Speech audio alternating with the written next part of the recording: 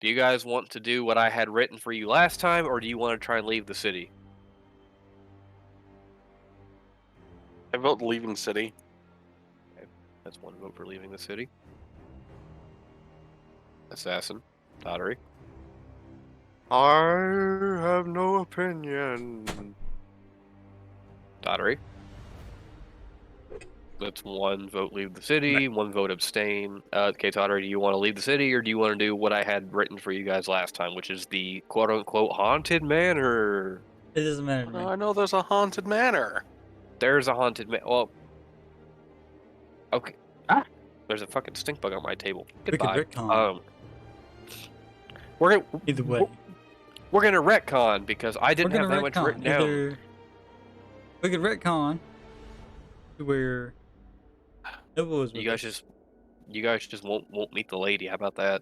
You just go. What retcon is, we walk up, we see that deer on that side, I turn to Scotchmo and go, you know what, Scotchmo? Fuck that shit. Let's just leave. Yeah. I think that's Or funny. you could just come back to it later. I mean, yeah, no. Well, since you and Avi left, I had to figure out something for them to do in case they wanted to keep going. This was not written down until I came up with it that day. Yeah, haunted mansion. Yeah, I have stuff written down now for it, but literally I was just gonna bullshit my way through it. But you guys are going to also level up your character. Noble, you are level 2. You need to be level 3. Alright. You guys are going to leave the city with this one. Yeah, you guys walk up to the manor, see that crazy guy sprint out and screaming, and you're like, you know what? Nah. And you just leave. Nah, this is good. This is good, Thomas. And Arron. Yeah, let's just go. Okay. We're going to make our way to the Kodiak, or whatever it was called. away downtown. So, That's our homebound. all of you, Arron included, although Arron is being extraordinarily silent for some reason. Just tinkering with But it. yeah, he's tinkering and muttering to himself. You guys realize you should probably get on your way, so you make your way through the various districts until you get to the Lost District. And if you don't remember, the Lost District are where most of the poorer people with no jobs live, and you have to go through. It's essentially a ramshackle camp on either sides of the road that goes throughout the entire city to the grand lift, which takes people up the crater. Because if you remember, the entire city is built inside of a crater. So, okay, yeah, you guys get through the last properly populated district, and on either side you see just tents, fires burning, people doing all sorts of things. You hear instruments playing and dancing. Yeah. I'll keep going. It's self-explanatory, but yeah, you just see a shanty town pretty much of people doing everything. It smells pretty gross here for some reason. You can't really tell what the smell is, but it just smells like poverty. I guess you see, yeah, piss, shit. There's no proper sewer system, so they just have massive holes that they fill in and then dig new holes. Yeah, you just see a lot of poor people wandering around doing absolutely nothing. Some are drinking. You can hear all sorts of stuff going on.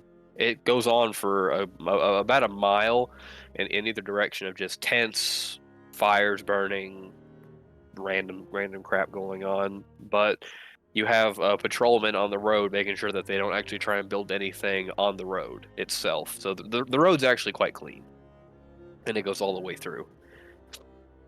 And at the very end of the road, you guys see what looks like a sort of gatehouse, if you will, and a roadblock, and a gigantic lift the size of a few buildings that goes all the way up to the top of the crater.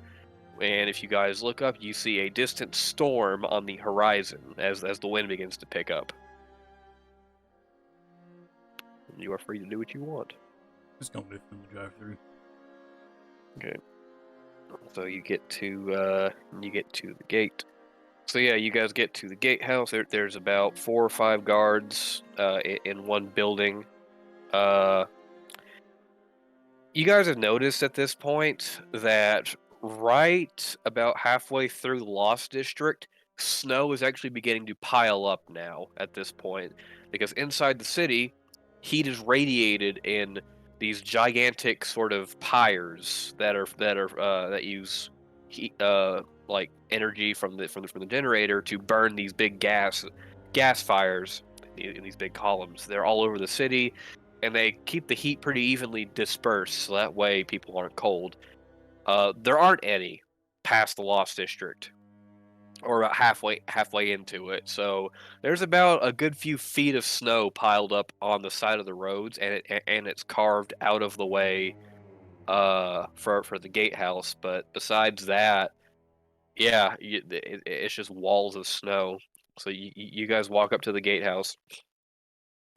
One of the guards walks out, holds up his hand, and asks you what you're doing and what your business is. I got lost in the District. Can you help me? Are you saying you don't have a job? No, no. I'm just staring at Arron. Damn it. Fuck, I can't remember his name. You guys could never fucking remember a name. It's Thomas. I'm just staring at Thomas. He goes, You are "Well, supposed to go up there. who told you? Who told you that you were supposed to leave the city? You guys don't look like refugees to me." I flicked the badge. The guard looks at the badge and goes, "Oh, another one? I just took some of you fucks out last week. All right, I by thought we all were means, special. there's more than one team. Wow. You guys aren't the only ones that were chosen to leave the city. Or did you say that in character?" I said that in character. Oh, he goes, nobody's special, bud. Nobody. Not anymore. Ugh. So he yells something in a kind of a code phrase that you guys can't seem to understand, and then the lift begins to come down from up top. It's very loud. There's a lot of gears that haven't moved in a while grinding into place, and it's just very, very noisy. And the guard says, "It'll take a minute for that thing to get down here. It's always been terribly slow. Once you go up top, there'll be a force station, about 20 feet. You'll see it. It's a pretty big building. You'll meet with the I don't even know what the fuck to call him at this point. So many damn job titles they threw at him. You'll meet the man in charge, and he's the one that'll give you guys your equipment and your vehicle. If I were you guys, I would stay away from the ridge, about 20 miles east of here on the main road. There's been a lot of strange earthquakes going on, and we're not sure what it is, but one team already went missing because of it. So be careful." After a few more moments of waiting, the lift comes all the way down, and he says, "All right, step on, step on. Hope you come back in one piece." You guys are ready to go? What's going on? Okay, two of the guards, each with a rifle in hands, pretty much stand on either side of it, and they both look at each other and pull a lever at the same time, and that causes the lift to start going back up. It's even more noisy when you're on it, just very loud, a whole bunch of machinery. As you go up, you actually get pretty much the entire view of the city, which again goes on for about 30 miles or so. And this is the only way that people can exit or enter or exit to leave the city. The rest have been blocked off or destroyed. Yeah, the city just stretches on for miles. You can see the generator is in the very center, and just you see a lot of buildings, a lot of factories being worked. well, factories being worked at, that type of stuff. Lots of smoke coming out of the city. At this point, you begin to notice it has gotten remarkably colder. Now you're not freezing, but since you're no longer under the protection of the heat from the generator, you're starting to get a little bit cold now. As the lift keeps going up and up towards the top, the wind begins to get louder and louder, and you notice that the higher you go up, the more that the lift seems to be creaking and groaning a lot, until eventually, as you crest over the side and the lift kind of settles into a little dugout area, the wind is extremely sharp. It's almost biting at you pretty much, and the visibility is kind of shit. You can see maybe 30 or 40 feet. Yeah, if you were to guess, the wind is about 30 to 40 miles an hour. It's pretty bad. It's pretty bad. Not enough to lift you off your feet, but be careful where you step, because you might get blown over if you're not careful. Down a sort of makeshift road, you guys see a building with electricity off in the distance. And besides that, it's just white in all directions. You can't really see, as the storm has gotten pretty close to the city at this point. It's just a bunch of massive clouds. We should have left yesterday. What do you mean yesterday? It's still been fucking cold yesterday. Yeah, but then the wizard wouldn't be here yet. And Now we know what's to come. would you guys like to wait for Assassin, or do you want to keep going? I think we should say so. I'm here. Oh, I just got back. okay. Good timing. Essentially, Assassin, you went up the lift, and since you are not by the generator, you no longer feel the heat of the generator being distributed throughout the city. You crest over the side of the cliff face, and you are slammed by what is essentially a gigantic storm that you saw approaching a few hours earlier. And there's about 30 to 40 mile per hour winds, as well as visibility is kind of shit, and all of you see what the guard at the gatehouse by the bottom of the lift described to you as the force station, where you'll meet the guy who will give you your generator and your gear. You see that building off in the distance. The guard behind you guys says, "Okay, get moving. I can't keep this thing up here all day. We gotta go." Who the hell else is coming up here? Not you. No shit, I'm already up here. He pulls the lever, and the lift starts to move down.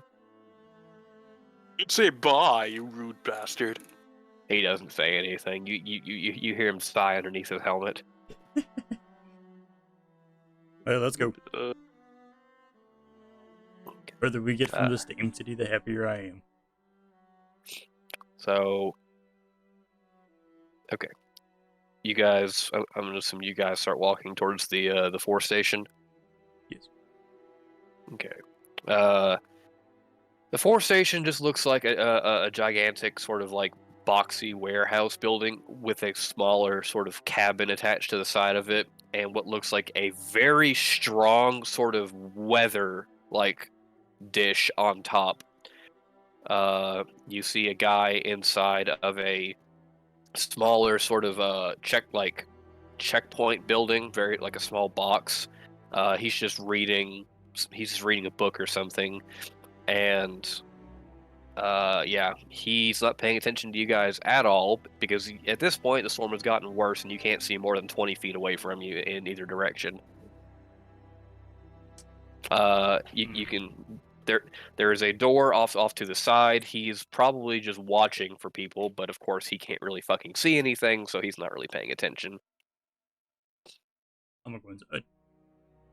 Okay. Do you knock on the door, or do you just open the I just door? opened the damn thing. Okay. And are you behind him, Thomas? Thomas and Scotchmo? Yeah. Okay. You open the door, promptly scaring the shit out of him as he falls out of his seat, and he goes, Who the fuck are you people? What are you doing here? I don't know. What? We're trying to find the damn. What's it called? Yeah, fucking Kodiak. What was it called? What was the vehicle called? It was called the Kodiak. Okay. Oh, you're another group of what do you guys call it? The Chosen or some cringy shit? Whatever the fuck it's called. Yeah. Yeah, Apparently, we're not special. nobody's special. You could have knocked it. Well, I wouldn't have heard you anyways because of the wind. Exactly. I don't know why you're leaving now. You won't be able to see much. Well, you'll be able to see more in your Kodiak, but besides that, good luck getting anywhere. All right. He stands up. He was saying all this while still laying on the floor. He's like, "All right, I'll take you to the headmaster. He'll get you sorted out." Okay. A lot of bureaucratic bullshit in there. Yeah. There kind of has to be for some apparent reason. Being honest with you, my entire job is to sit here and try and just wait for people to come up and talk to me. I've sat in that chair for probably close to 8 hours today. I've only gotten up twice. What's one of them to piss? Technically, you're not up right now. He stares at you with a very blank expression. At whose question? And, At whose question? at Thomas's. I didn't hear what you said. I I'm sorry. said, well, when he said I only got up twice today, I asked was one of them to piss. Yes. The other one was because my legs fell asleep. I wouldn't piss outside though. It's more likely to freeze onto your dick than anything. Ooh, a piss sickle. Gross. If you guys look at the thermometer, it says it's about -5 degrees outside. It's in Fahrenheit, by the way. Is that all? Yeah. Is that all? Yeah. No, it's a little bit warmer today than it was a few weeks ago. You know, because it's been the same temperature for almost 3 weeks, which was he sits and thinks for a minute. What was it, like negative? He yells to a buddy, "How cold was it the past few weeks?" And you'd say, "I don't know, like -30 or something." The dev didn't write anything down, so I don't know what to say. I mean, goodbye. And you hear a door close. Yeah. Yeah. How big is this fucking building again?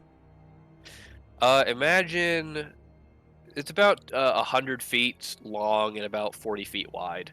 Oh, I was thinking about a Did he small walk in? shack. Yes, so was I. Did he walk The into a front. closet or something? How did he walk into?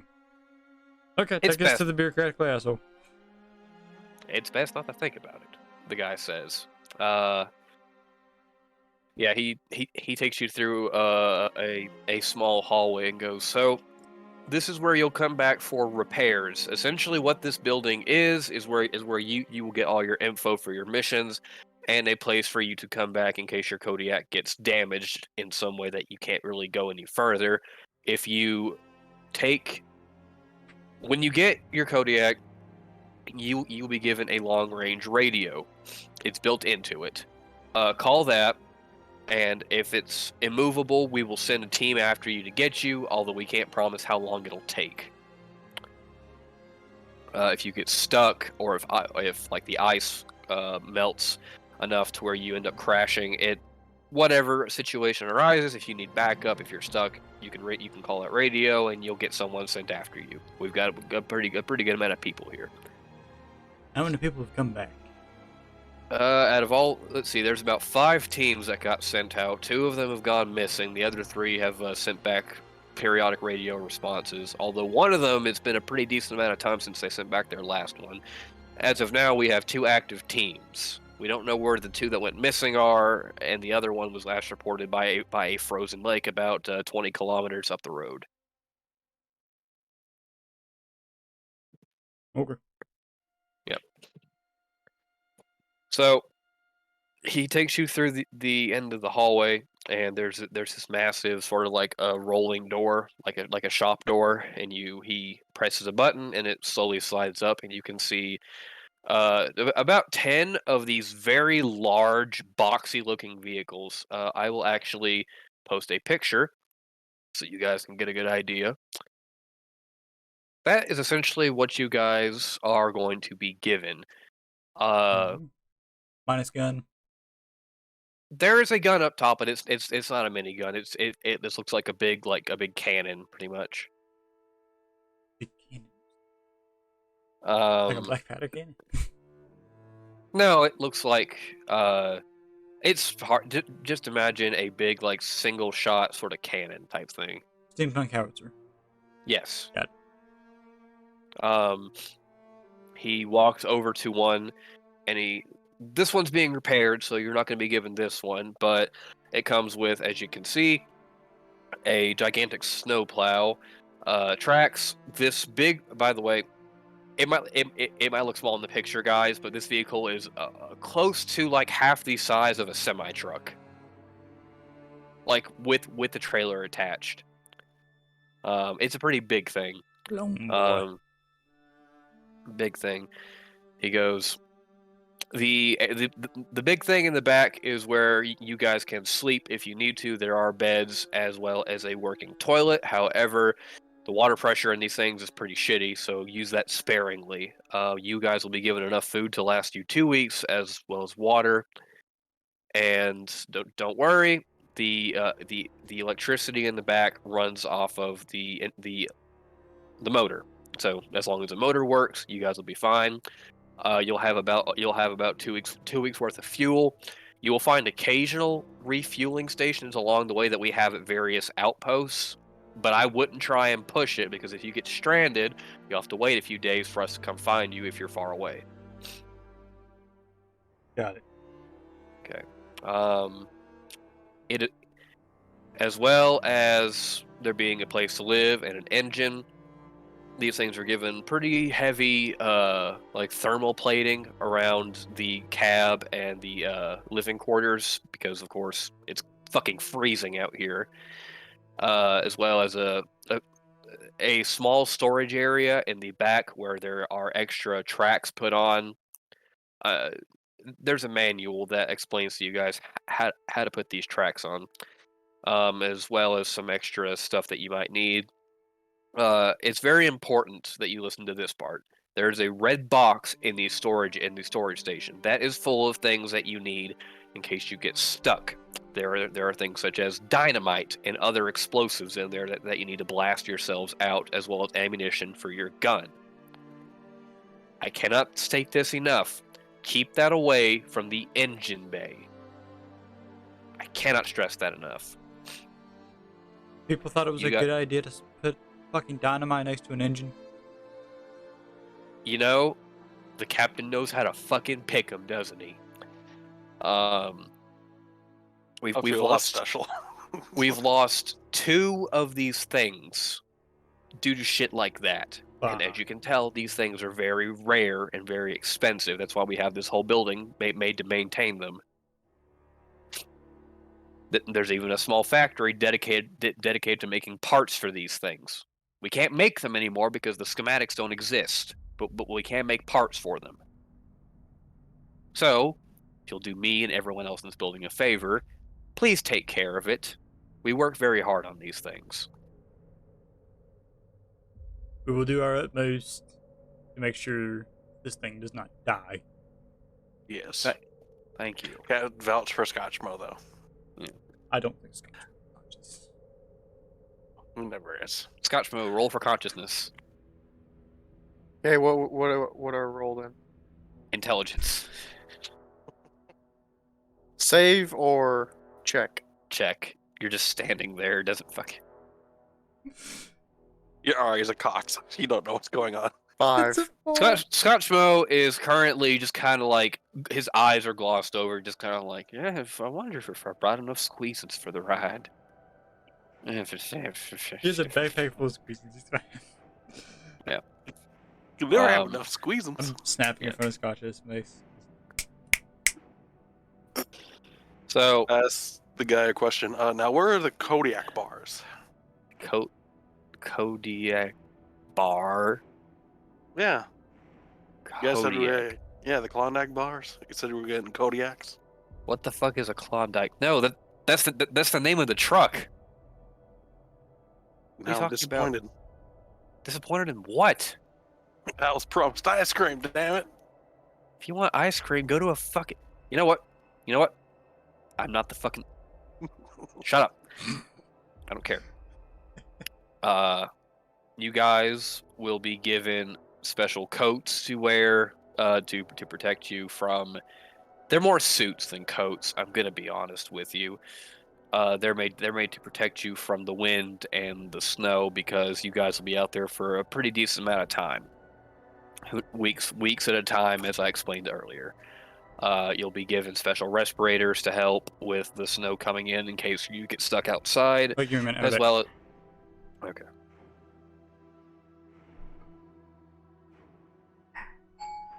If you guys haven't noticed, this is the part where I actually tried to put thought into writing. The rest of it was kind of just bullshit. I keep derailing you. Huh? I keep derailing you. No, it's fine. Do it. Do it as much as you want.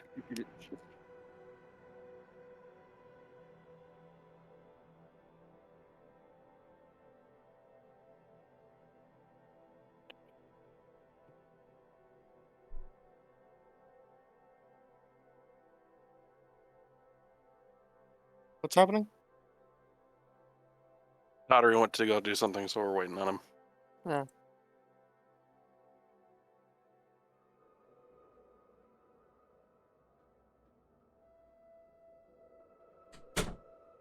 Okay.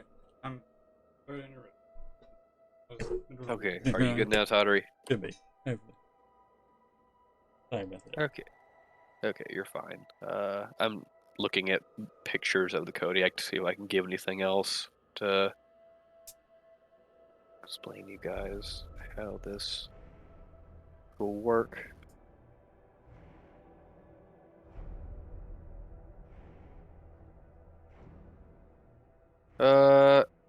You know what? This will probably work for now. Save image.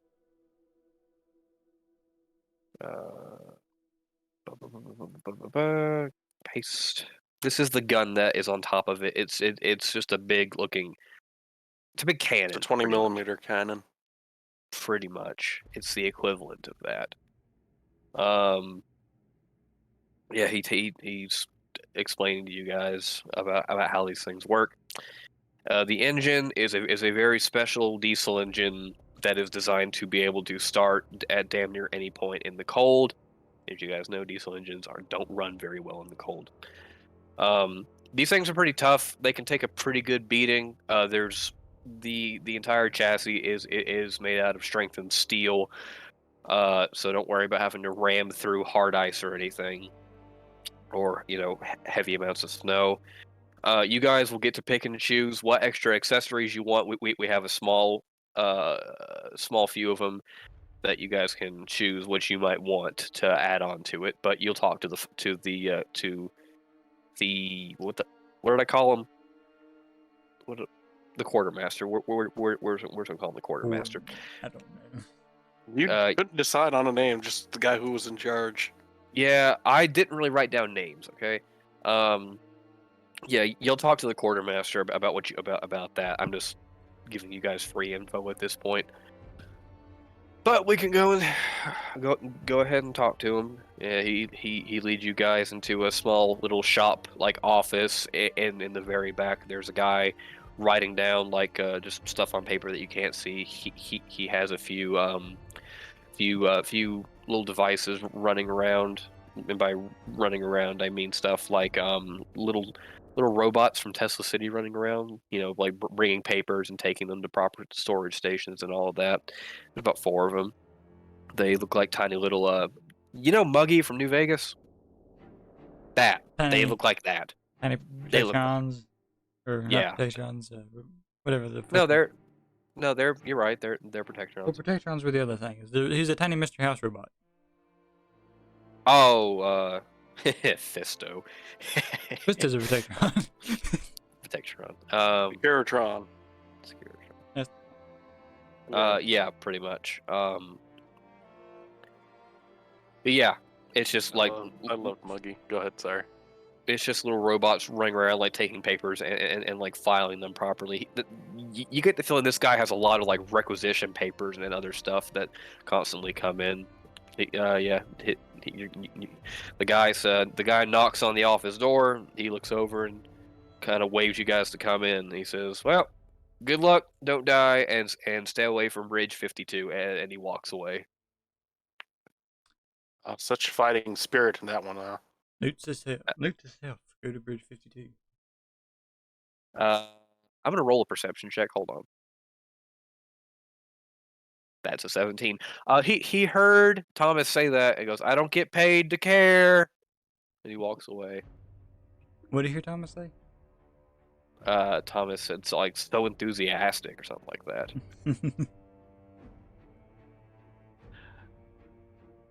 But yeah, I retort, but love doesn't cost a thing.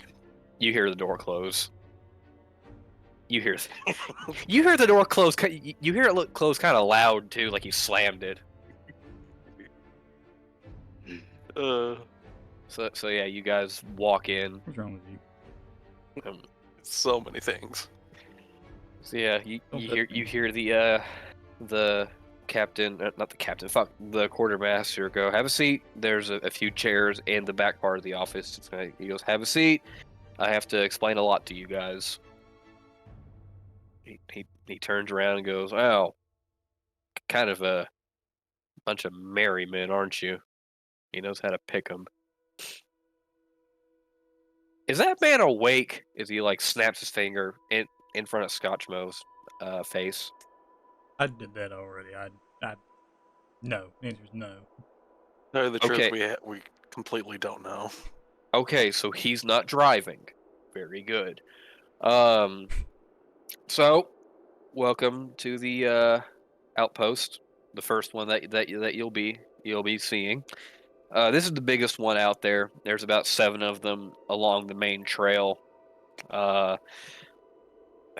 This is where you, as I'm sure you've probably been told, this is where you will come back in case your vehicle gets messed up, and which we will repair it for you. We can fix damn near anything, and I do mean anything.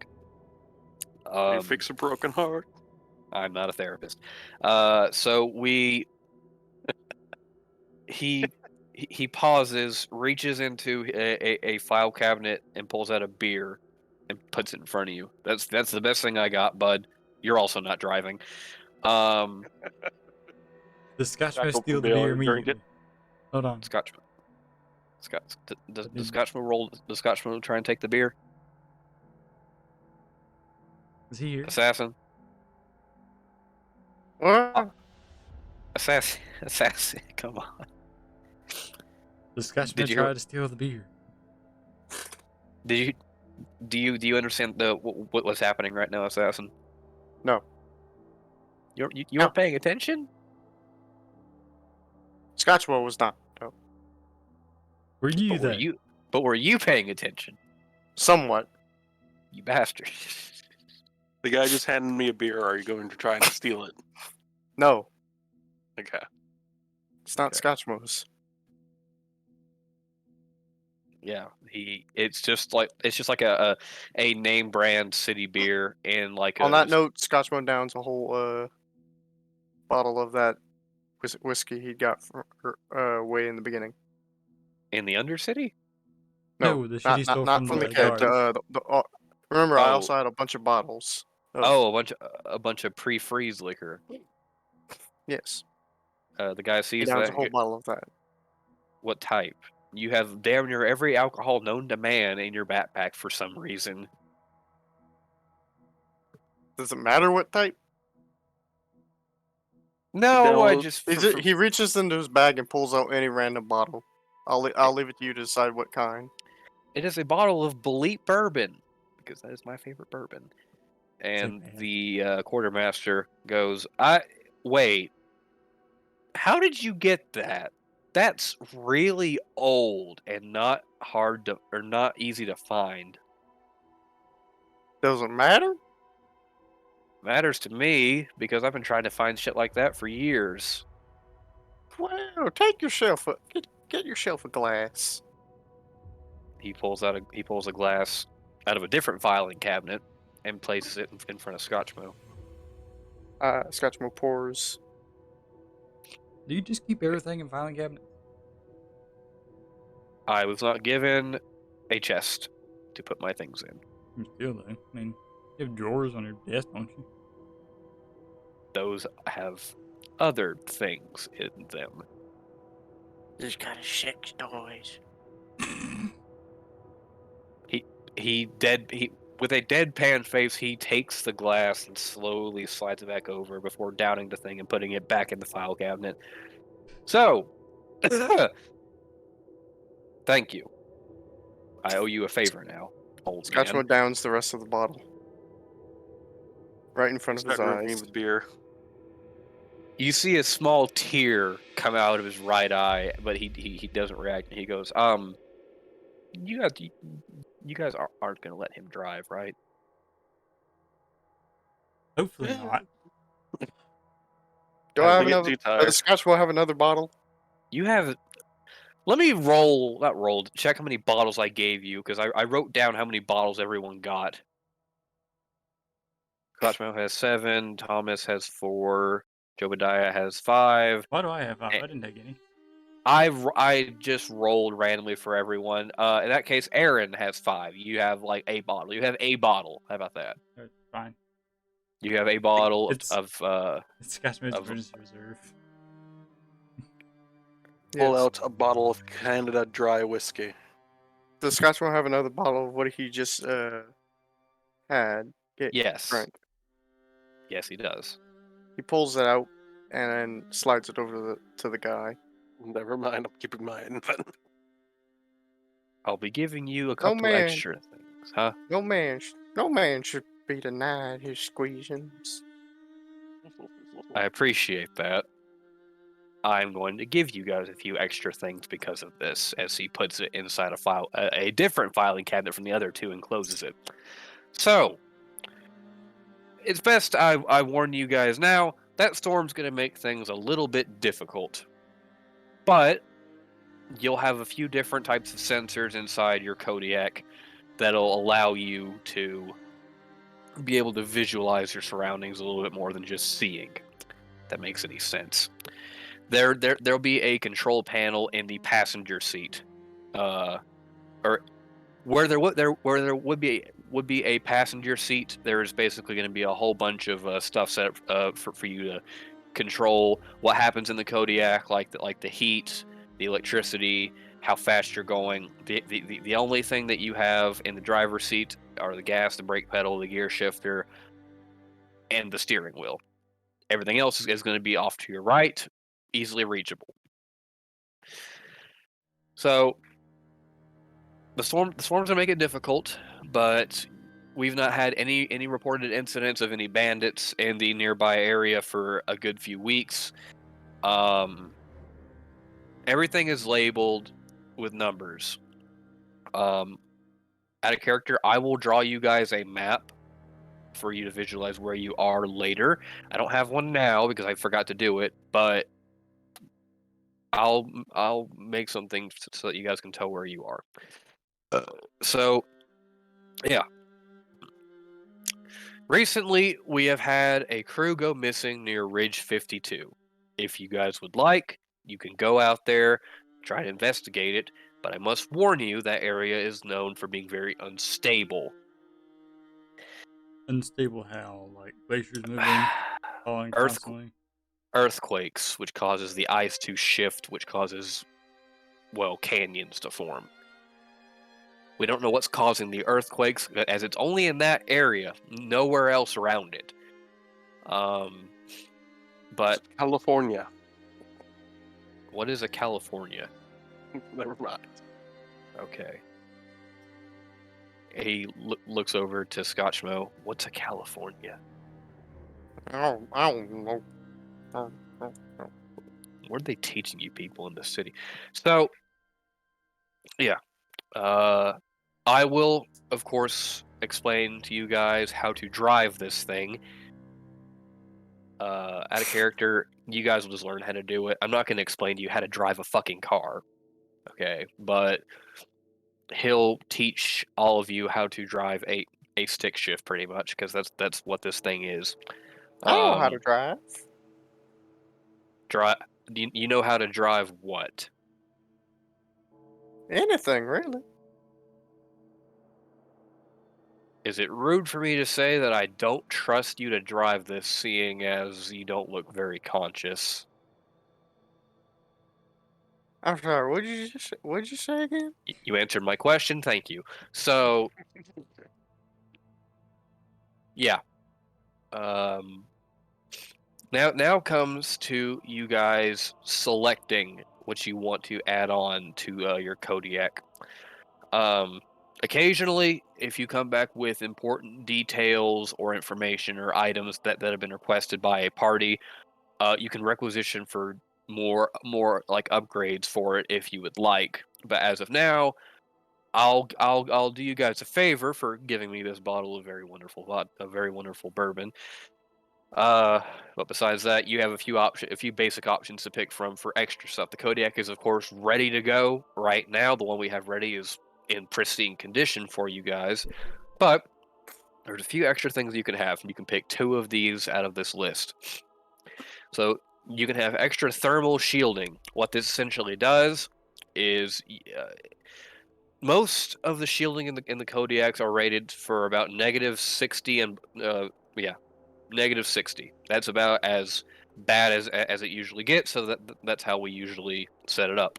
However, there are of course times where it does get colder than that out here, as I'm sure you guys have experienced that. But with the extra shielding, you can go to about -90, which of course is awful, but we can't really do anything about the weather now, can we? Besides that, you can be given different suits with more durability. Same thing, can withstand more like worse cold. They're stronger. They have better visors on them. Um,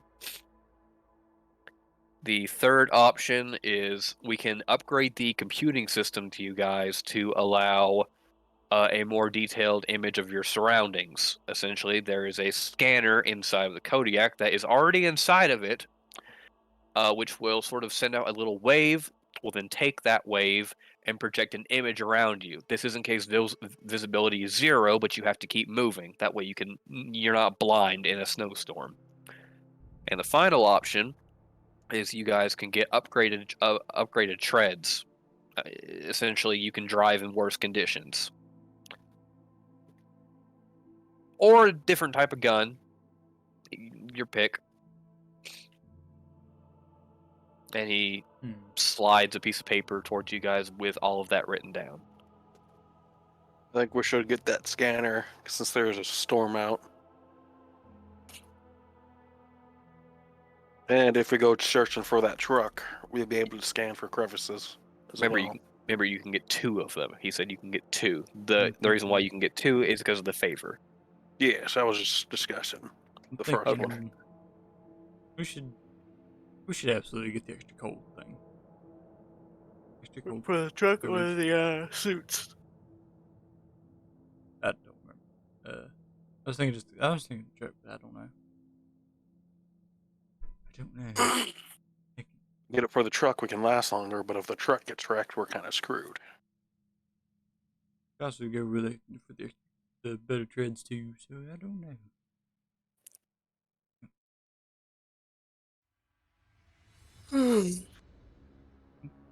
What do you think? Scanner and cold protection on the truck?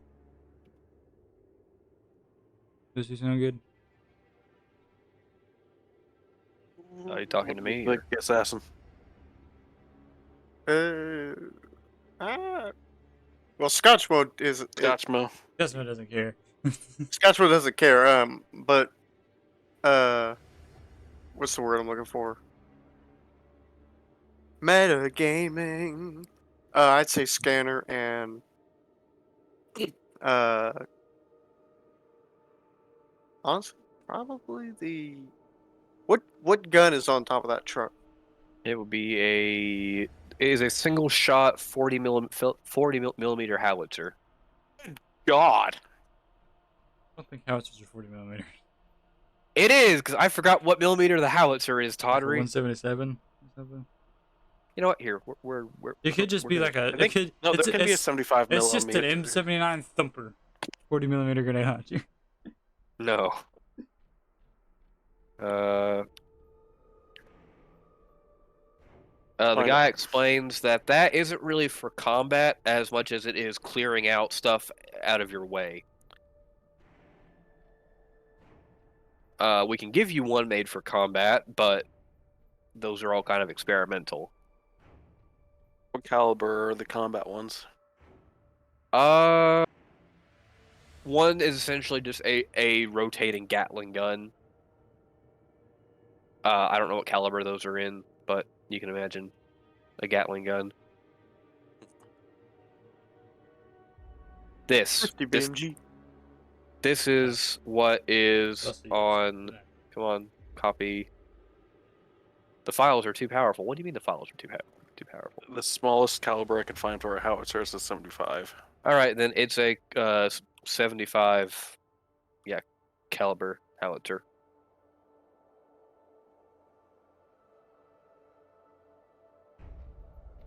Let me pull up. Copy image. Paste. This. You essentially have this with a longer barrel strapped to y'all's roof. I don't want it to look like that. You have that with a longer barrel. Deal with it. That's, like, is this what we have? That's what you have like bolted onto the top part of y'all's Yes, thing I- right now. Anyhow, okay. It'll still punch a hole through damn near anything. Just gotta hit it. Huh? I said just gotta hit it. How do you aim that thing? You have to hop up on there and shoot it? There is a little dome that you guys have on top of the howitzer that someone can jump up, that can climb up through and man it. Like a turret. Kind of. Yeah. Yes. I will Alright, take. you gotta- I'm finding a picture of the cold suits for you guys. I just can't really find one very easily. Okay, we're unanimous for the scanner, but what do you guys want for the second one? I think extra core protection for our truck. And you, Assassin? We're already given suits, right? You are given, you are given cold suits, which is essentially an extremely thick overcoat, as well as a gas mask / visor to help filter out the cold, as well as it's essentially a jumpsuit, a very like heavy leather jumpsuit with a big sort of like fur overcoat on top. Okay. What- Hmm. What's a creepy looking gas mask? Like an old school Russian ones that are white with. Could The do World the War gas I gas masks masks. from This, I like this. This is good. I was gonna say you could do the gas mask from That's what Oh. y'all's suits look like. oh. Oh, jeez. That is creepy.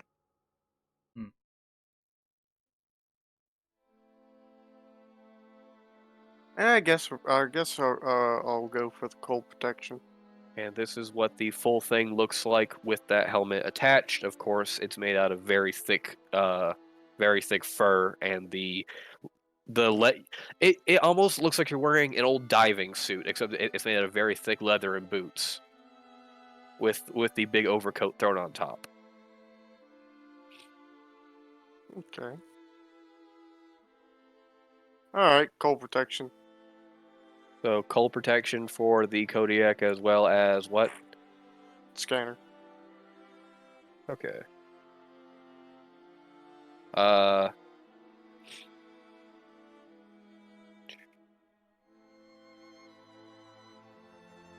I think, you know what, this is actually also a pretty decent photo. It's essentially that helmet with this type of like gear.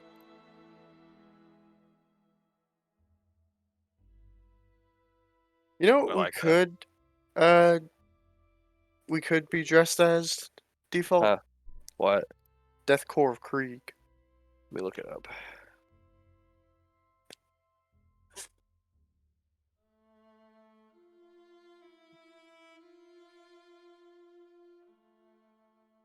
The problem with this is that it looks very militaristic, and I don't really want to go with the military. It's literally just supposed to be like a survival suit, pretty much. This looks perfect, but it's just I get you. I get what you mean.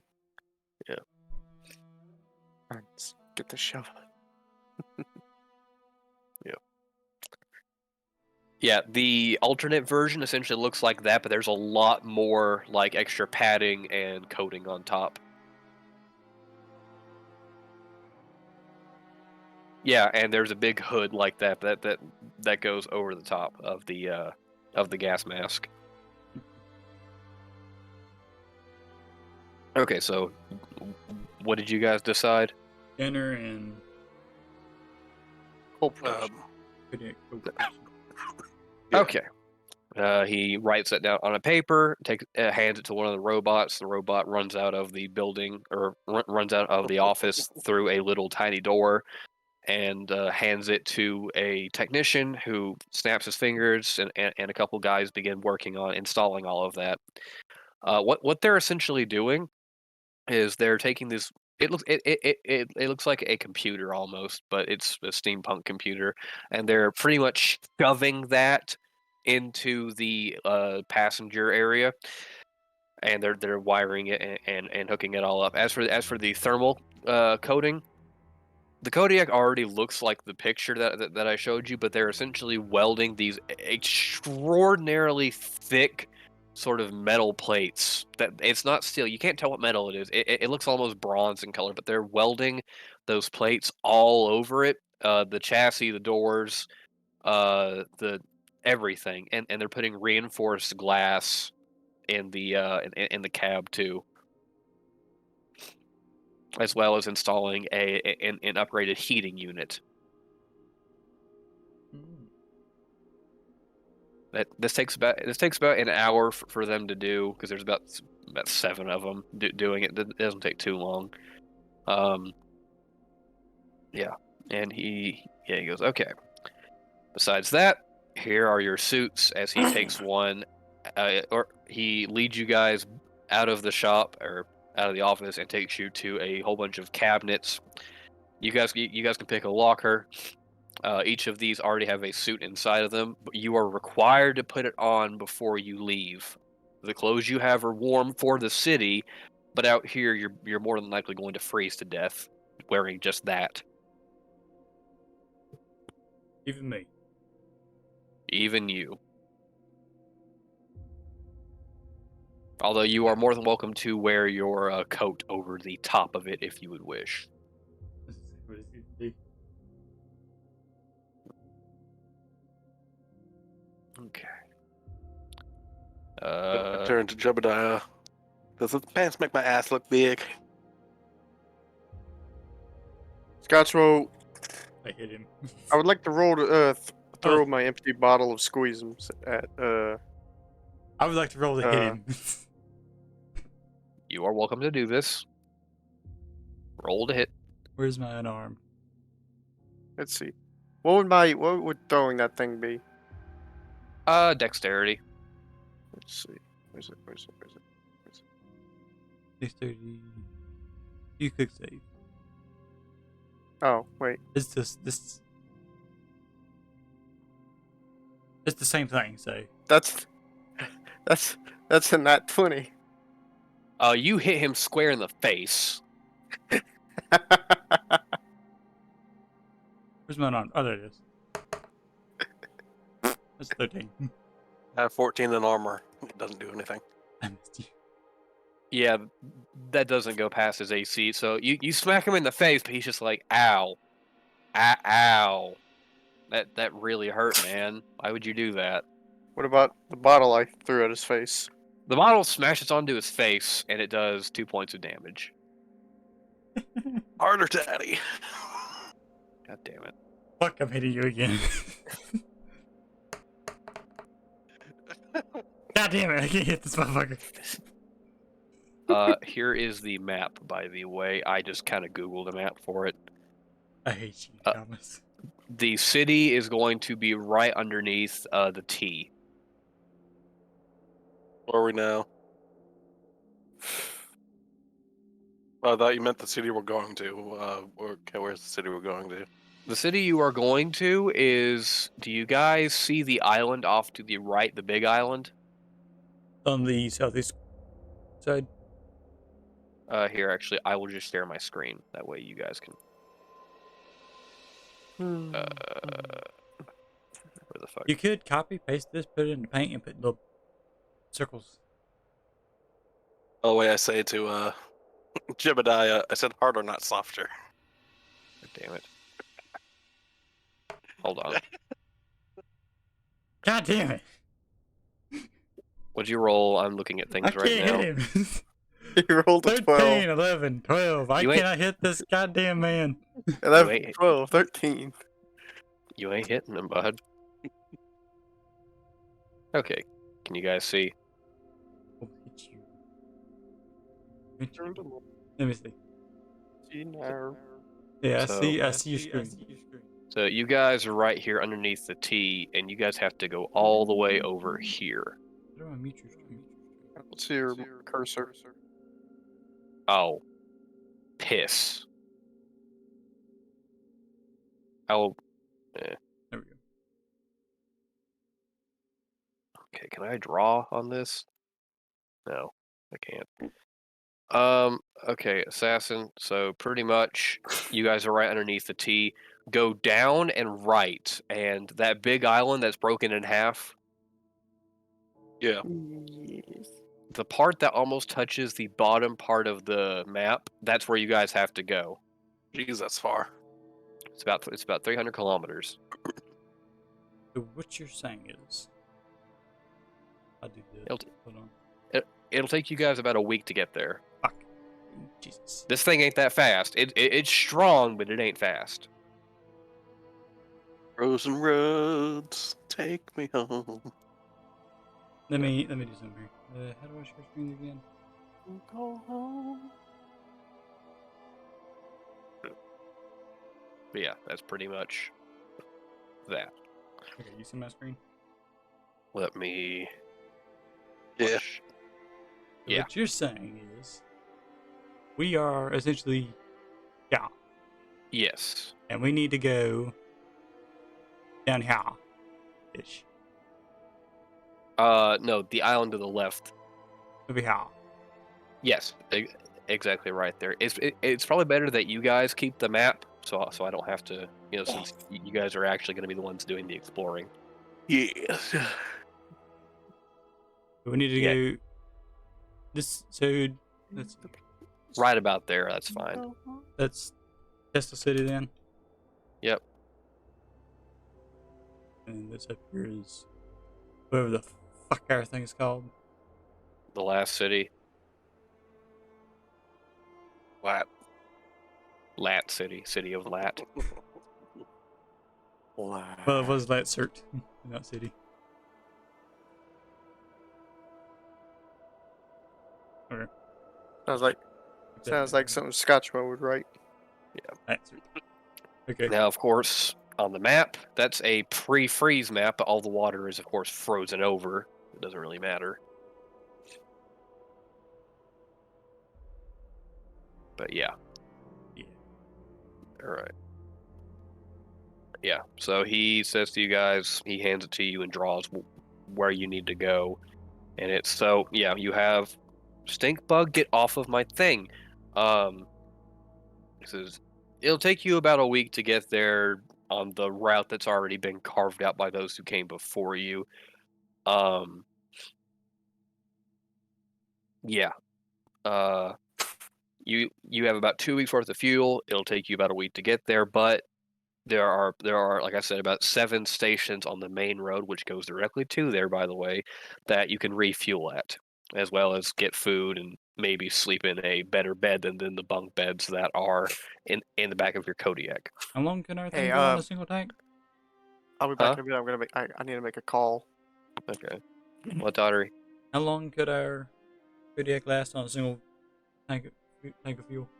About 2.5 weeks. 2.5 weeks. Yep. Without damn fuel. Okay. No, it's not. It's not. It's not that it's a lot of fuel. It's that this thing recycles the fuel constantly to try and make it last as long as it can. Alright. It doesn't make sense, So, I know, but theoretically, we could just go there and come back with it if we were to do it perfectly. We won't be able. pretty much. But of course, this being the wasteland that it is, you guys are going to encounter a lot of bullshit in the way. As you do. Yes.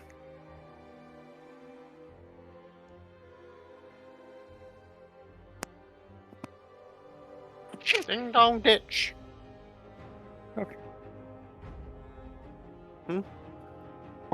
Yes, yes. Yes, yes. Yes. What's happening? How much? We're getting good. Now what we're doing? Okay. We're gonna Yeah. ready to leave after they get Yeah, done he- with everything? Yeah, you guys hear a bell chime, and wait, what is this? Okay, so yeah, you guys are. I'm gonna assume you've put on the cold suits at this point. Yes. Yes. Scotchmo Well. was stuffing his beard into the mask. Yes, they're pretty. It's a pretty tight fit, but they're not uncomfortable. You can still move pretty closely in it. Yeah, you can move pretty comfortably. As you guys are getting ready to ship out, you hear very loud thudding coming from outside of the of the force station. Very rhythmic thudding, and the guy goes, "Oh, it's back early. I didn't.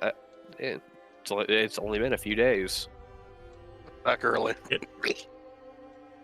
That would be the scout. Well, that's what we call it, anyways. It's a robot that we send out that takes detailed projections of storms and stuff far away from the city. As well as we send it out to try and figure out if the roads are messed up anywhere. And I'm gonna go ahead and stop watching. Yeah, the whole shop kind of shakes a little bit, but you guys can't really see anything because there's no windows. You just feel very deep thudding. Okay. I'm having a little bit of trauma remembering the fucking door Didn't- monster. Didn't mean to do that. Yeah, you guys pretty much just hear very loud thudding. He goes, "Don't worry, you guys will get to see it as soon as you leave. But yeah, I'll teach all of you how to drive this thing, as well as how to properly man the equipment." He spends about another hour doing that. Inside of it, yeah, he shows you. It's essentially just there's a whole lot of dials and switches which monitor everything, as well as a small screen that projects the image around you. And you guys, there's a door in the very back of the Kodiak which opens up to the storage area, which then opens up to the cabin and a small bathroom with, believe it or not, a very small shower, as well as a toilet. And it said, like I said, the water pressure is pretty spotty on these, so be careful when you use it. But you guys should have a decent amount of warm water. Okay. Congratulations, you now have an amenity that over half the city doesn't have, which is constant warm water. But yes.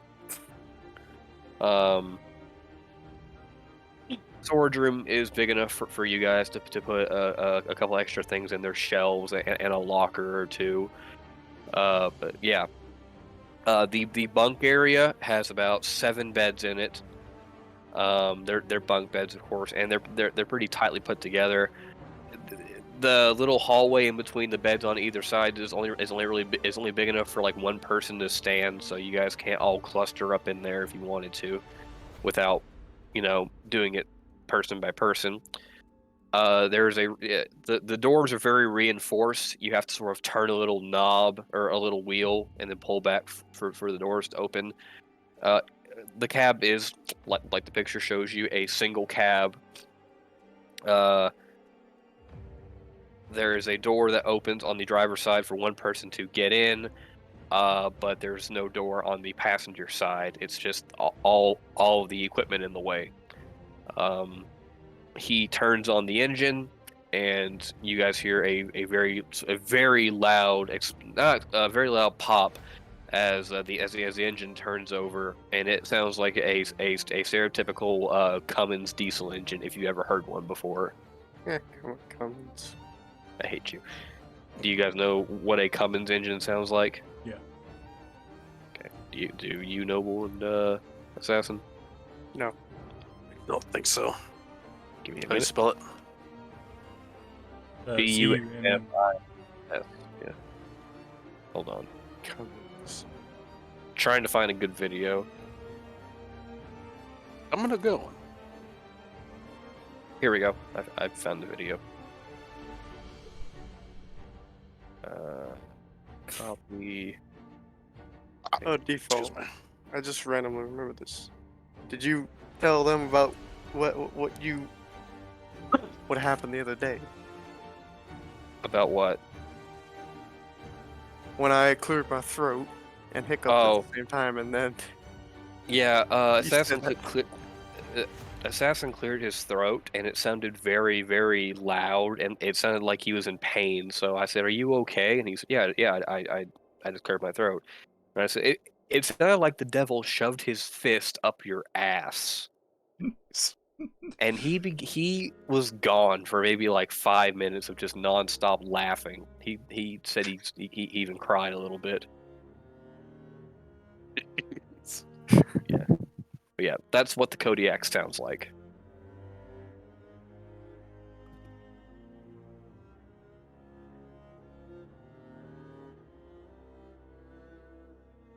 If you guys want, you can. I know exactly. That you've just made me flash back to all the times I had to ride a bus. Yep, big old Cummins engine. They're built like tanks. The old ones are, anyways. All right, draw sticks. Who wants to drive this thing? The I vote quartermaster Scotchmo. says. I'm not letting him drive that. Drawing As he- sticks. So, hey, if we're drawing sticks, I deserve to get a fair shot. I'm not. He kind of pulls the keys out of his coat, and he says, "I'm not handing you the keys." But we're drawing sticks, so It was a I get- metaphor. well, It was a metaphor. Wait, what? what? Wait, I'm driving what? anime. What's a metaphor? All right. Yeah, he hands you the keys. Yeah. Let me find something else very quickly.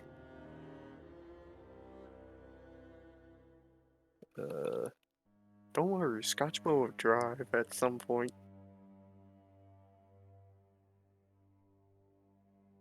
Trying to. Okay, and I'm Scotchmo also would going kill to. us all. I'm also going to copy and paste this just so you guys get a sense of atmosphere for what it sounds like outside. Oh, one.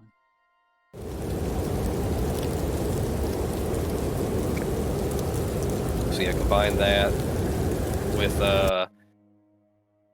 that with the Cummins video. Turn them down a little bit, and you guys have perfect ambiance for the campaign as you're driving around.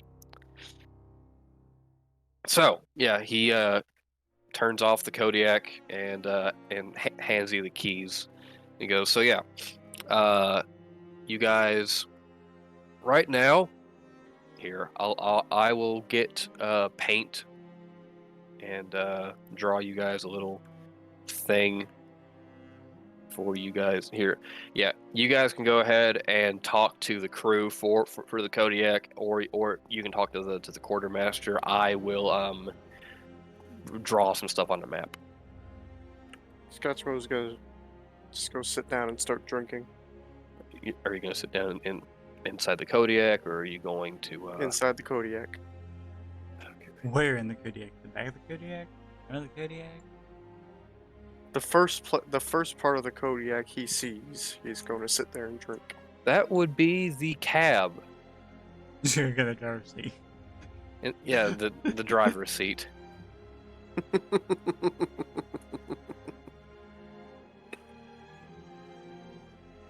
Tottery, how did you put that picture in paint?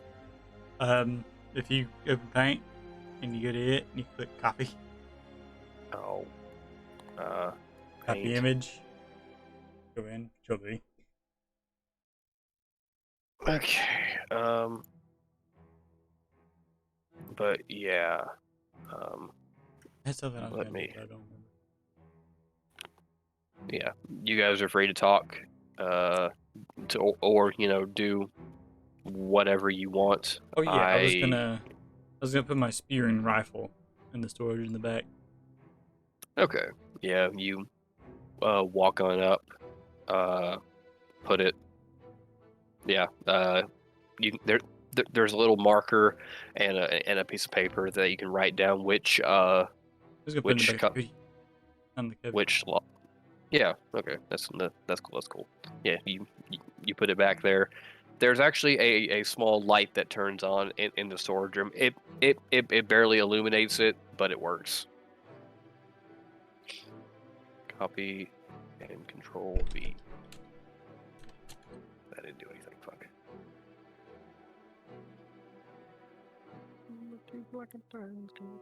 Copy image.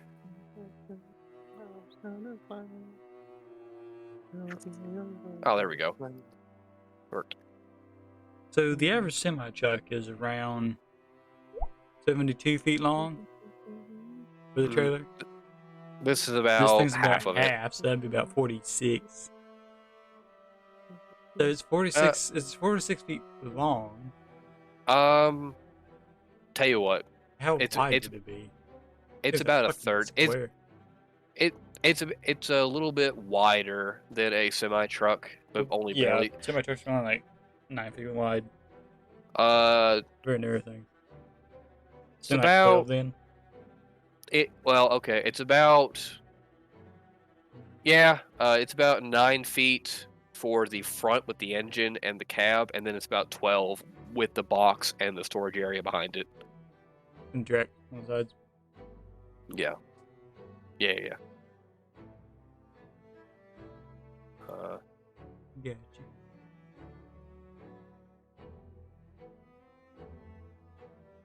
I am currently drawing the map.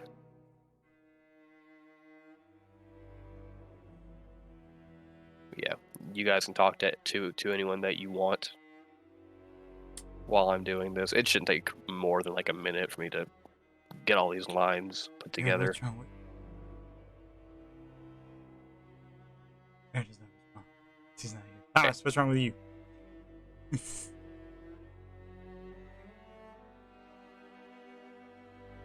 Thomas? Oh, come on.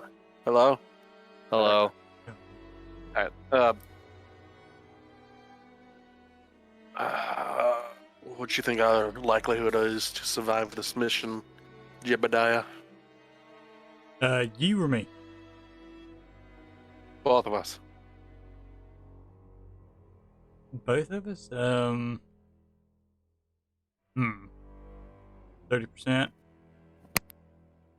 I don't like those odds. You Let's make 'em- shouldn't, because my odds of surviving are probably about 80.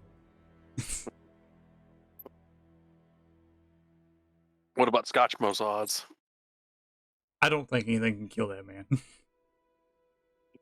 Want to test that theory? No.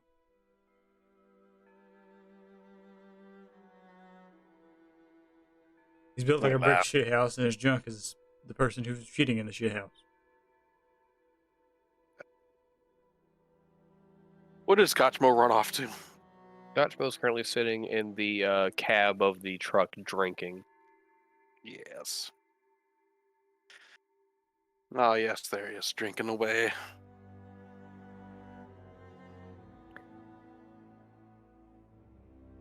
Okay. Does that I surprise you? think. Nope. Not at once. Not at all.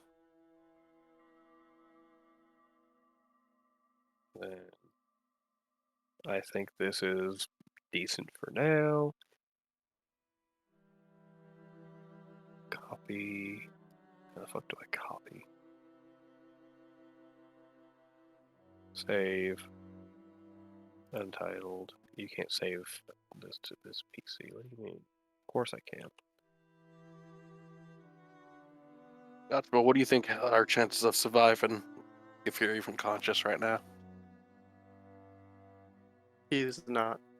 He is entered the drunken meditation. A rod. Drunkenhood of Nirvana. The drunken Kukarachi. Okay, so I wave my hand in front of his eyes. He does not react. Oh, he's out of it again. You know, he might have a drinking problem. Really? My what? Never guessed. I didn't hear that. I said, What? you know, he might have a drinking problem. Oh, someone's calling me. I'll be right back. Okay. This is the map for now.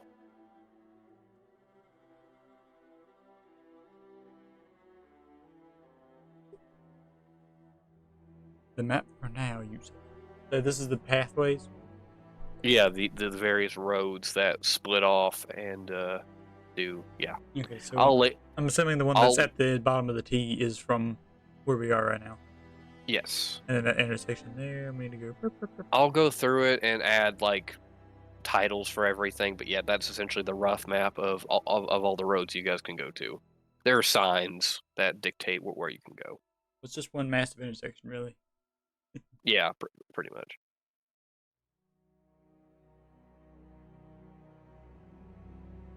Okay. Ridge Where are you- 52 is that big bunch of water, quote water, very close to the intersection. So is that where it's the route that goes over the water? Yes. Is it the right, middle, or left one? 'Cause Okay, you'll so notice it goes little bit, lot bit. so the road that goes like all the way down before it splits off to the right and goes to Tesla City, it crosses over a little blue section. All right, that blue section is Ridge 52. Okay. So the way we would have to go. You are gonna have to go past Ridge 52 in order for you guys to get to Tesla City. Yeah. Okay. Okay, so the fork in the road at the bottom. No, okay. So where the intersection like The is big that? intersection, like where all the roads meet at once. Yes, you go Okay. down. You go on the roads that go down to the right a little bit, and then you end up crossing a little section of blue just a little bit south of it. You see that? Yeah. The two roads that go over the blue. Yeah, it's those two roads are that cross over the little blue section is Ridge 52.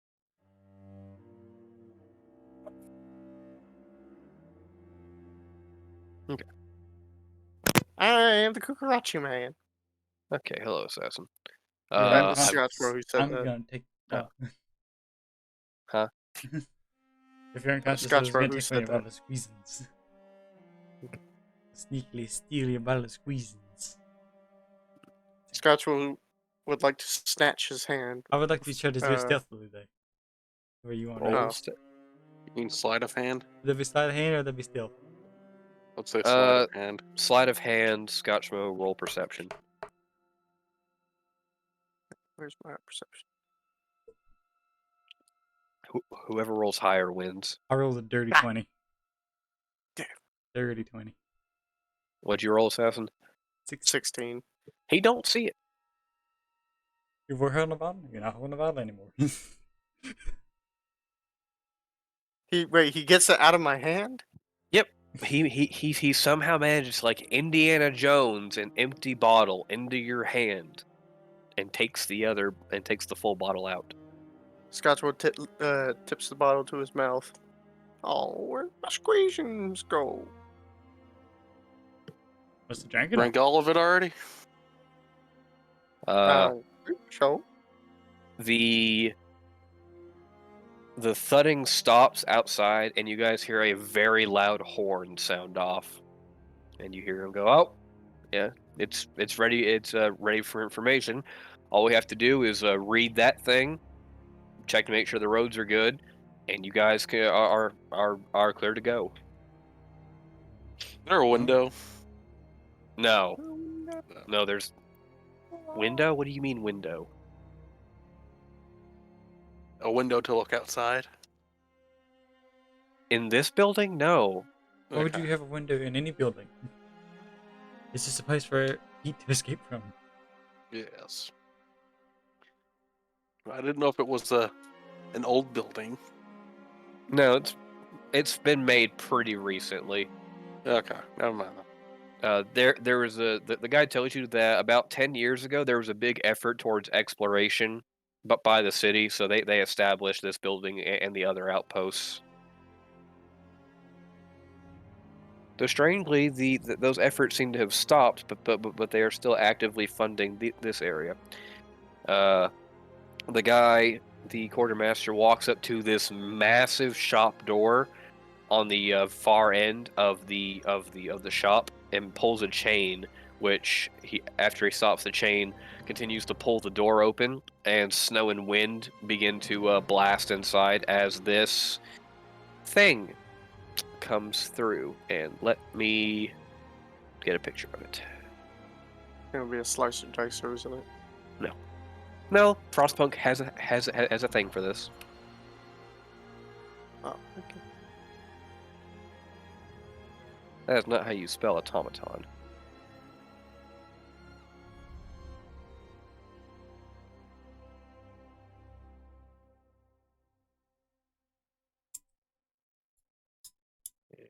Copy, image, and paste.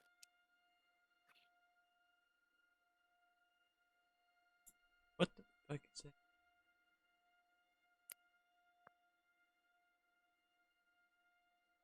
Oh, cool. It is a It's giant spider. It is about, actually, here is a much better picture. It is Good about, thing Navy isn't here. it is about 20 feet tall. Oh, And you can see its number is 15 on the side of it.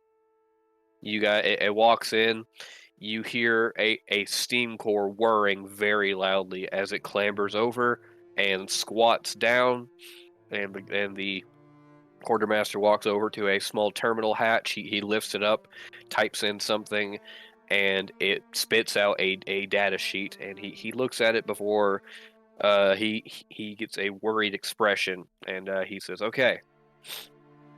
So far, it's noted that for about 100 kilometers, the road is mostly clear. There's a small landslide, but you guys will be able to blast through that with the stuff you have on the Kodiak. However, if you get to Ridge 50, once you get to Ridge 52, it appears that part of the road has collapsed. About half of it. The other half, the Kodiak can fit on, but I'd be very careful for when you're doing that. And that's about as far as it went. How long was this thing gone? But it was gone only for a few days. And These things are very fast. after a few days, and it made it.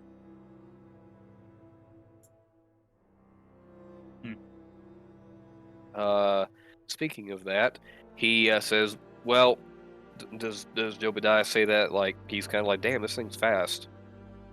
Does he like say that No, like I'm trying out to do loud?" math in my head. Like like if it's gonna take us a week to get to Pistol City, roughly, give or take, right? Uh-huh. Uh-huh.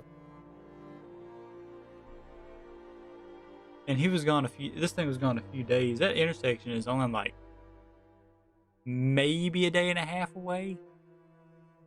Mm-hmm. And then the thing's like 2 days. Just about So took it just because about. there and back, that's 4 days. My math might be fucked. Hold on. Like if he meant more than that, that would make sense. Like if he went like 80 Well, miles down every road or more. I tell you Truck what. probably won't go If you that had- very fast, so that could be why it takes a week. Hmm. Yeah, I can fix that with this. Yeah. So it'll take you guys about a week to get there. These things are built well. There are regular ones that you find inside the city that are used for work. Those things are a lot smaller than this one, and are also built. They're built a lot more heavy, I guess, is what I would call it. These ones are custom made, and they're built to be scouts. The legs are, as you can see, the legs are a lot more thin. The ones in the city they're smaller, but they're a lot bigger. If that makes any sense. Hmm. There's a lot more weight and mass to it. He goes, if you'd like, we're about to send another one out to a different location, and you can see it start off if you're curious on how they go so fast. I think we should just get out. Yeah, let's just head out. We'll probably see Follow it up, running. Assassin.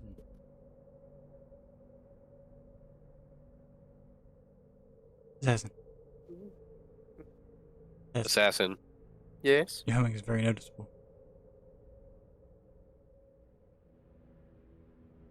My humming is annoying. Very noticeable. Oh. Could That just was be Scotchmo. That was Scotchmo's humming. Oh. That makes sense now. Okay, never mind. But so yeah, you guys see another one of these things begin. You see one in the corner of the entrance to the shop being worked on, and you hear the steam core fire up. And he goes, it'll take a minute for that thing to get warmed up properly. So if you guys want, you can go ahead and leave. You'll probably see it go past you after a few minutes. Over. You guys ready to go? How we start this thing? Okay. So you Scotchmo.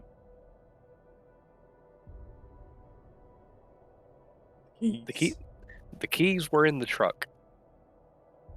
I thought he gave me the keys. Oh, he did. Fuck. There is a spare. You were about to make a Fuck. grave error right there. There is a spare a spare set of keys in the console. Scotchmo does not know this because No, he he wasn't does paying not. attention. But yeah, he handed you the keys. But yeah, Scotchmo is still sitting in the driver's seat. Scotchmo, move. I need to drive. Shotgun. Are you gonna read the thing? The radar? Sure. There's a small area he can sit in the passenger area. It's kind of cramped, And but he's he can sitting do like it. this middle between the passenger, like you do in like the pickups. They have just like a bench seat. Actually, I'm gonna hop in back and take a nap. The guy goes, "Tell you what, I got something for this." He pulls out a very shitty black milk crate and puts it in a small little section. And he goes, "There you go. That's the best we can do." Scotchmo's Lost already City's hopped in back. finest. I'm guessing. Say again? Scotchmo's already climbed into the back. Okay. So you guys load up into the Kodiak. Yep. You turn it on. If you guys would like, now you can turn on the Cummins video that I posted. I'm not gonna do that That's okay. because I, video editing. yeah, you might get sued. I won't get sued. It'll just be loud and annoying. I'm gonna add in like a slight hum in the background. At least to start with in the editing thing. Either way. Yeah. Well, but yeah, you guys turn it over, and he kind of he kind of like guides you out of the shop. You guys go outside. The storm has gotten worse, and you can only see about 10 feet in front of you. However, a radio crackles to life next to the driver's seat. It kind of like rings for you to press the button to turn it over. Where's Thomas sitting? Is he sitting in the passenger seat reading the radar? Yeah, I can sit in the passenger seat. Okay. Okay, so I pick up the radio. Yeah. okay. Well, first, okay, Jobadia is driving. Thomas is sitting on the milk crate that the guy put a cushion on to be nice. Ooh, fancy. Scotchmo and Arron are asleep in the back. Is there no passenger seat?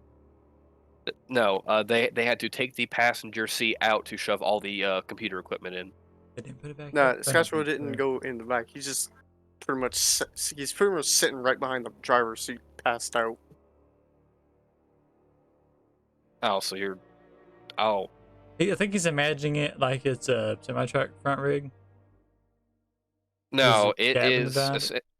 It's essentially okay. You have I don't. the I've never actually seen what the inside of the Kodiak looks like uh. in Wasteland. Okay, so that's how it works. Is you have a single cab. It's a single cab with like a welded like foot long segment behind it where you can get to the door. You have to climb up. There is the driver's seat door, or the driver's side door, which you can enter through. Yeah, Um, I know the outside. I just don't know the inside layout. yeah. So on the inside, there is the driver's seat, the dash, a 2-foot segment in between the driver's seat and the passenger. What would be a passenger seat, but the door is welded shut on that side, and they had to rip the seat out, and that's where all these like the quote unquote computer, steampunk like shit is. Basically a whole bunch of small screens, dials, gauges, sensors, scanners, all of that.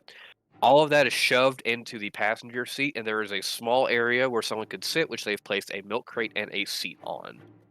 Uh, The driver's seat is your standard leather, like old fashioned like okay, so there's cloth. basically there's no room for 3 people in there. You can sit in between the driver's seat and the passenger area. Okay, that's what I'm Scotchmo's doing. Passed Uh, out, but that's what he's doing. Okay, so you're passed out there. Does he have another Are bottle we in his hand? connected to the cat? Go ahead, Totter. Does Scotchmo have another bottle in his hand? An empty squeezing's bottle. To answer your question, yes, the like half cab section that I mentioned, that is behind the like how should I phrase this? Um, the extended cab area, basically behind the driver's seat and the passenger area, is like a solid like wall, but in between that area, which is where Scotchmo is sitting, goes back to the door, which you guys can go through to get into the Okay. into the little house area. There's also Okay. a door. There's also a door in the back, which goes outside, which goes in. There's a door that connects the living quarters to the storage area, and then there's a door that connects the storage area to the outside. How many beds are in the back? There's like There's about 7. 7 beds in the back. What the fuck? What? For you guys and anyone else you might pick up. If we rescue those other assholes on the way. Alright, let's go. Let's take off down the road. Yes. Okay, let me go back to the map. Do, do, do, do. Do, do, do, do. So yeah, I will go on ahead and pull up. Are you gonna make us roll d20s to like see what kind of shit happens? No, I'll have you guys do checks every once in a while to like see what's happening around you, or but otherwise, I'll just describe it to you. I will roll checks when it comes to like important stuff happening. I guess, like like Jobadiah's driving skills. What is that going to be So measured off of? dexterity. Okay, that's my best stat, and it's still only a +2. Yeah, you're a level 3. Yeah, this is what I am. But yeah, so you guys set off. You can't really see anything. Just a road that looks like it was kind of roughly put down by some kind of machine. Most of it's covered up by snow, but it seems like it's like a temperature treated, so the snow that isn't like piled up is melting slowly, so that way the road is constantly there. You get about halfway to Ridge 52. Oh wait, sorry. Before you guys leave, yeah, the radio crackles up. Yeah, he goes, I forgot to mention. I'm sorry. There is a big yellow switch next to the where you put in the key that controls the lights. There are 2 regular lights and a floodlight up top, as well as a horn. There's also a horn. Got it. Uh, Roger out. yeah, contact us if you need anything, and yeah, watch out. And he clicks off. All right, where to first? Are we saving the idiots or are we going to the Tesla City? Well, the idiots are on the way. We got to go through Ridge 52 either way. Oh, true. So we'll see if we'll see what we see. If we don't see anything, we'll just keep on rolling. Keep on trucking. Keep on going, keep on running, Mississippi. keep Uh, on. I'm going to snag the empty bottle from Scotchmo and replace it with the full bottle. Okay, I'm going to try Just gonna to. need to roll sleight of hand again. you can if you I'm want. guessing. Are we outside right now? I mean, like, I will roll perception. we're You driving are right now. outside. I The wind is. You can Goddamn. hear the wind just slamming against the Kodiak, but since the Kodiak is built heavy as shit, it doesn't do much. Okay. I just wanted to make sure because I turned on the blizzard sounds. Yeah. Scotchmo blinks, Did and he now has he now has half a bottle of squeezes instead of an empty bottle. Okay.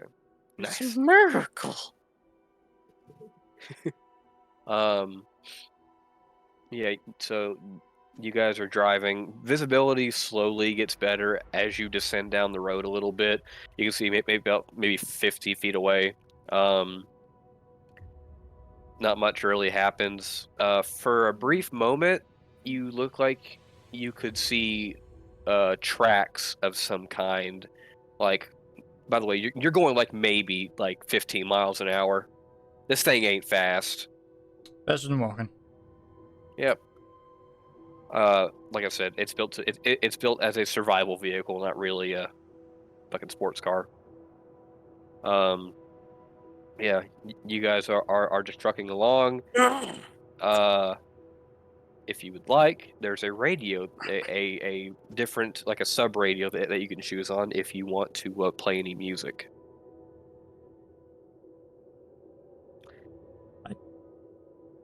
What year did the Uh, frost happen again? It happened And music in kind of stopped being made.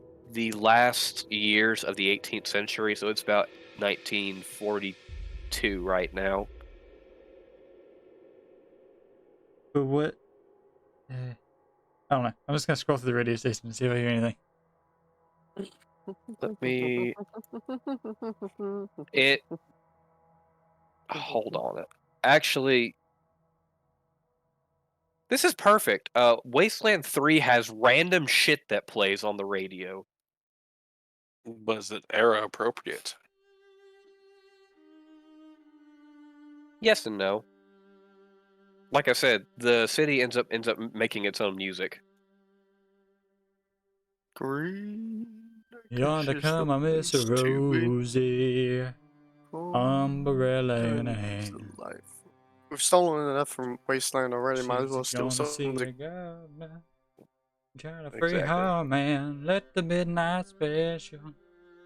Okay, Shine here's a light good on song. me. That song's old as shit, by the way. Is it? Oh yeah. It's a- Copy video URL. I sure do love plagiarism. Okay, this is what plays.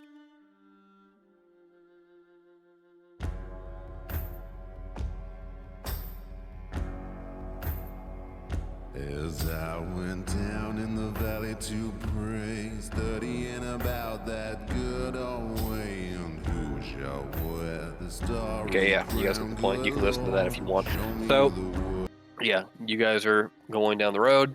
You think you can see small tracks at some point. It looks like a sled of some kind, and if any of you look closely, you can actually see an arrow, a few arrows sticking out of the ground. Arrows. Like Well, from a bow. they look like arrows. You can't really tell what they Like are. a shot from a bow. Maybe Can I use the scanner? you can. I use the scanner. So you feel a pulse come out from the Kodiak. It takes a second, and when it comes back in, they're actually what looks like extremely like large crossbow, like all steel crossbow bolts. And you see that one of them has impaled a deer of some kind. It's like this. These things are about half a foot thick. They're pretty damn big. So half a thick half a foot thick and about 3 feet long. Uh, So it went through the deer's chest and pinned it to the ground. And remember, for future reference, if you see any weird shit, you can radio back to the quartermaster and he can explain some things. Yeah, I'm gonna radio him and say, "What's the deal with these steel spikes that are impaling this deer down here?" What do they look like exactly? I described what you described. Half a foot thick, So- 3 foot long, or whatever. So, it sounds like the air hunters came through a while ago and forgot to pick it up. It's a damn shame. Deer getting harder to find every year, but that's probably what it is. That sounds like them. Do you remember what air hunters are, Tottery? Oh yeah, the guys that roll around hot air balloons. Yeah, Things. but they go on these massive airships and they pretty much spend borderline months at a time just hunting animals and then coming back. He goes, that sounds like them. It's really weird though that they didn't pick up the animal. Those bolts are manufactured very carefully. Hmm. But I wouldn't really worry about it unless you see a lot of them. Did we see a lot of bolts? You see about 7 of them. I relay that back. Sounds like maybe somebody new couldn't really aim the gun properly, so they fired a few shots and missed before they eventually hit the deer. You guys see on the scanner, these things must have been thrown pretty hard because there is about a meter wide crack in the ground where they've hit it. Hmm. we won't go get some roadkill. The deer doesn't look like it was killed that long ago. It looks like it was killed maybe a couple hours ago. Of course, it's still it's frozen solid at this point, but the meat isn't really. If you were to thaw the deer out, you'd be able to eat it. There is a cooking station and like on the I Kodiak. was gonna ask. There's stove in the back. There's a gas stove. What about a refrigerator or something like a refrigerator? We live in a re- personnel hall. You can The test the outside. refrigerator is a box in the storage area. There's no heating Oh, in the there's actually storage area. There's actually. Oh, There's no You know what there's I mean. there's no heating in the storage area, so it's cold as shit. But anything you put in there is gonna freeze. So it's basically a refrigerator Or freezer. or freezer. You guys feel like trying? Have we tried deer? You've had it, yeah. The hunters come back and bring in various meat from the Frostland all the time. Maybe almost definitely would have eaten some, right? Oh yeah. Yeah. Do you guys want to go get the deer? Save it for later in case we need it. Pretty big deer. It's about a buck. It's about maybe like a fuck. What's the term for? It's a young buck, pretty much. Spike? Huh? Well, is it like a spike or what?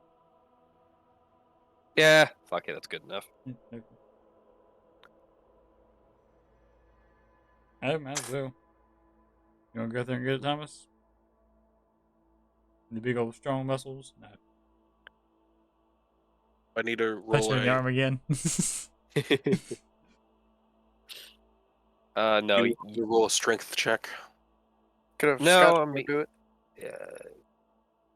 If both of you go out there, you won't have to roll anything. I mean, to be fair, it's frozen solid, so it's kind of hard to maneuver, but It's you can also pick it pinned up. to the ground. Yeah. That is yeah. true. So yeah, you'd have to roll a check to rip that bolt out of it. I'm rolling. Okay, so both you and Scotchmo head fuck? out there, or just you? Well, I went out there. That Scotchmo, you depends if coming? you want to wake Scotchmo up. Does he? Yes. Okay. Well, first, you guys open the back hatch to the the Kodiak. The cold immediately blasts you in the face again. You check the thermometer in the back end of the cabin, and it says it's about -10 now. The wind just blasts you in the face. You can't really feel the cold as much as the wind because of the suture you put on before you exited the Kodiak. Roll a Feels like my eye's about to freeze. con save as to step out of the Kodiak. Like once you do, Me 21. or him? both of you, if you guys went out, 21, you're fine. The wind kind of buffs you a little bit, but you're fine, no problem. 13. Scotchmo, you stumble a little bit, but you don't fall over. The Jobadia Park's about maybe 10 feet away from the deer, so you guys just have to walk over to it. Go ahead and do a strength check to rip the bolt out of the deer.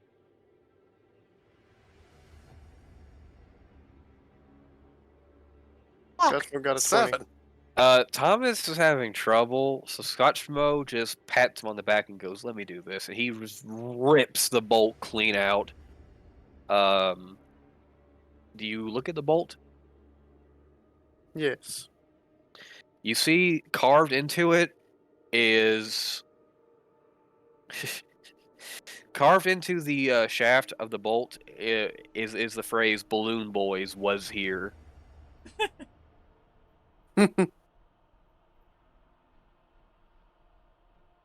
But yeah, Pick up the deer and take it back inside. Well, first I look over the deer to see if there's anything wrong with it. no, it's just frozen solid at this point, but it will gradually thaw out in the storage area. There's as you go back, you remember there are a few hooks in a corner of the storage area for you to hang animals if you need to. Pretty sure the only one here who knows how to, who would know how to skin a deer is Jobadia. Yeah, probably. That is true. But you can ask him to do that later if you would like. The deer is literally a rock at this point. Oh, their pussy sure is cold. Shush. You can shush. Alright, when they get back in, I start driving again. All right. With them standing. Just to see if they- Roll dex. Do you Save? like take off? I No, said just it. I check. just yeah, I kind of just take off. Whenever they get back inside and I hear them fucking around in the back, I just Okay. in the door closed. Roll. Scotchmo Dex trips. save or checks? Check. Scotchmo Would it be a gets save? Scotchmo gets thrown against the door and Wait, falls wouldn't it be over. a save? No, it was a check. You both did checks. Yeah, but wouldn't it be a save for us to be still standing? Wouldn't it be the same shit for you? Either way. You're not. A save would mean you're in serious danger. You're not in danger. This is just if you fall over. All right. So yeah, Scotchmo gets thrown against the door and kind of slumps to the floor. Thomas manages to grab onto one of the hooks and steadies himself. You hear As the- Jobadia laughing. Yeah. Yell up to Jobadia, asshat. Scotchmo is still laying on the floor trying to figure out what happened. You alright? There, Scotchmo. Do you need some help? I'm doing alright. Just the squeezins. Okay. Squeeze. So Bone guy. you guys keep. Well, do you guys want to tell him about the deer or anything? I don't feel pain anymore. We'll talk about that later. I'm gonna go talk to Jobadia. For now, Found a good deer out there. It's rocked hard, and it's cold too. So Just like that polar bear push. God damn it. That was...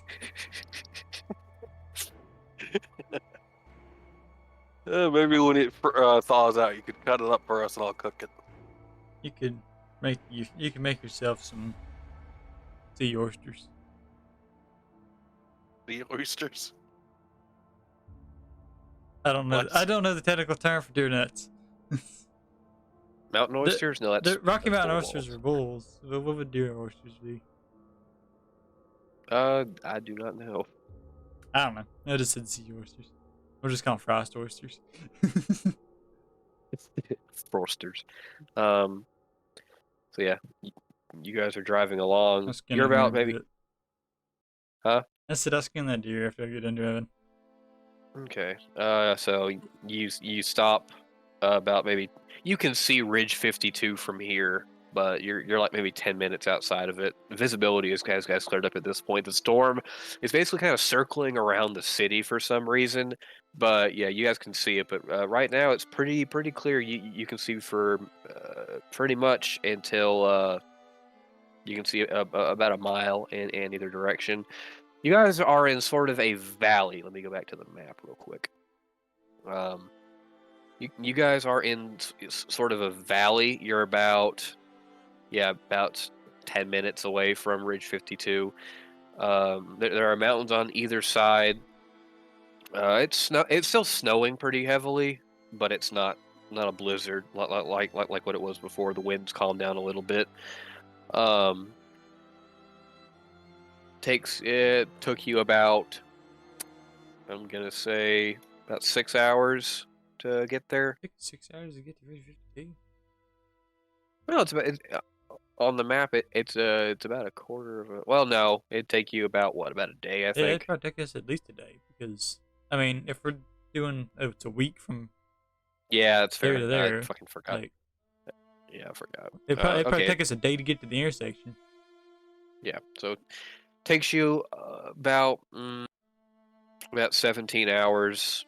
You guys can stop occasionally to like eat food or use the bathroom or something. Switch head Not drivers much. between me and Yeah. Arron and Thomas, and never letting Scotchman drive, no matter what the fuck he says. Yeah. So yeah, you guys are currently camped outside of Ridge 52. You're about 10 minutes away from it. You hear very loud, rapid thudding coming towards you guys at what sounds like you've never heard something like that fast. Like you can hear inside the Kodiak, you can hear the wind rushing. Like, and the Kodiak is shaking, by the way. The fucking robot. Let's hope it's a robot or we're fucked. Oh yeah, we're absolutely fucked if it's not the robot. Who is in the cab right now? I'm gonna say we would have made Arron. Yeah. Arron, you see Me that and- robot? Aaron's not here though. Yeah. So you turn, you can see it coming in the mirror, but it literally sprints past maybe maybe 10 feet away from the Kodiak, and the Kodiak lifts up in the air just a few inches from how fast it's going, but it is literally a blur. You see that massive robot spider thing just like sprinting at full speed, and where its legs land, you see small craters in the ground. It's literally It looks like it's going, if you had to guess, like 70 to 80 miles an hour. Why couldn't they just send us on that? We'd I be wiped there the already. food and water and everything off my face because I ate shit because I was not expecting it to knock the truck around. Yeah, I mean, it lifts it up like maybe like 3 inches and then it slams back down. Yeah, I'm just wiping the shit off my face. And my, This knocks Arron out of his bed, and he like sleepily goes, what the fuck was that? Alright, sleep. You know that big old robot we saw back at the compound? It just passed us. The spider thing? Yeah. Oh, Jesus. Yeah, he climbs back into his bed and kind of like puts a pillow over his head and goes back to sleep. Yeah. So yeah, you guys are still camped outside, about 10 minutes away. You guys want to do anything? You want to look around a little bit, whatever you want to do. I'm assuming I'm eating breakfast. Or finishing my breakfast to clean myself up. Okay. Your breakfast is just mainly like some kind of hard biscuits and some meat. Yay, deer meat. Deer meat breakfast. Deer I go meat look outside. and Go some ahead. water. Sorry. No, you're fine. Go. I go look around outside, check out those craters that were made. They're about half a foot deep. You can still hear it. Like you can barely see it at this point. It's just sprinting at full speed, like past Ridge 52, when it darts off to the left and then goes up a little bit. But even after you've lost sight of it, you can still hear like just the thundering of it sprinting far off. Jeez, that thing's fucking fast. You guys, yeah. So Thomas just kind of sees that. Perception check for me, will you? Ooh. Just for Thomas, nobody else, since you guys are inside. I don't know. Yeah, Scotchmo's probably asleep and Jobadiah's eating. 18. Thomas sees a trail of smoke, not close to, well, it's close to where you guys are, but it's not at Ridge 52. It's off to the left a little bit. Like off the road? Yeah, off the road, no trails, but there's a stream of smoke going off from what looks like a small little mountain in between 2 bigger mountains off to your left. For now, you guys are just in like a very wide valley area, very flat valley area that goes up to Ridge 52, and then you guys are basically in between a massive mountain range that's been cleared out, and then way off, about maybe 200, 300 feet to the left, Thomas sees smoke, a small little smoke trail going up in the air. I climb up into the cab and ask Thomas, "Are you gonna drive this morning or me?" I can drive. Do you want to go check out that smoke over there? I point in the direction of the smoke. Jobadiah also sees it. Yeah, it just looks like a very small plume of like black smoke lifting off from what looks like to be in between 2 mountains, just way off in the distance. Can I estimate how long it would take us to get there? Not long. It's about 200, 300 feet away, so maybe like 5-6 minutes of driving. Heck, that's a good walk. You could, if you'd Good. like, but the road is very rough since it's not on the main road. Yeah, we can go check it out. Okay, do you want to drive or do you want to walk over there? We'll drive until we're like. Okay. We'll drive close. We're not gonna drive straight up to it though. I'd say. So, after you get off the road, the ride's a good bit bumpier, but not undrivable. It's just a pretty good bit rougher.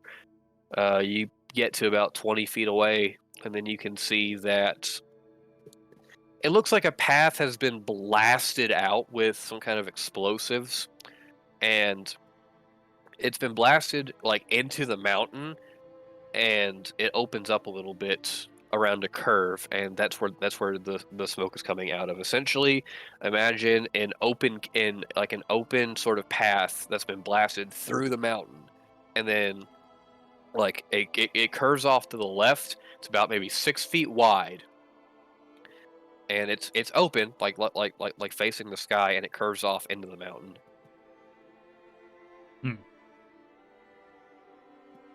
Well, seems like somebody was doing some blasting. Also, we didn't hear it. So, maybe it was covered up by the robot going by. Yeah, probably. Do you want to go and check it out, or just head out? Do I see any tracks around? Like, vehicle tracks? You see a good few like trails of what looks like a snow a snow cart and some paw prints. Somebody sledding. Do they look like... Yeah, Can I get out and look there's and see what kind of animal they are? Like, are they dogs? they look like dogs are still a thing, but they're owned by mostly like rich people. Yeah, I mean... That's why most people don't really see them. These don't look like dogs, no. Do they look like bear? They look like You something are- I know. They do look like bear tracks.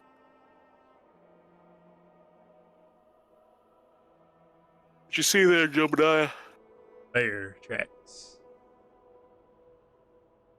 I thought there weren't any bears left. Fuck No, no, there's there's plenty of shitloads of bears. That's why I like to eat them. You wanna go home with me? How old did the bear tracks look? Pretty fresh. It looks like Mm. whoever might be there came back not too long ago. Does this motherfucker have bears pulling his cart? Or is he being hunted by bear? You can't tell. You can see boot prints, tracks like of a sled, and then bear paw prints. You can go out if you want. Let's I'll get my gun. skip Scotchmo, we'll go on foot.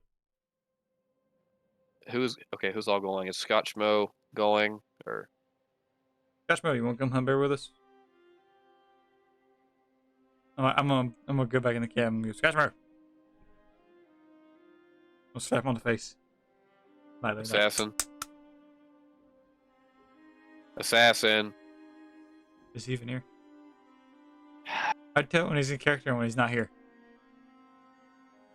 Scotchmo's unconscious. It's just you and me. Scotchmo is currently asleep. By the way, it's about mid-afternoon, so it's getting not dark, but Is it? Damn. it's Why not did we start dark, so late? but it's getting there. Either way. Okay. So you guys walk. So it's Go on, Thomas. I'm gonna go. hold on. I'm gonna go grab my rifle at the storage. Okay. The wind's pretty. The wind's blowing pretty strong, but it's not terrible or anything. Hold on. I'm gonna text Assassin. Did he fall asleep? For real? I mean, if he did, I'm gonna be kind of pissed.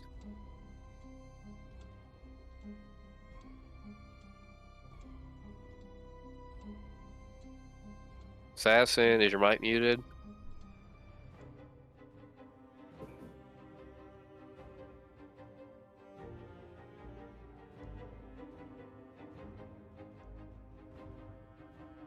Jobadia is visibly excited though. Is he? Yeah. He was in the city for too fucking long, and now he never gets to hunt polar bear. This is his favorite thing to do. It's why polar bear are his favorite. It's why polar bear or beasts are his favorite enemies. Trying to find a good picture. Hold on.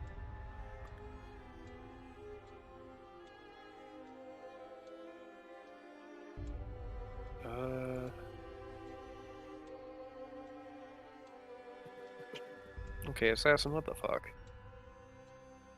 Should I call him? I'm going to call him.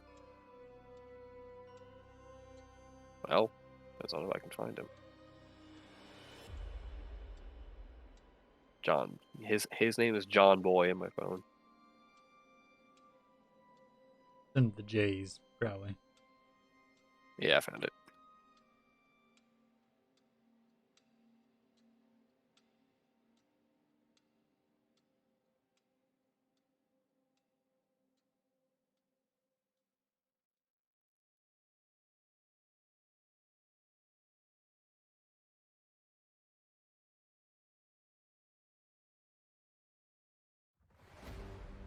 Nope.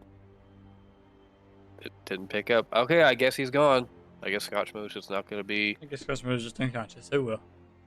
Scotchmo is currently asleep in the back of the Kodiak. He's in an alcoholic coma. Yes, indeed. Yes, indeed. So, okay, yeah. You guys walk around the curve. As you walk around, you can't feel the wind anymore. You just have snow coming down from the top. The blasting looks pretty decent, but you can't really, you can't really see. Like you can't tell how long it's been, but it's been pretty recent. Hold on. And I need to.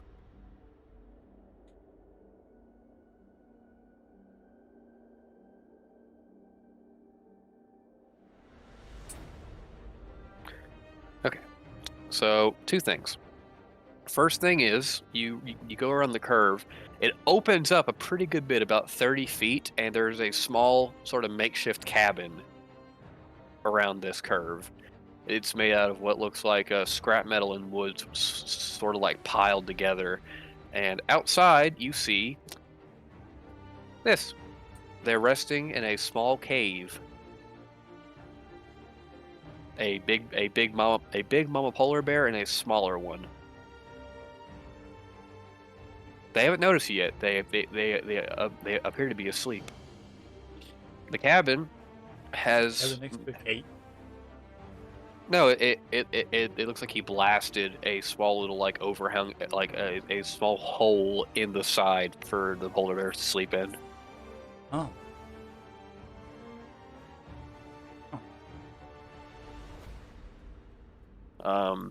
They look pretty well fed, but yeah, it's mostly just a gigantic female polar bear and a smaller one. Do I see tracks going to the cabin? You do. You see a pretty big set of footprints, as well as the door, which the door appears to be made out of like an old ship door. And yeah, and there is a plume of smoke rising out of a makeshift like metal chimney. I'm gonna stay here. The bears don't seem to notice because I rolled shit for their perception, so they are still asleep. You can hear them snoring very loudly. I'm gonna stay here and cover me. We're gonna take something out. I'm gonna sneak over to the cabin. Say again, Stealth. I'm sorry. Stay here and cover I'm me. back. I'm gonna sneak over to the cabin. There You didn't say you were. You didn't say you were leaving, boy. I even called you. I did say I was leaving. I said someone was here. I never heard you say that. I'm Me sorry. Okay. Okay, well you No, he guys did can't. say that. Sorry. God damn it! No one was here. It was just a male cat outside, and Lulu was losing her mind over it. Okay. Well, essentially, I'll speed you up in case Scotchmo wants to go.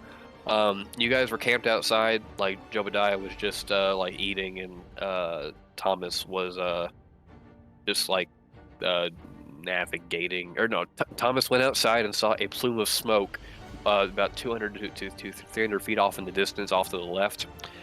You guys drove up to it to see what it was, and you found.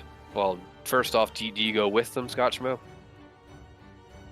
I tapped you on the face, trying to wake you up. Sure. Okay. So you guys go. You go around the curve of this. Essentially, it looks like someone has blasted out the mountain, and it's about 6 feet wide. And it's open to the air, on top, but it goes into the mountain and curves off to the left. Once you guys go around the curve, you see it opens up to an area about 30 feet wide, and you see a small, very small, like one-person cabin, which looks like it's made out of like ramshackle, like metal and wood, with a big boat door, like a submarine locking door as the front door, with smoke coming out of a small chimney, and off to the left you see a smaller area blasted into the cave, blasted into the side of the mountain, which forms a small makeshift cave, and you see a gigantic female polar bear and a smaller baby polar bear asleep. They don't see you guys because they're both passed out, and I rolled shit for their perception, so they're just asleep. Jobadia is gonna walk to the cabin, and I'm Arron gonna is sneak. watching. Yeah, I'm gonna tell you and- both to stay here and just watch and cover me. Okay. Sneak. Okay, what do you see? Roll 14. You don't make a lot. You make a little noise, not a lot. It's kind of drowned out by the wind. Crunching snow. Yes. There's a small porthole in the front of the door, but nowhere else. I'm gonna peek through it. You see a table with a chair set up. Well, it looks like a very large, sort of comfy, like leather chair. Surprisingly, even though it looks pretty like barely put together on the outside, there's no cracks on the inside, and you can actually feel like warmth radiating from from the door. There's the only light from this place is the fireplace on the very back of the cabin, in which you see a man currently passed out in a bed with what looks like a shotgun next to it. It's just one bed, and there's just a lot of shelves and animal pelts and other things scattered around. The man is pretty damn big. He's a lot bigger than you guys, but you can't really tell because he's laying down. And you see a snowsuit you see a pair of very heavy boots and a snowsuit. It looks a little bit cheaper than y'all's because it looks like it was made by somebody else, not the ones that the city people gave you. But it looks pretty warm, and it's currently drying off next to the fireplace.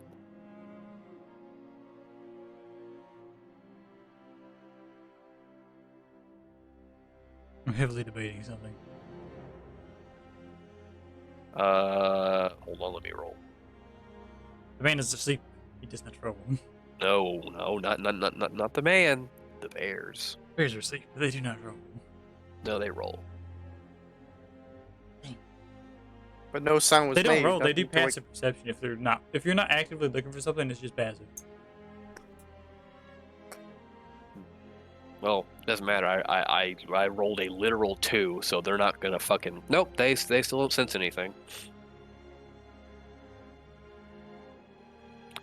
Although I am gonna need both Scotchmo and Thomas to roll me stealth to make sure they don't make any noise. Standing still, but even Scotchmo is always drunk. Dirty 22. I got a 10. That's fucking. They kinda sense Scotchmo, but they don't actually get it. Like you see the mama bear kind of stir a little bit, but that's about it. Got a whiff of the booze. Chicken. She can smell the booze on him. I'm just gonna sneak back over to where they are Mm. and relay the information that hey, there's a guy in there. He's asleep, and these seem to just be his pets. So I'm not super interested in killing someone's pets. We could just leave. Just leave.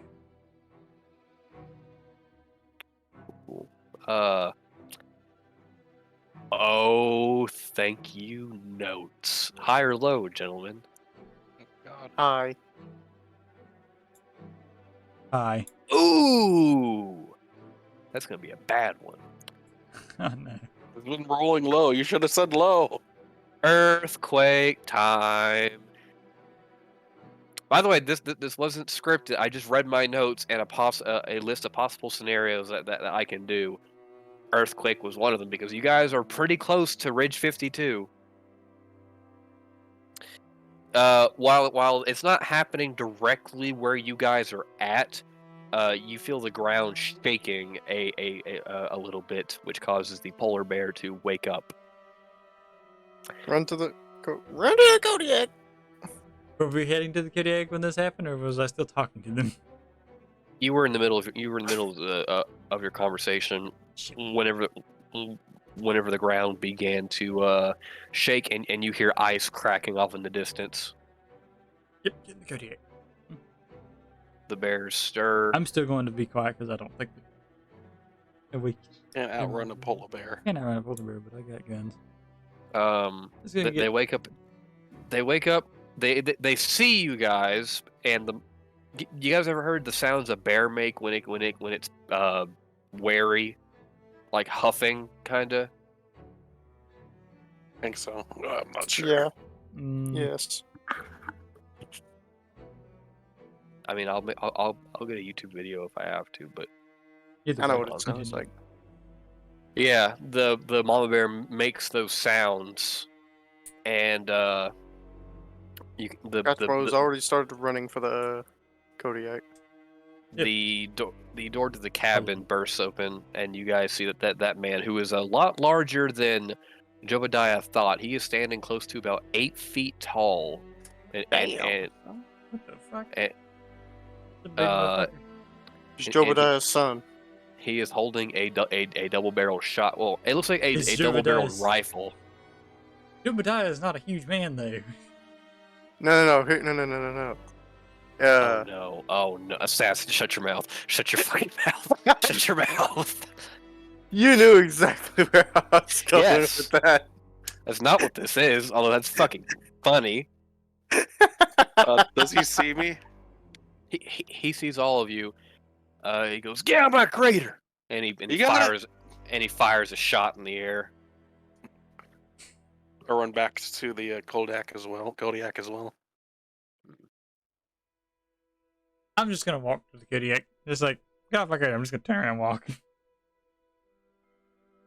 He fires a second shot, and it lands very close to your feet. I'm still walking. I'm just gonna walk to the fucking Kodiak.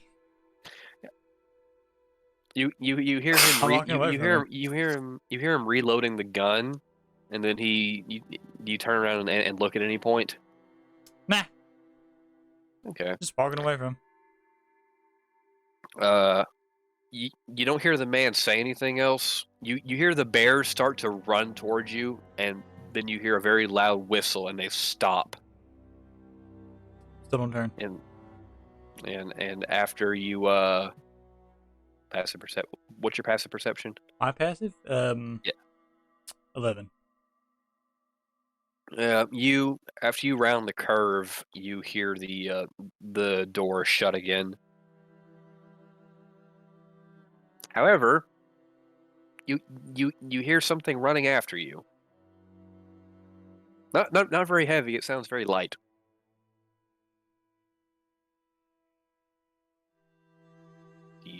How close am I to the Kodiak? Yeah, about 40 feet. I do turn around. It is the baby polar bear. It is about 10 feet behind you, and it doesn't look like it's angry. Or it's literally a tiny baby polar bear, Polar bear cub. and it is kind of walking over to you. It looks curious. You can see the mama poking her head off in the distance around the curve, but she's not running at you. I'm not gonna touch it. I'm just gonna keep walking back to the damn thing. I'm not touching it. It's following you. It's fine. It can follow me all it wants. So yeah, do you go back in the Kodiak by the driver's door? I do. I'm gonna Okay. Hop in. Someone's calling me. I'll be back. Hop up on the track. Hop in through the door. Assassin sure is popular. No, yeah. So yeah, that's essentially what you see. After you close the door, you see the mama bear running out and kind of like picks up the cub by its neck and drags it back to the crater. Okay. Uh, That was Yell good. back to it. Do you have any Coke? She stops and looks at you. Fair. Yeah, the noise. I wave I at say it it's a goodbye bear. and then get in the Kodiak. She turns back around and just starts walking towards the crater. What a bear need So, to yeah. cook for? It's already wide enough. Drugs. So yeah, you guys. I'm guessing you drive back to Ridge 52. Yep, we get back on the road. Head down the road. Okay. On the So, road again. so yeah, you get to the part where the bridge goes over the top of a small little gap, which drops down about 200 feet. And do you look at the Okay, in the pictures that the guy showed you of the bridge when it was collapsed, there was a blizzard going on, so you couldn't really see very much. But you see that it looks like the bridge was more intact a while ago, but it looks like more of it has kind of fallen apart.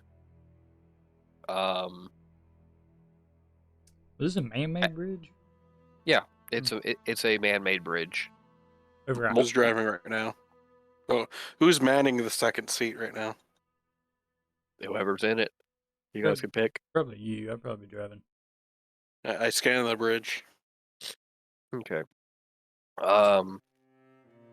It drops down about 20 feet. There's some unidentifiable objects down there. The scanner can't pick up what they are because it's too far away. And it goes down, not around. The ground appears very cracked around the bridge, but not unsafe. It just looks like you need to be a little bit careful. Half the bridge is still up, but it looks very unstable, so you have to drive very slow. But you already go slow to begin with. And you pretty much just see across the bridge. There is a small sort of landslide that's blocked off. Nothing that your cannon wouldn't be able to blast out of the way. But yeah, half collapsed bridge, cave in, strange objects way down the side of the cliff. Could we see the strange objects if we were to go onto the bridge? You could. Okay. I'm going to think to myself. I fucking What a wonderful this. world. And then I'm gonna go as slow as I feasibly can to ensure that we don't fucking die when doing this Okay. weird shit. So you're crossing the bridge. You begin to hear rumbling off in the distance, but it's not coming towards you just yet. It sounds like there's an earthquake a little bit further down the ridge. Whenever you look down, you see a human body that looks like it landed and broke several things. But when you look down, you see that it looks like something was drug around the side of the ridge that you can't see. And you don't see the Kodiak, but you see a smaller sort of like motorized sled type vehicle down there, as Is well the as well as a few crates. is the dead body wearing a cold suit like ours? No, actually, it's wearing a different type of suit, but it looks like it's wearing just a very big fur coat, but you can't tell because it's face down. Hmm. Do you think that might be the people that we're supposed to find? It could be, but I don't know.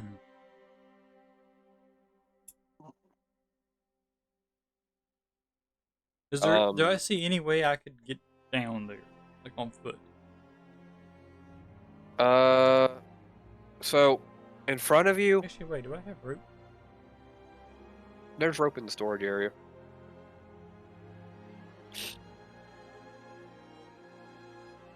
I do not have rope. No, didn't you have rope from the thing from when we were down at the what was that city called? Undercity? Forgotten, whatever. The Undercity? Yeah, the Undercity. When would I have had rope? Then. I don't remember. No, I I don't don't know. know. Either way, Okay. do you have rope? There is rope in No. the storage area of the Kodiak. You guys would have seen that. How far down have is rope it? in- And how long is the rope? It's about 200 feet. You have about a little over. Well, you have about 400 feet of rope. It's coiled up though. You could 400 cut it feet if of you rope. want. And It's in a barrel pretty much, or a small crate. okay, it's 200 feet down. I have an idea. There's We also can- climbing equipment, There is- like an ice axe and pegs for you to knock stuff into. Is it just a straight drop off since we're on the bridge? Pretty much, it's literally just like a straight rolling drop off. I have an idea.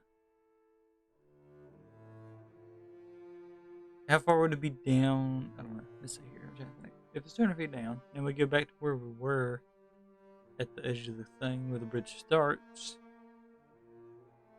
I could tie the end off on the Kodiak and scale down. Good.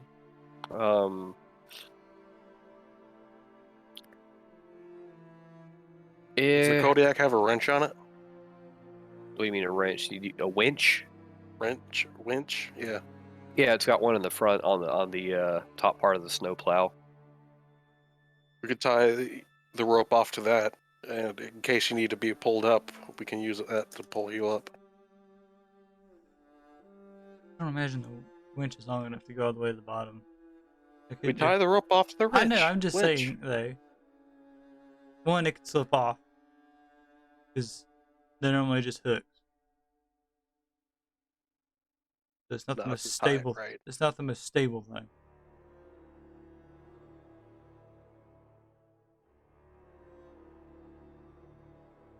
High or low? You're gonna make a fucking earthquake happen. Nope.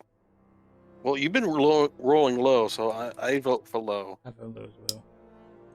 You see a storm out. You see a storm off in the distance, but it's not getting closer. It just looks like it's over the side of a mountain. Pretty big one too. We still on the bridge? Yeah, I'm gonna say I didn't. I'm gonna back up. say you're on the other side of the bridge. You've parked on the other side of the bridge at this point. The landslide's about 30 feet down the road. Okay. Can I see around the bend? No. No, Can I scan around the bend? you can. I scan around the bend. So it looks like there might, along the curve on the other side of the bridge, about maybe 10 feet away from the Kodiak off to the right. It looks like there might be a small, and I do mean small little like trail that you could shimmy across, but you can't tell how. It scans about 40 feet, and that trail appears to be like carved into the side of the mountain, and it kind of curves off the side, and then you lose sight of it after a while.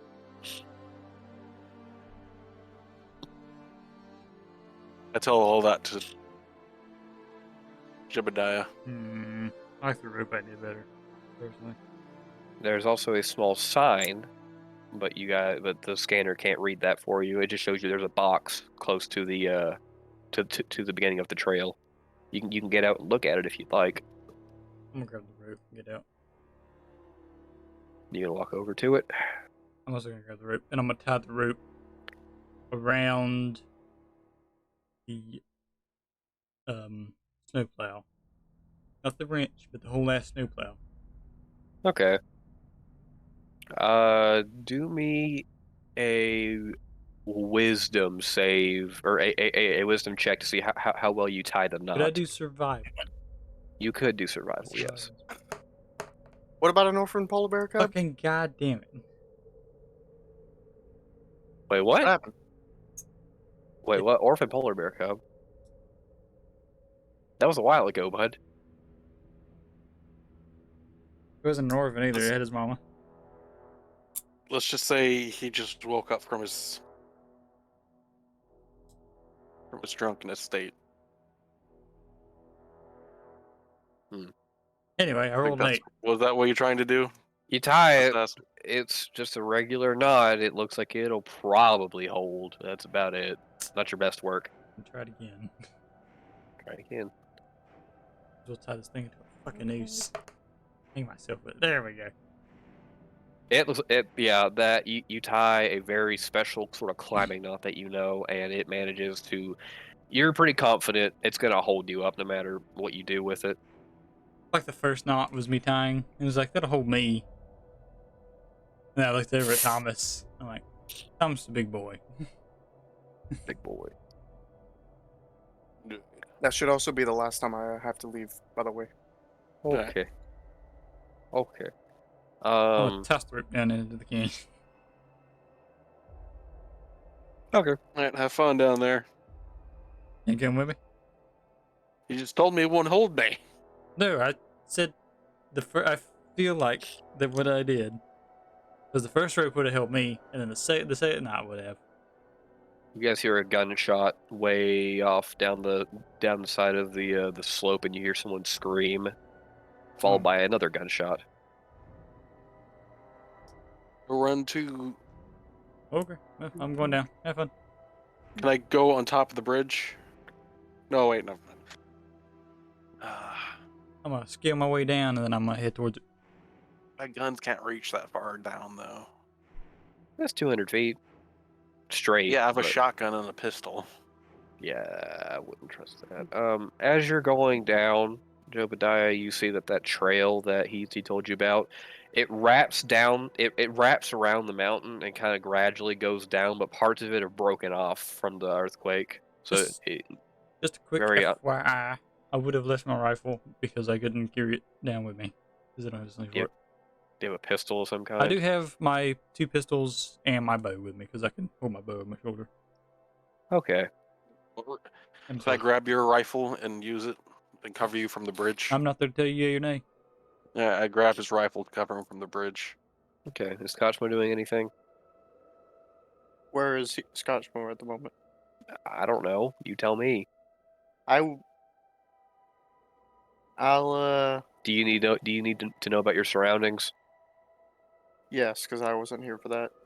So yeah, you get to the bridge. Half of it's broken off, like you might have heard earlier from the robot or from the robot's recordings. You guys very carefully drive across. And once you do, as you're driving, you look down the side of the bridge and you see a dead body, a crashed sort of like very weird looking like sled with a motor, and various crates. As you park on the other side of the bridge, there's a landslide about 30 feet in front of you, and it's just mountain on both sides. But there is a small open area where, like, after the bridge goes on that side where you guys are at, there's a little open area before it goes to the side of the mountain. That's where Jobadia is climbing down, and the Kodiak is parked in between. Okay. Well, I don't think I can climb down with Jobadia. And you also heard gunshots and somebody screaming down the side of the cliff. What are the chances Scotchmo's drunk invincibility would kick in the moment he jumps and hits the ground? What is fall damage every 10 feet? Hold on, but I ain't gonna tell you no. But I wouldn't do that. I wouldn't do that. Wait, what was he wanting to do again? How high up is 200 feet. the bridge? How much? 200 feet. Hmm. It is solid snow on the bottom. A creature that rise. falls takes 1d6 bludgeoning damage for every 10 feet that it falls. The maximum damage of 20d6. I'm not rolling 20 d6s. You're not fucking jumping. By the way, Tottery, was it just a normal hunting rifle? No, it's my repeater. Oh, you're It does less damage than a hunting rifle. It does 2d6. Well, I guess Scotchmo can't really do much of anything because Also, it's loaded with incendiary rounds. But you don't know that. okay. Scotchmo What? can't really do much of anything because he can't. Assume he can't climb down the rope after Jobadia, and he What do you has a assume? shotgun, so he can't exactly. He could. There's also a strange looking like mountaineer trail, which is just carved into the side of the mountain. Basically enough for someone to shimmy down around the curve and possibly down. Okay, Scotchmo will go for that. Okay. I go to the top of the. I hear that laughing. No, you don't. That's metagaming. Fuck you. Um, I go to the top of the bridge where I can oversee what's going on to cover Jobadia. So yeah, Jobadia. You make it down about 130 feet. I need you to roll me a strength check. Fuck. Not a save. 11. You slip and fall for a little bit, but you manage to grab onto the rope, which kind of like throws you around a little bit. But because you're wearing like heavy leather gloves with like steel plating around them, you don't get rope burn, and you manage to slide the about 50 feet back down to where it's only about 30 feet, or no, about 20 feet until you touch the floor. Great. I'm almost there. Keep climbing. Yeah, you make it to the bottom. Scotchmo begins to shimmy along the side of the mountain trail. Do you want to? There are various little like hooks and stuff embedded into the ice that you could attach like climbing rope with, to where if you slip, that'll catch you and you won't fall. Did you want to take something like climbing rope out of the back, assassin? Well, hang on. Let me check my inventory real quick. No, you took regular rope, not climbing rope. Climbing rope Oh. has like little hooks and like little like pre-made knots that you attach a stake to, and you dig it into something. Okay. Just do it again. Yeah, I'll grab some climbing rope out the back. There's about 10 feet for each like little segment, and there's about 5 of these little segments of rope in a different crate. So you take one segment, it comes with a little harness that you can put on over your cold suit. Yeah, so you put that on and you begin climbing, and I'm gonna assume for every 10 feet there is a different little hook that you can that you can attach your line to, and a button to press to detach it from the other hook. I just find the mental image of Scotchmo, of all people, doing this to be hilarious. It's great. I love it. I'm very glad that this happened. While you're doing that, Jobadia, and you get about 30 feet, no problem. As you're doing that, Jobadia makes it to the bottom, and you are pretty close to the body as well as the crashed mobile, and the crashed mobile, and the boxes and the crates. Do it now. You made it to the bottom. Off to your right, or left, sorry, off to your left, there's the dead body, the crashed snowmobile-looking thing, and several crates. One of which has busted open, and it looks like it's just like parts inside of it. But they're not all of these crates are the same. Where did I hear the scream from? Behind you, because I'm gonna assume you climbed down like facing the rope. Yeah. So yeah, facing the bridge. That would be behind you, and facing the opposite direction, that would be off to your left as well. Around the Cool. curve, Yep. off to your. Okay. Okay. Well, while he does that, Scotchmo, you go around the curve, and you see that certain segments of this mountaineering path have broken off around the foot area, so you'll have to sort of hop across them There's only a few, but it still isn't as safe as it probably should be. And yeah, you get to the first one and roll me a dexterity check to make it across.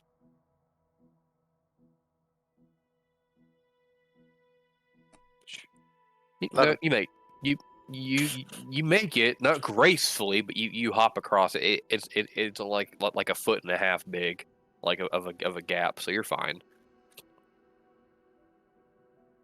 To be fair, enough that Scotchmo does is very graceful. Until it is. Till it is, because it tells where it isn't.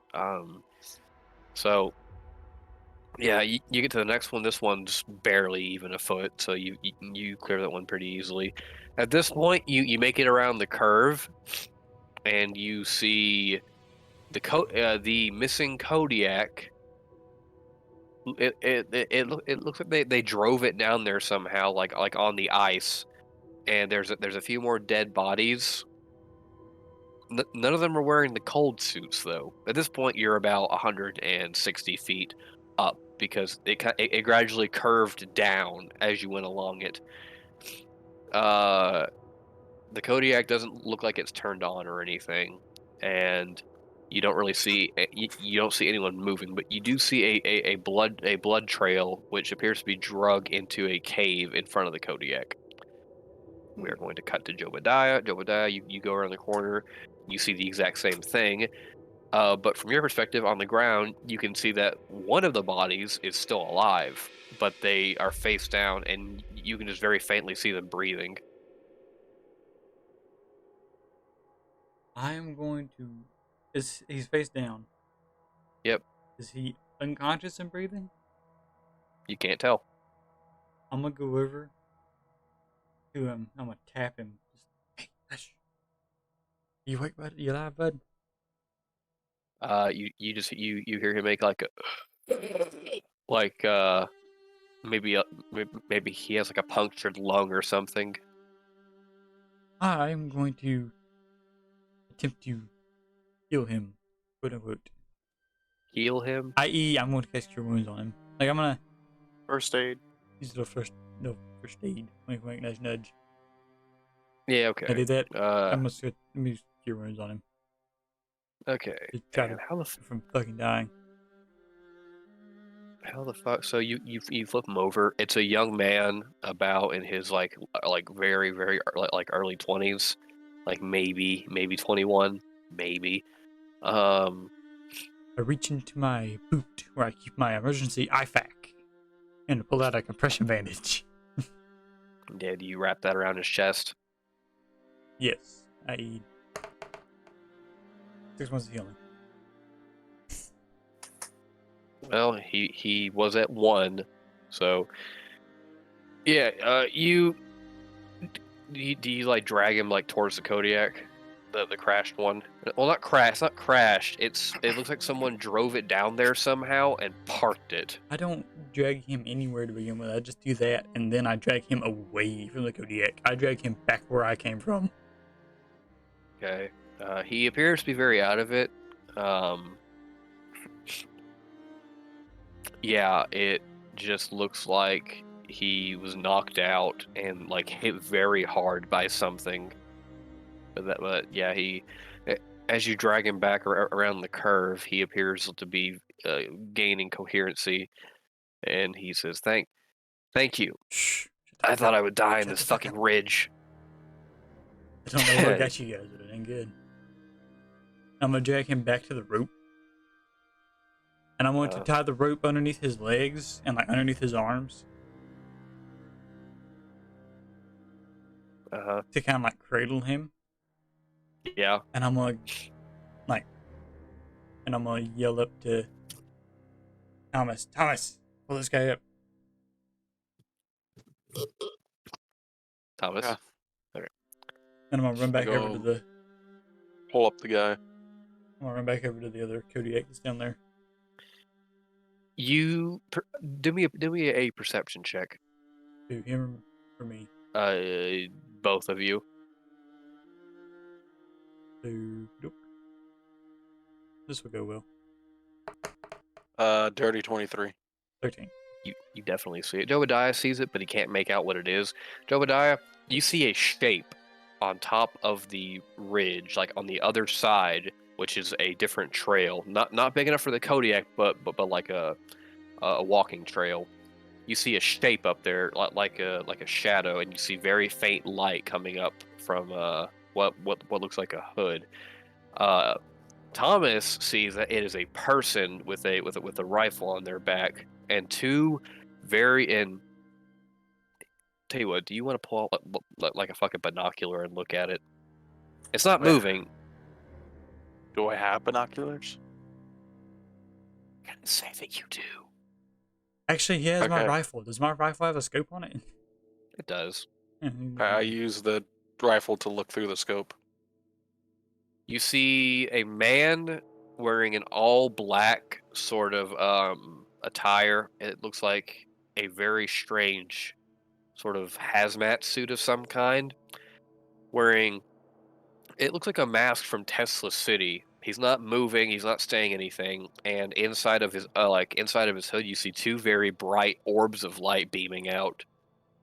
And he turns and looks at you, and he snaps his fingers, and you hear rumbling of some kind off in the distance again. Okay. If I shout down to Jobadia, will that guy hear me, or does the guy see me? He already sees both of you, but he's not moving. He just slowly lifted up his arm and snapped his fingers, and you hear that rumbling off in the distance. Do I see Scotchmo near me? Is Scotchmo near me? I know he's down in the crevice, but is he Scotchmo within near voice him. shouting? Near the guy. No, that guy is on the other side of the canyon. You guys are. Scotchmo is about 80 feet. He's gradually winded his way like back and forth down this mountaineering path, and he's about 80 feet from the ground. Okay. Scotchmo can't see him because he's currently he's face first into a wall, trying not to fall. However, he would hear the rumbling way off down the side of the canyon. But would he hear me? Yeah, he'd hear you. Okay. It'll echo all throughout the canyon. I yell at Scotchmo and Jobadia, we should probably get out of the trench right now. And then I go help the guy up. Okay, so you lift him up off the trail. Yeah. Do you want me to do a strength roll? Go ahead and do me a strength check Pull him out of with the canyon, advantage. out of the root. With advantage. Yeah, you pull him up. It takes you a minute because pulling someone 200 feet takes you about maybe 10 minutes to like pull him up all the way. Yeah. And the guy looks like he's beginning to freeze as you pull him up. It's gonna take him 10 minutes to drag him up. So yeah, while he's doing that, you can. What are you doing? I'm running to the Kodiak over there to see if anybody else is either still alive and check what's in the Kodiak. You hear something inside of the Kodiak because the back door is wide open. You hear what looks like a respirator breathing very loudly. How far down has Scotchmo made it? I'm pulling out my revolver and my flintlock, by the way. Okay. Scotchmo's about 20 feet from the ground. You could technically hop down and roll. It's about because it's snow, so it would break your fall a little bit. I wouldn't do that, but you can. I won't give you a penalty. Okay. What would I roll? Dexterity. Or what about acrobatics? No, I Or guess that. it doesn't matter. Scotchmo face plants. You hear him go, by the power of the squeak, and he just smacks the ground, and you take 2 points of damage. How far away does he fall from me? He lands about 30 feet behind you. You just hear a smack. I pivot and look, and then immediately pivot back to the back of the thing, and I'm going to go to the back of it and knock on the door with the revolver. The respirator immediately. The respirator immediately stops, and you hear You can't really tell. It sounds like someone is shuffling their feet from the inside, but in a very rhythmic way. And then you hear a rapid set of footsteps, and you hear the door on the other side of the Kodiak open, and you hear the glass just shatter. I'm gonna pick around, see what it was. Aiming my pistols. You see a man wearing the all black wearing an all black outfit with a very large sort of tattered black cloak, and you see sort of smoke coming out from his well, you see warm air coming out of his respirator. He also has a very large rifle strapped to his back, and he is sprinting on all fours away. I'm gonna. How? The second Where? I Where? see Wait, that wait, hang shit, on. he's sprinting on fours. I'm shooting him twice. Where is this happening in regards to where Scotchmo is? It's about 30 feet in front of you. You've gotten to your feet at this point. So it's in front of me, or okay? So okay, I'm trying to get my bearings on where exactly Scotchmo is. Like, so from where I'm at, um, is the creature or whatever the hell that is between me and Jobadia? No, Or okay. So Past you me. are you are 30 feet behind Jobadia. Jobadia is currently by the I'm by the back of the thing. mm, So the he's 40 Kodiak. feet in front of me at the front of the cab. okay, So I it's just 70 wanted feet from you.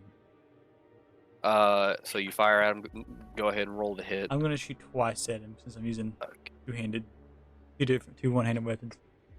Thomas, as this is happening, you It's a 19 to hit and you hit a him. fucking natural 1. God damn it.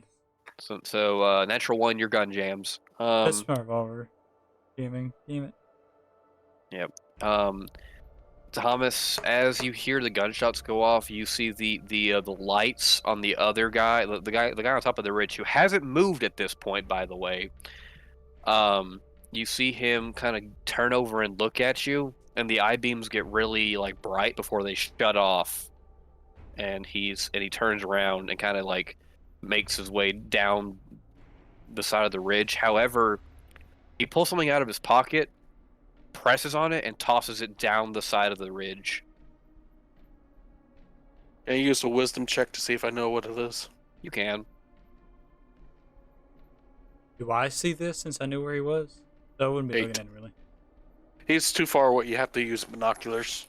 It's some kind Wouldn't I of be close to he's 200 feet above you.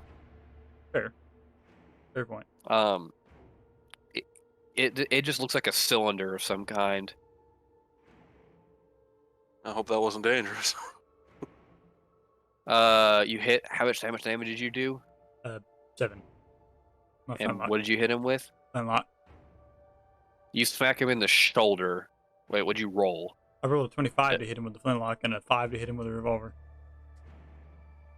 Okay, so yeah, the revolver shot misses. The shot with the flintlock, the flintlock hits him in the shoulder, and he stumbles and falls over. And you hear a very loud screech at this point before he turns, looks his head back, and you see the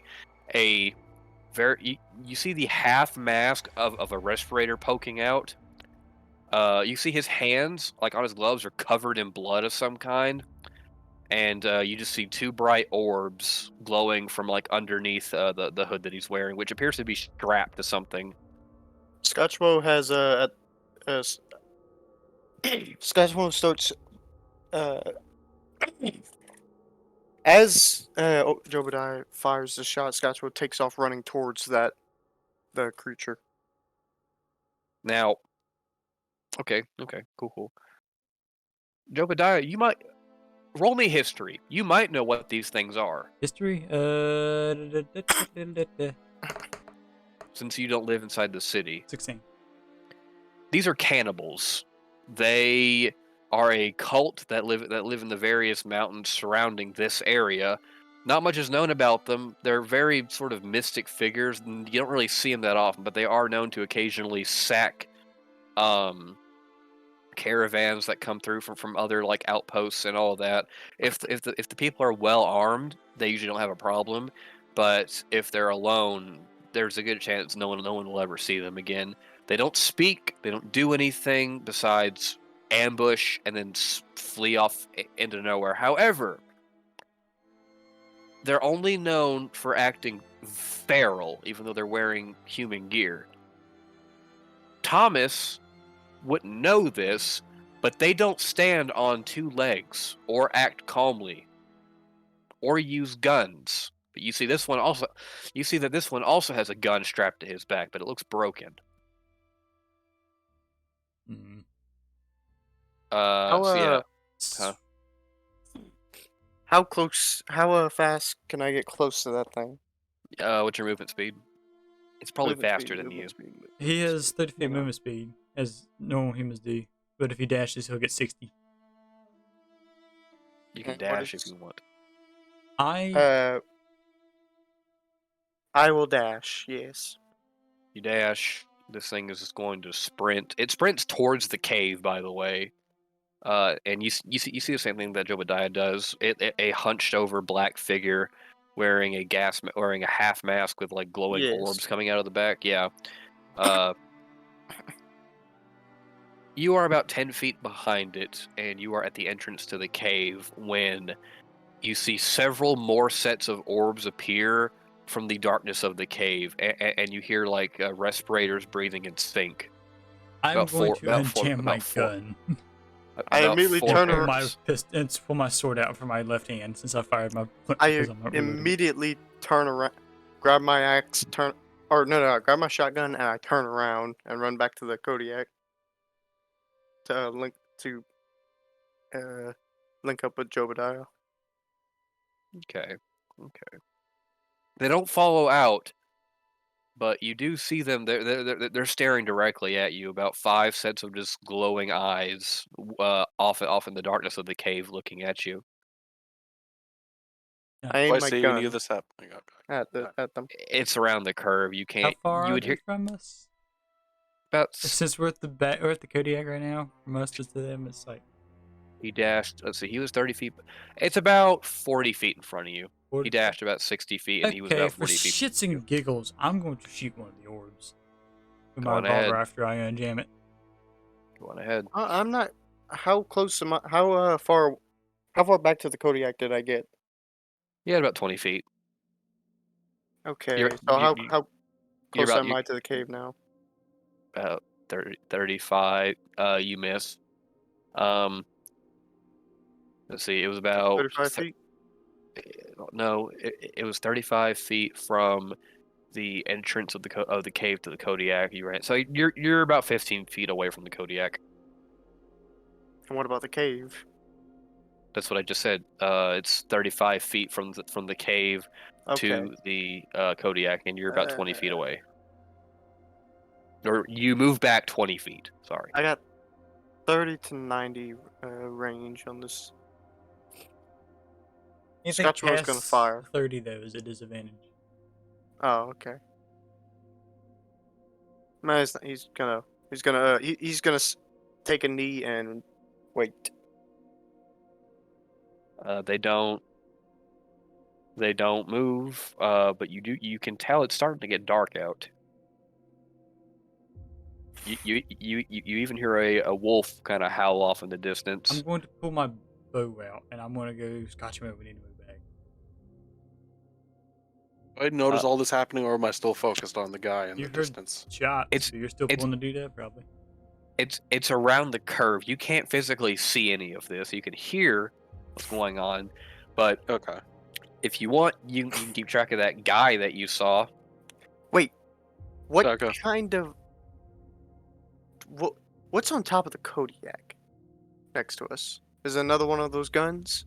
Same thing, just a massive howitzer. Scotchmo climbs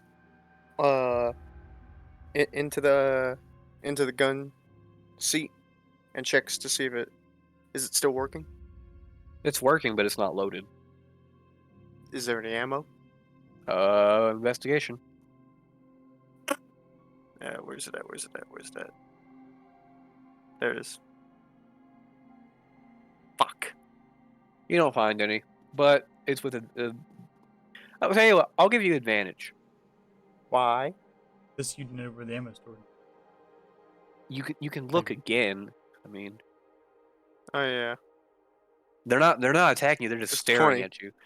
Yeah. You find a box full of shells. I'd load one into the cannon.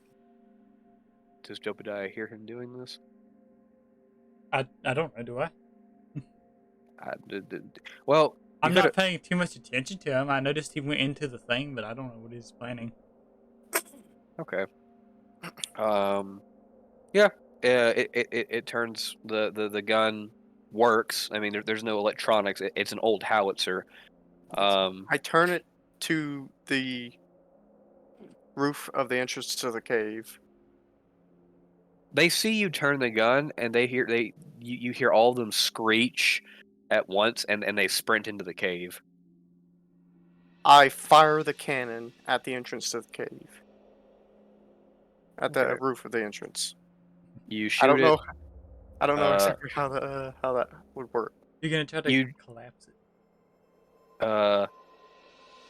You shoot above the cave. This causes a gigantic explosion to knock off a whole bunch of big rocks which fall in front of the cave. It doesn't completely block off the entrance, but it blocks off most of it. You would have to climb over them and squeeze through in order to get out.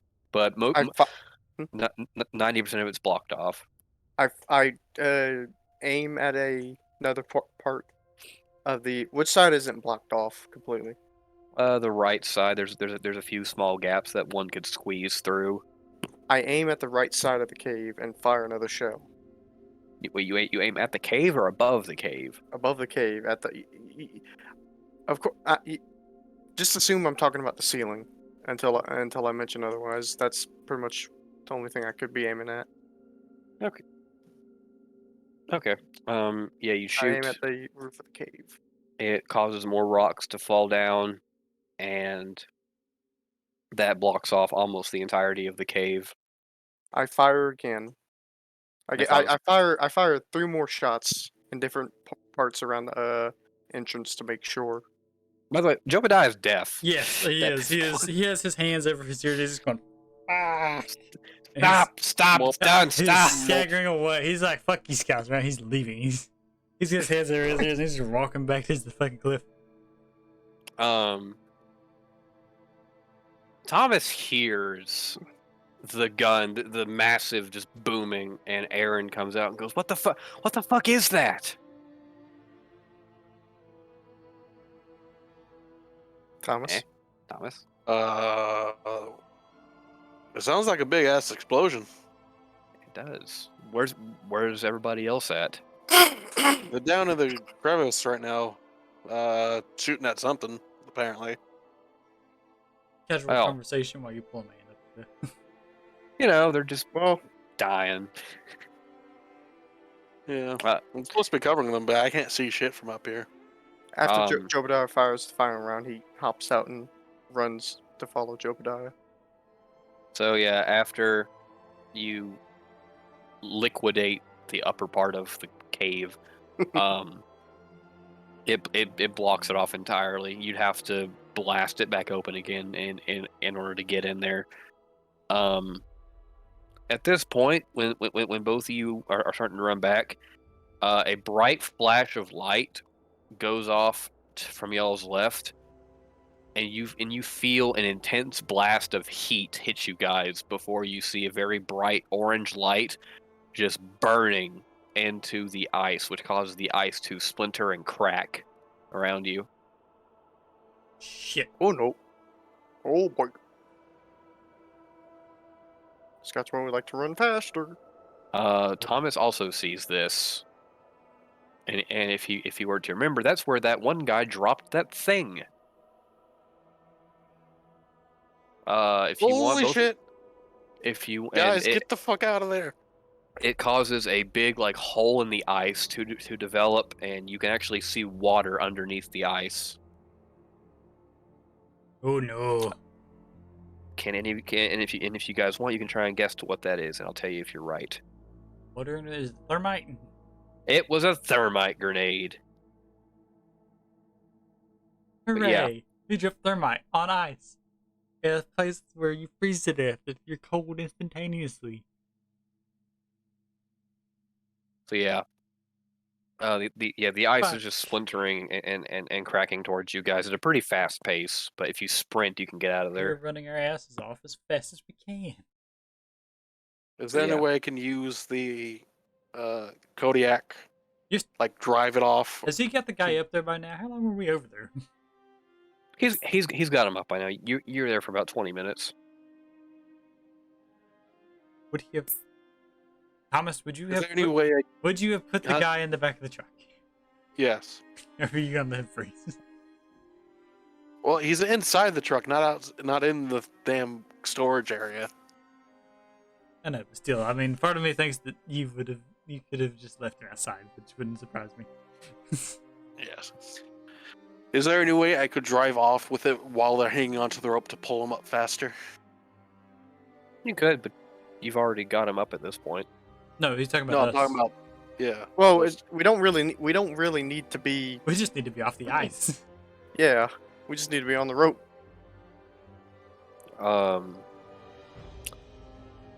Yeah, you can use the vehicle to pull him up a little bit to speed things along.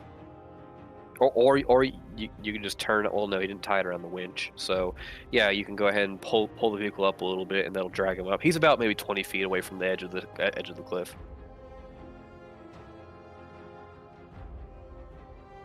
Will the rope hold both of us? It looks like it probably will.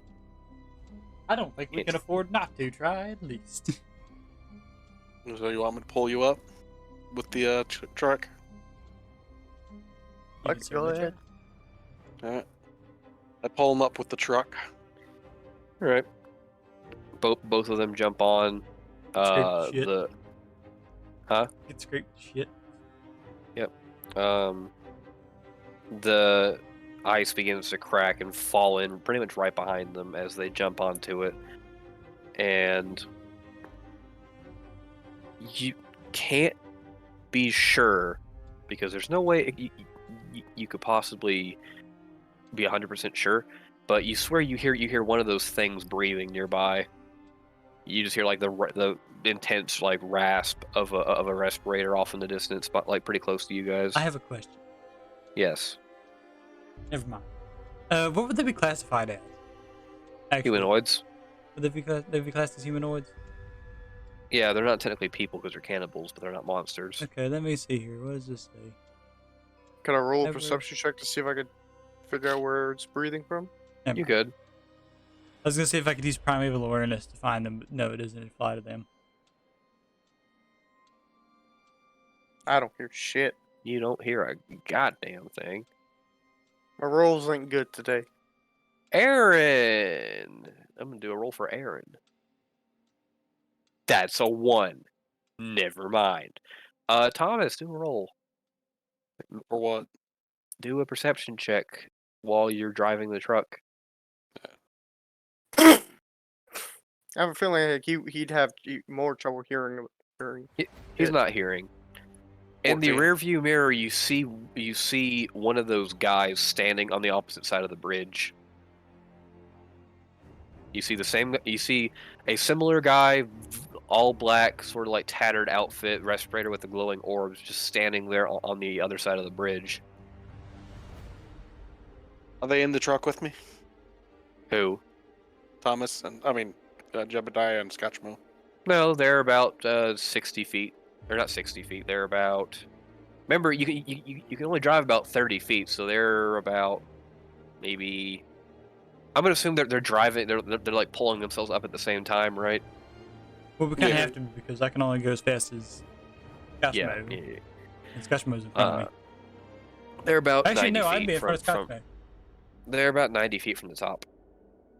I'd be in front of Scotchmo because I was moving before because the fucking cannon. I wonder who that is. He's not moving. He's just standing there. Is the other guy that they saved conscious? He's passed out in a bunk right now. I wonder if that's one of those guys' friends. The guy waves at you. But you can see he's missing two of his fingers. Two of the middle ones. He's waving. He has his pinky finger, his pointer finger, and his thumb. And he's just waving with that hand. If you look closely, you can see his hand is covered in blood. Yeah, He's he doing must the rock, be one of the those rocker friends. symbol. He's... Gotta stick it, man. Shut up.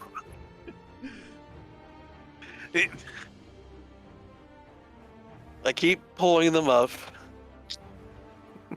I think to myself, that must be someone from the crew, because he's all bloody and he's missing a finger. So I'll talk to the guys after they come up here. Go get him. Okay. After about maybe 10 to 15 more minutes, they pull themselves all the way up. And as Jobadia and Scotchmo pull themselves over the edge, they see not one, but two of the guys standing with their arms folded behind their back on either side of the bridge. So there's two guys on each side? There's one on each. guy on each side just standing there watching you guys. How far are they? 70 feet. I pull out my bow and aim it at them. One of them hunches down on all fours and skitters off. The other one walks to the middle of the bridge. This is the same one that doesn't have two of his fingers on his right hand. He holds the same hand up and he waves at you. Speak. As this is going on, I get out the truck and go towards Jobadia, wondering what the hell's going on. He doesn't say anything. He instead lifts up his hand, the one with the fucked up fingers, and snaps with his index finger and his thumb, which is very hard to do, by the way. Or his pointer finger and his thumb, which is very hard to do. And you hear a rumbling off in the distance. He snaps his fingers. He snaps it. No, he like two finger snap. No, he doesn't break his fingers. Oh, like Yes, like that. okay. Like a snap. yeah. What happens after he snaps? You hear an intense rumbling off in the distance, and you see a landslide fall down the side of the ridge, way off in the distance. And he begins walking towards you. Wait, isn't the bridge destroyed in the middle? On one side, it's destroyed on one side. You guys were able to drive across the other side. Thomas, yes or no? I don't know what's going on. I thought he was part of the crew. No, 'Cause he's missing a finger. A fucking cannibal. Look at the glowing eyes. He wouldn't. Neither Scotchmo or Thomas would know about these guys. They're kind of a myth more than anything. You've never actually seen them. You just heard about them. Definitely a cannibal. Also, There's cannibals out here. both Thomas and Jobadia would have seen, not Jobadia, Scotchmo would have seen the other one after Jobadia pulled out his bow. Would have seen the other guy who looked calm, like a regular person, hunched down on all fours and run away. See, that's what they normally do. And I gesture towards where the other guy is. And they skitter like that. This guy's walking on two legs. Should I shoot him, is what I'm asking. If I were to walk towards him, would I be able to actually reach him? Yeah. How close is he? It's about the bridge is about 30 feet long. He's just slowly walking towards you guys. His arms are at his sides. He doesn't appear to have any weapons either. No pistols, no rifle. You see a knife, like a hunting knife, like strapped to his chest. That's about it. I'm going to unnotch my bow. No, I'm not. I'm going to unaim it at him. And I'm going to look around for any more of them that could be flanking us. You don't see anything. I don't like how you didn't make me roll Scotchmo is going to Do a perception check. pull out a shotgun and wait. You pull out your shotgun and wait. Do you point it at him? No, I'm just going to keep a lookout. Okay. I'm feeling antsy because of what's going on, so I take out Jebediah's repeater. Eventually, I still don't know what's going on, sorry. Jobadiah and the stranger are about 10 feet away from each other when he lifts up his hands and he kind of shakes shakes his fingers and you hear underneath the respirator just poof, and then an explosion underneath the bridge rockets off and it shakes the bridge. I shoot him with an arrow. Roll the hit. Whenever that happens, just out of reflex. 17. It doesn't hit. 17 doesn't Hell hit is him? this armor? He has an AC of 20. What the What fuck the is this fuck? guy? The arrow hits him in the shoulder. It hits him, and you see him look at it. Kind of makes him like stumble back a little bit, and you just hear him go. You hear him laugh a little bit, and he just rips the arrow out and he throws it off the side of the bridge. And you hear him say, this bridge doesn't belong to you. None of this belongs to you." Scotchmo, where's the light? I don't like what happened. His voice sounds very raspy. It sounds like someone trying to imitate a voice more than anything. It sounds like he's not. It sounds like he's trying to speak instead of it's being fluent towards him. And he kind of like crouches down a little bit and goes, "These places have eyes. All of them have eyes. Many eyes watching you. Only you. Leave and let us feast alone."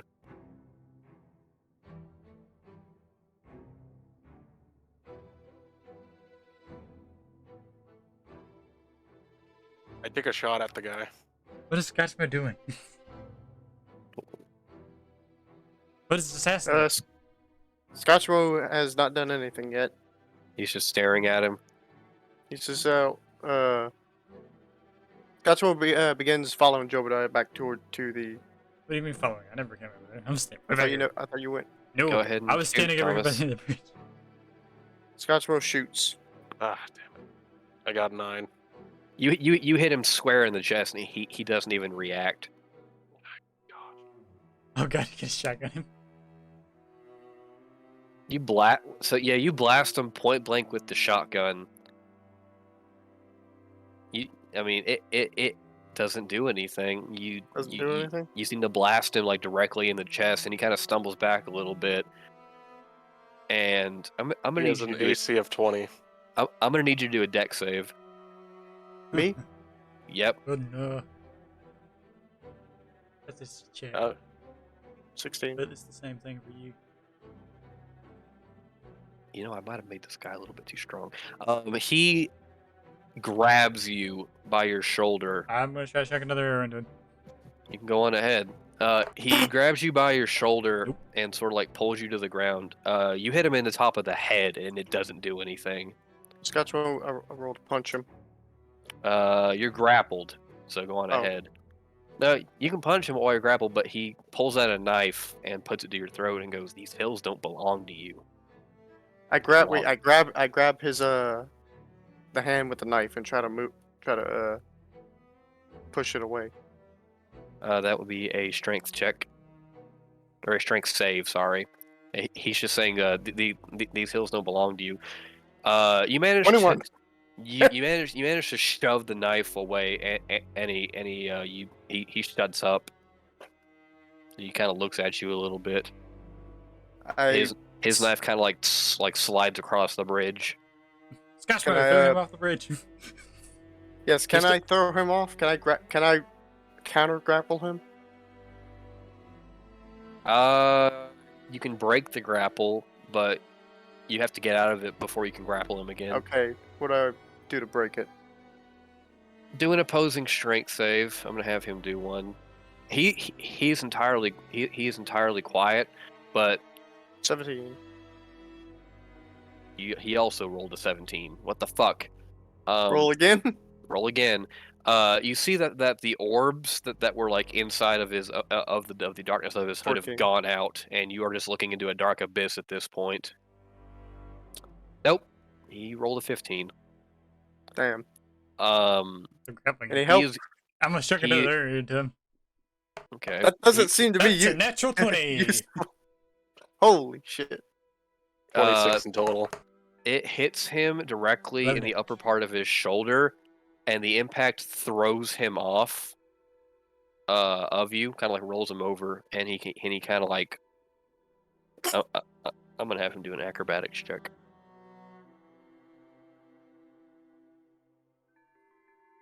Oh, nice, 18.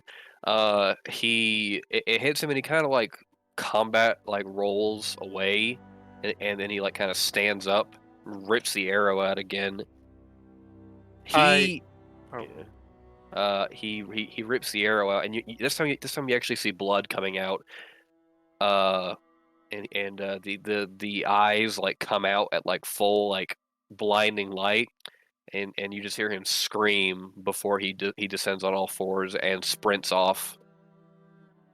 Aw, I was hoping to charge him and push him off the. You can. I mean, he stood still for like a second, but he's about 5 Okay. feet away from you. I moved to charge him, and Go ahead. what did I need to roll to? What are you trying to do? I think it would technically be straight a up- shove attack. Is what it would be considered. Yeah, something You're like a trying shove him right like. How close is he to the edge? That's what I should be asking. You both are about 15 feet away. This is a pretty long or pretty wide bridge. Okay. Here's what I'll do. I charge him. I'll move to grapple him, and then throw him. Go on ahead. Roll to grapple. Okay, That where the is fuck is grapple. Strength. It's a strength thing. It's always strength. 17. And then I guess another strength check to throw. Wait, do I actually grapple him? No, I got a nat 20. Oh, my God. god! Bloody You into temp fate. It just pushes you him. you grab him. If it feels like you are grabbing like solid rock, and he grabs you by your throat and just throws you to the floor. And he just says, "The hills don't belong to you. The hills don't belong." He's just screaming that like I'm gonna over chuck and another over arrow again. into him. At this point, Fuck. while you're firing, he goes down on all fours and just sprints away. But he does leave a noticeable blood trail behind from where he was hit by the arrow. Thomas is a bit shaken up and asks Jobadia, what the hell was that? You know what? I don't know. Could we hear him talking? You would hear him screaming, "The hills don't belong to you." Okay. They don't normally talk from what I know. Oh wait, I just remembered something. Never mind. I don't Yeah. reply. I have it. If I were to hit him again to do damage, I have an ability called Colossus Slayer where I can do an extra D8 of damage if the person I shoot is already hurt. But he was not already hurt because that was my first hit on him. Correct. Yeah, he he's- sprints off How far away is he at this point? about 60 feet. I'm gonna chuck another He's arrow. very fast. Damn, Well, it'd have to be with disadvantage, but I could still shoot at him. I don't You think. can try. That misses. 2, and I guess one more time, right? Yeah, you can do it again. I'm gonna shoot at him. 23. You managed to you managed to hit him with some roll damage. He trips and falls over, 11 damage, and you see him stumble pretty bad before he starts sprinting off again. But he's limping this time. How much health does this guy have? I'm gonna keep shooting at him until he's out of my view or he's more than 600 feet away from me. Just tell me how many times I can shoot at him and I'll roll. I'm going to go start the Kodiak. Roll 3 more times. 2 more times? Okay. Roll perception one more time, everybody. Will I roll perception? How Or I'm passive. shit. Damn it. Scotchmo don't see shit. None of them got above 19.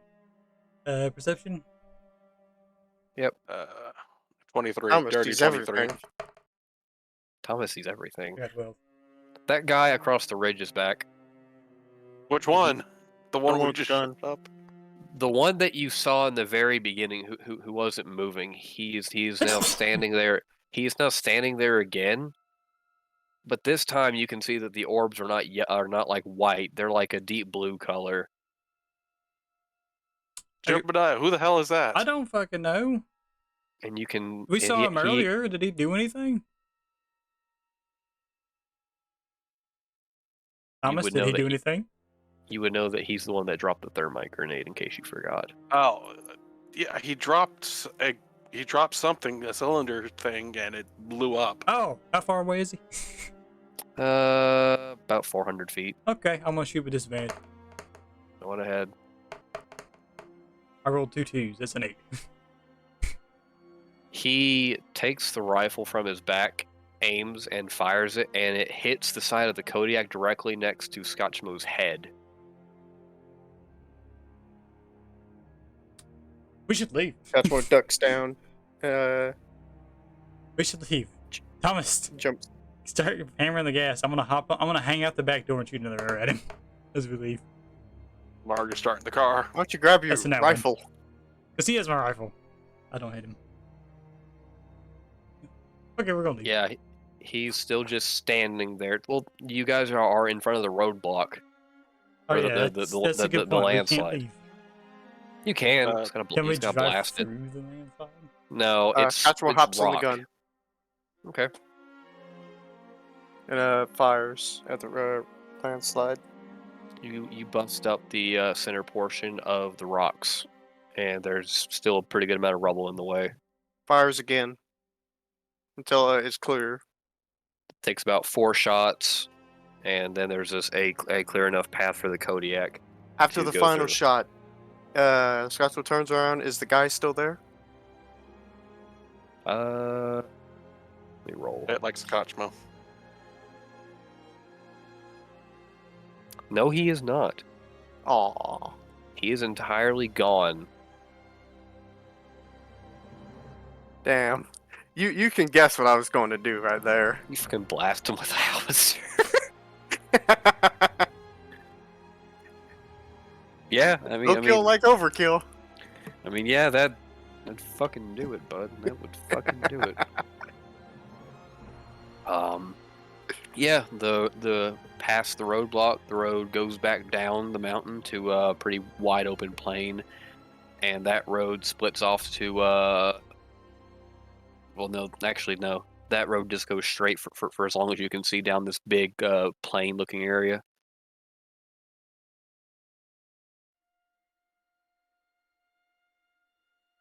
Just gonna keep following the road, I guess. Thomas is driving. Yes. I'm gonna climb up into the passenger seat, look at the instruments.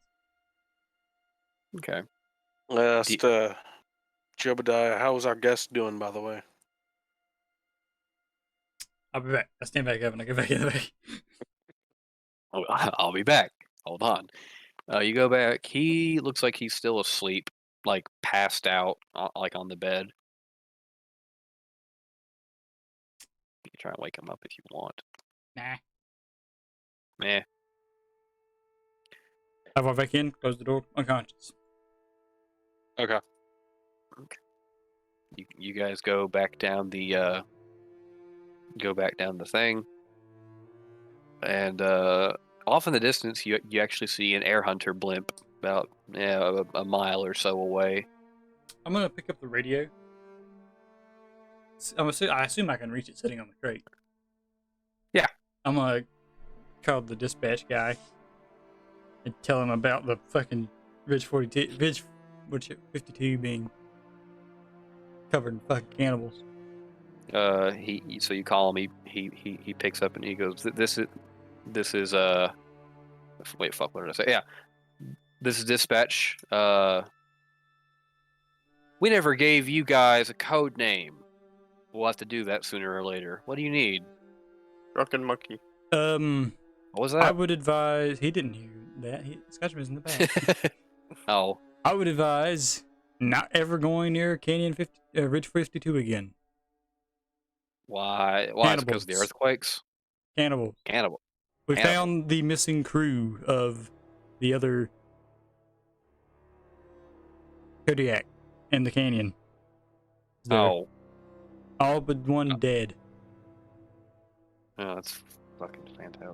What about the Kodiak? Is it still there? It's at the bottom of the ravine. We don't know how the hell they got it down there, so we didn't know how to get it back out.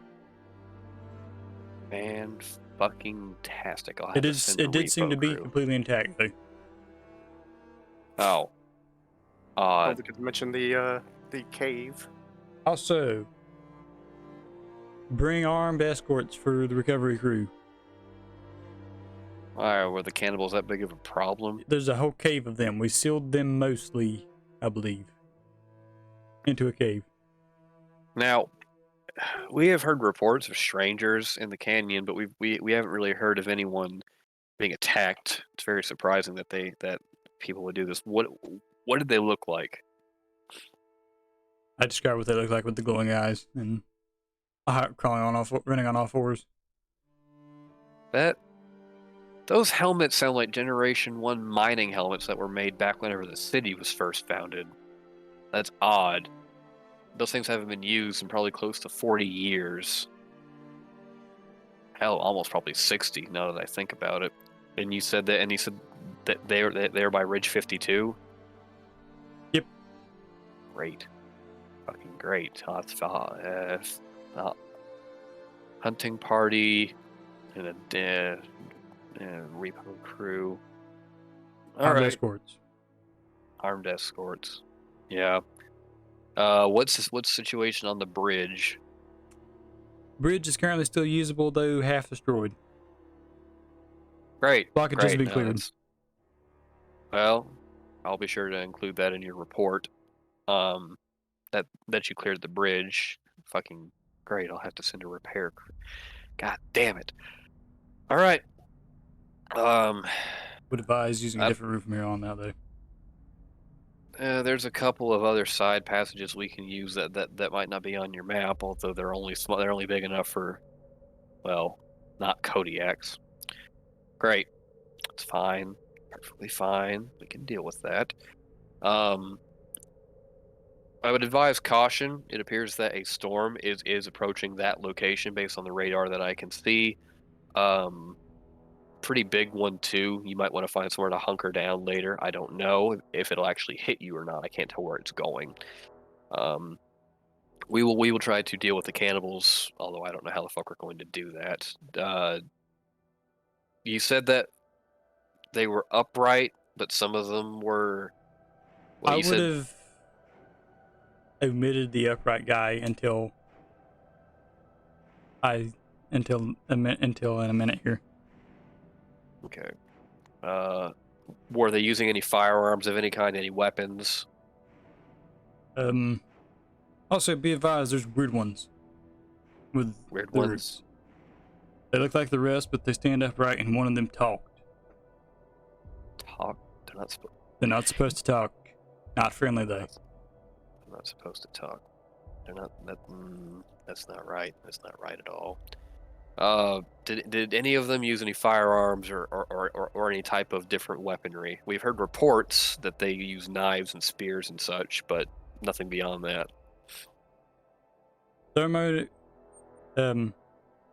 grenade was used on us by one and was a firearm. What? That doesn't make any fucking sense. All right, that's interesting. That's very, very interesting. That's the first sign I've heard of them being able to use shit like that. Great. All right. So I'm gonna have to send a death squad. Fantastic. Do yourselves a favor. If you have to go through, I'll send you a personal little side map. If you go, I know you probably don't want to go back there under any circumstance, but if you have to for some reason, do not approach the death squad. They won't know the difference between you and anything else. I can't really explain that any other way. Jobadia would know, as he has seen death squads back whenever there was a very small skirmish between Tesla City and the last city. Death squads are people that have been raised from birth to kill. They aren't really people as much as they are machines. They have their own little small district that they live in. Essentially, if you do not have some kind of immediate and large identification, they will fire upon you immediately, and they have some of the best weaponry in the city. Meaning, the Kodiak's howitzer equivalent to an anti-material rifle. Hmm. Meaning, it'll bust open the Kodiak like a tin can. He goes, yeah, you might want to. I wouldn't advise going there for a few days while they clean up that situation. We'll also have to send a detachment of faith keepers for, well, different reasons. But well, I appreciate that. You'll get some kind of reward when you come back. But again, advice for the storm. I have to call somebody. Okay. Sorry, Gabby. Hang it. All right. Okay. You hear a click. Yeah, and on y'all's small radar you have inside the Kodiak, you see a storm about 40 kilometers northwest, or sorry, northeast. No, fuck, southeast of you guys, coming a little bit to the right of the city, or the left. Sorry, the left of the city, around the mountains. To you guys, it just looks like a massive bunch of black clouds moving in, and you can see a blizzard, an extremely harsh blizzard coming down from way over there, just in the mountains. Basically, as it crosses the mountains, you can't see them anymore. It's just white over there. It is essentially a supercell of a storm, pretty much. Is it coming towards us? Yes. Shit. However, it's still pretty far off right now. Scotchmo's gonna be sitting in the back. I gotta go use the bathroom. I'll be right back. Okay. Thomas, you reckon you can find us a ravine or something to drive into? Shield us from this shit?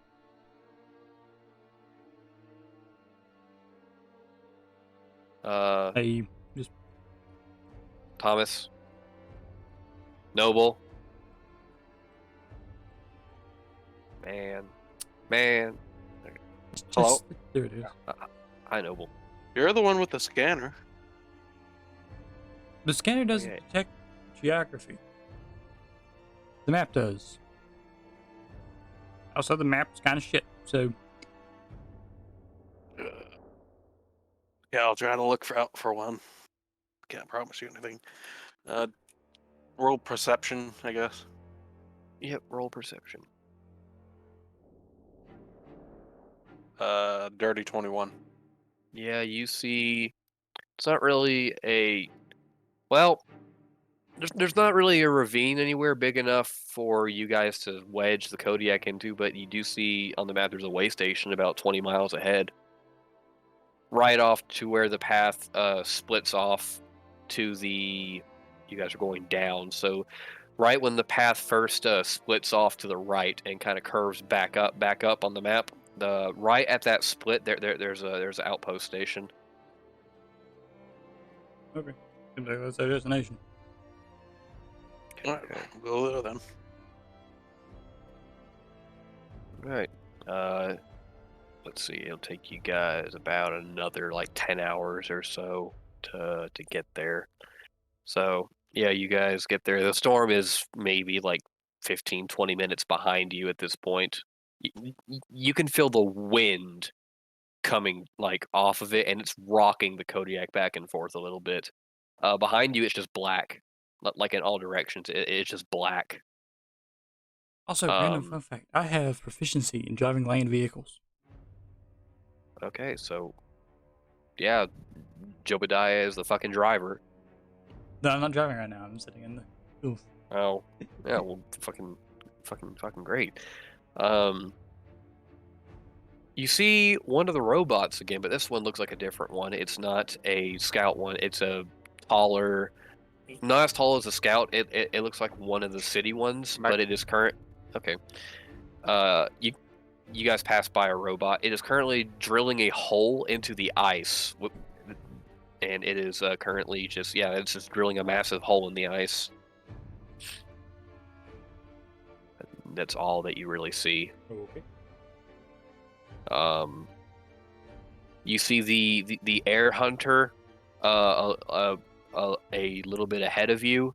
It is currently trying to settle down and dock at a hangar by the outpost. It's about maybe a minute away from doing it. You guys make it to the outpost. There is a smaller sort of carport made out of reinforced steel for you guys to drive into, and there is a guy in a small square building who gets out and opens the door and waves you guys inside.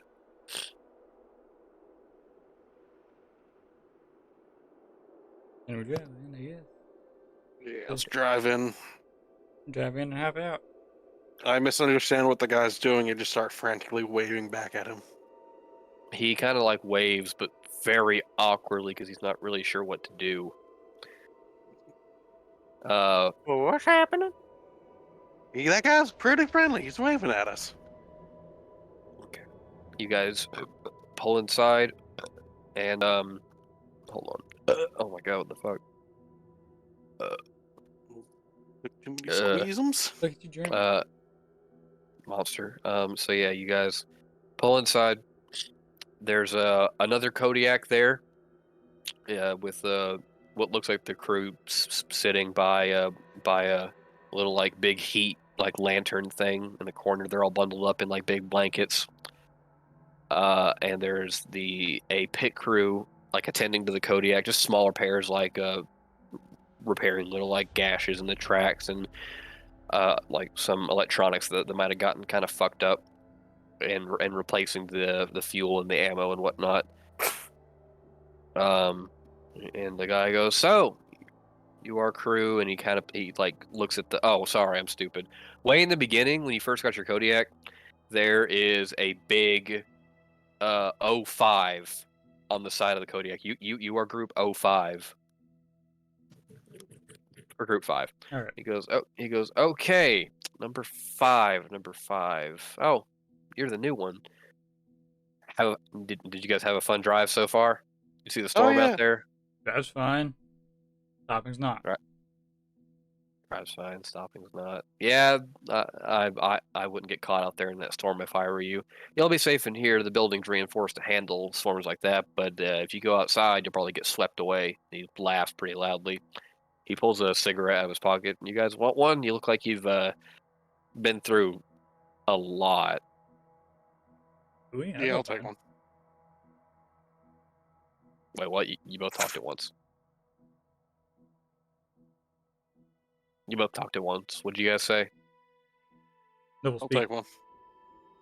You did it again. I'll take one.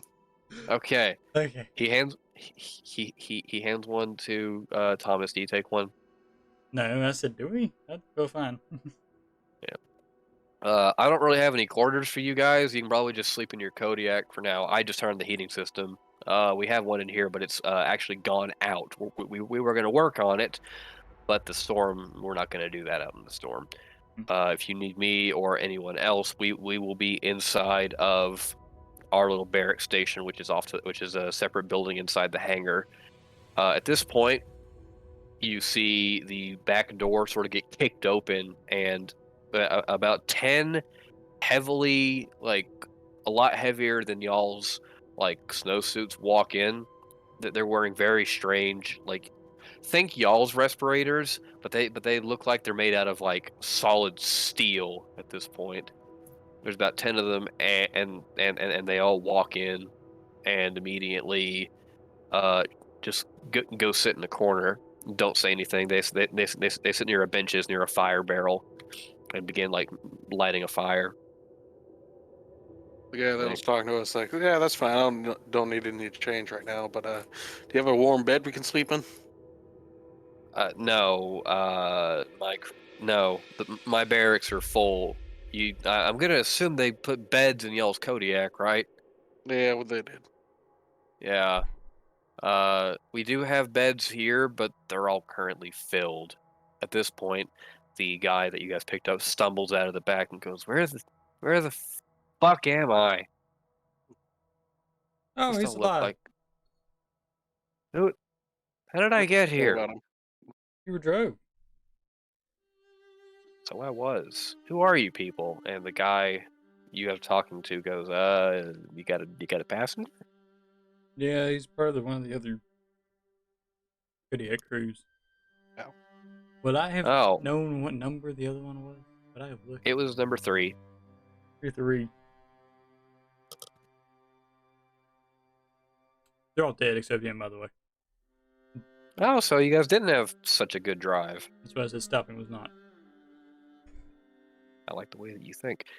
Right.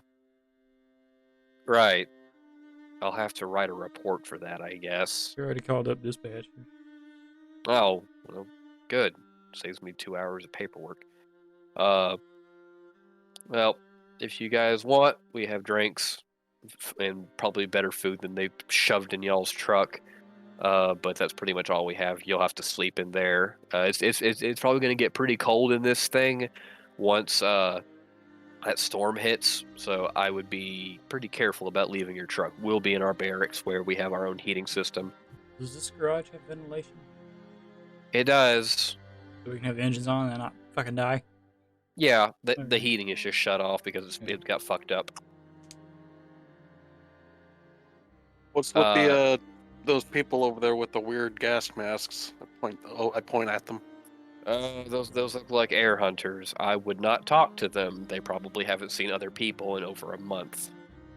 They're a bit of a strange group. You kind of have to volunteer to be an air hunter. I'm sure you know that, considering you're from the city. But I mean, if you want to go say hi, they're not going to attack you, but they're probably going to be a little bit aloof. You see them talking to themselves, and they pull off their various respirators, and they look like people that haven't bathed or shaven in months.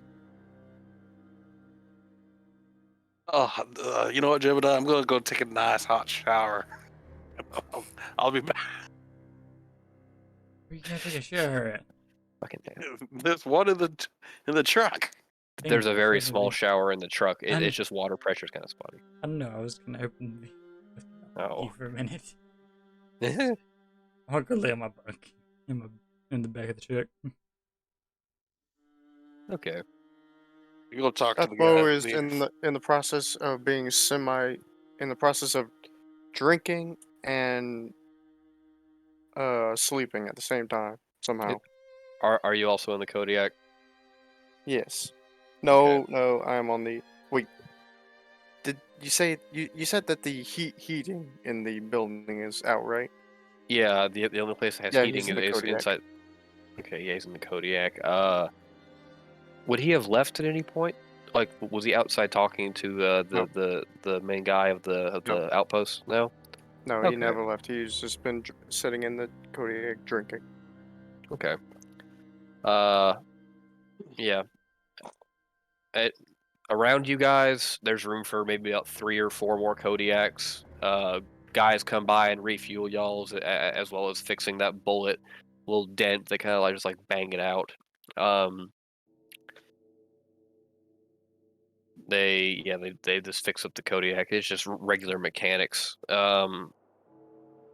Do any of you take a look outside of the Kodiak at any point? It just looks like a regular giant garage with reinforced metal walls. Where'd the other guy go? Where'd the guy go that was with us? He is currently probably talking to the other guy to figure out where the fuck he is. Okay. It's gonna be laying on my bunk then. I guess I'll look around. You What, want to go with me, Scotchmo? the hangar? Scotchmo is drinking and sleeping. He micro sleeps for 10 seconds, takes a drink, then goes back to micro sleeping. Standing up, like in the army. Yeah, I'll take that as a no. So you're gonna go look around. Yeah. Yeah, you see the other Kodiak crew are looking at the engineers in the from the outpost, like looking at their engine bay. There's like some kind of issue that's going to take a little bit longer to fix. They're just kind of talking. One of them smoking a cigar, like off in a bench. There's a few guys with clipboards, like running, like like diagnostic, not diagnostic. They're like going through like list of parts they have that they might need to order, and off to the very back towards the door. Those 10 guys are still there. Some of them are asleep on the floor. Some of them are still by the fire barrel that they have, which is burning pretty brightly now. Yeah, most of them have taken off their helmets. There's one wearing a slightly darker colored like outfit, sitting by the door, sharpening a knife. But the rest of them are just sitting by a fire, like passing around a bottle of something that you can't quite tell. As well as you hear people talking from inside the barracks for the crew that live here, but they're in like a sealed sort of room, so you can't really tell. You can just hear voices.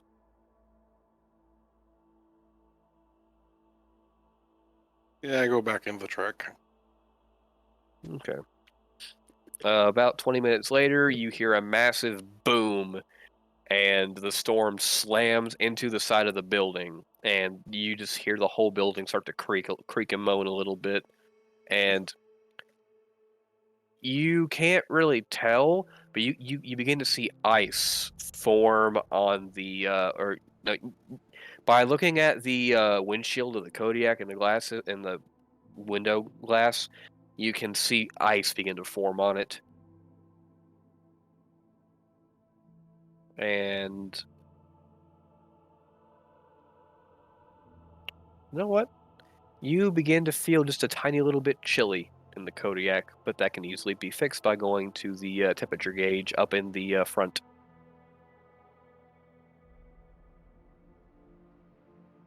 Jobadia is laying with his coat on, staring at the ceiling. Do Look you have at the top or bottom temperature bunk? gauge. The temperature outside is negative 45 degrees, and that's inside the building. The temperature inside the Kodiak is about 70, 75. Or not, no, sorry. Right now it's about 45 degrees Fahrenheit, when usually it's about 70 to 75. Alright. What were you saying to Tottery? Oh, I've done. Top or bottom bunk? Probably top right. Okay. Yep. Okay. You hear a knock on the back door of the Kodiak.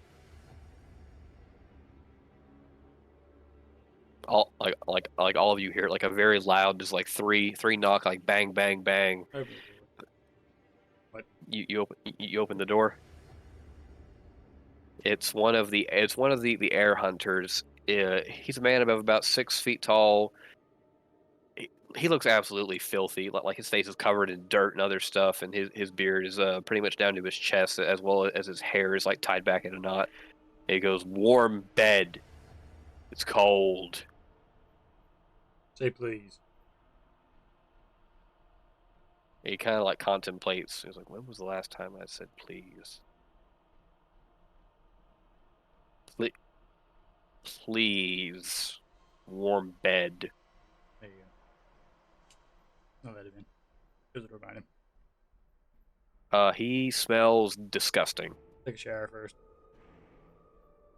You have a shower? Yeah. Good. He takes a bottle out of his coat. Which, by the way, his coat literally goes from his shoulders to the floor, and it is it's not ragged, but it's caked in you don't know what, just like black coal and other stuff. And he has like a very like large like wool hood that he pulls down like before, and you see a suit similar to yours, but it looks like it's made out of a different type of like cloth and wool. And it's like very like well stitched. It looks like it weighs a lot. Like y'all's suit weighs close to like 20 pounds. This probably weighs closer to like 50. just because of how heavy it is. He opens the shower curtain and you can hear him showering, and gradually the smell goes away. However, he comes out completely naked. I'm staring at the ceiling on top of my mic. I don't see it. He walks out and he says, which bed? Pick an empty one. He picks the one closest to Scotchmo, which is directly across from him. And is Scotchmo awake at this point? No. Okay, yeah. I'm pretty sure Scotchmo is still in the cabin. Just sitting in that little gap between the Computer shit in the door or the wall. and the driver's seat and the computer shit. Okay, yeah. Nobody ever changed the temperature gauge, so you guys see that it's about 45, 46 degrees in here. You're cold. You're not cold, but it's a little bit uncomfortable in here. And yeah, the air hunter just kind of climbs into a bed, and you hear him snoring pretty soon after. You can change the temperature gauge from the front. It's by the computer side area. I will say, eventually, I think Arron would like get pissed off. Like, it's too fucking cold in here, and then go. Yeah. I'm just gonna pick on say he does that. I'm not because Noble, supposed you to do that. Yep. And I don't What? care. Do you change the temperature gauge at all since it's in like the low 40s? Yeah, sure. I'll change the temperature stat. Yeah, okay, you change it. It goes up to about 65 degrees, back to where it's pretty decently comfortable in here. You see the pressure gauge go to about a quarter when before it was at none, and then yeah, that's about it. The storm only gets worse. You just hear the place like groan and shake a little bit more, but it's not going to come down, you don't think. And that's about it. You guys, I'm going to assume, just kind of gradually fall asleep, and you wake up the next morning around about 6 o'clock in the morning. Except for Scotchmo, who's still passed out drunk in the driver's seat. Okay. So I'm over. He's passed out drunk with a laying on his back in the driver's seat, laying sideways on the driver's seat, I might add, with the whole hugging his bottle of liquor, and Nice. it's just slowly dripping into his mouth and on his beard every now and again. That is a level of alcoholic I've never heard of. That's fucking insane. You know what? Yeah, we're gonna do that. He's literally drip feeding himself alcohol while he sleeps. You know how bad that is? I'm gonna go up into the cabin. In the cab. Yeah. Mm-hmm. I'm gonna see this. I'm gonna go back into the thing and I'm gonna fill it up. I'm gonna fill up a bottle of water. And I'm gonna slide a hand his bottle of booze for a bottle of water. Roll sleight of hand. I hope he fails. Dirty 20. He passes. God Scotchmo doesn't notice a thing. damn it. Wait, what When- water is it? It's just the water out of the sink in the bathroom. Okay. When Scotchmo wakes up, well, first, what's everyone doing when they first wake up? The storm has calmed down, but it's still going on outside. You just hear wind howling like crazy. The place isn't shaking anymore. I wake up, I do that. Because I think it's funny. And I'm gonna make breakfast. For people who wakes up. Whoever wakes up and make breakfast for. The air hunter gets up. He's still completely naked, and he goes, "Warm food, hungry, Hot food, I say. hot food." please. There you go. He I make- sits down. Deer steak and hardtack for breakfast. Right, all right. There's a little it's not a dining area. It's just like a small table and a few chairs, like in a corner, like behind the a set of bunk, or like next to a set of bunks, right next to the door that leads to the storage area. Yeah, you guys. Yeah, the air hunter goes over, sits there. He's still naked, like balls out and everything. Just sits down in a chair and just begins eating.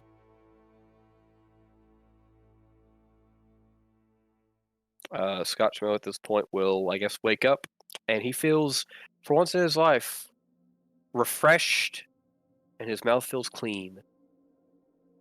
Ugh. What was that? You see Blood. that? Would the bottle That be empty tastes by the time you wake up?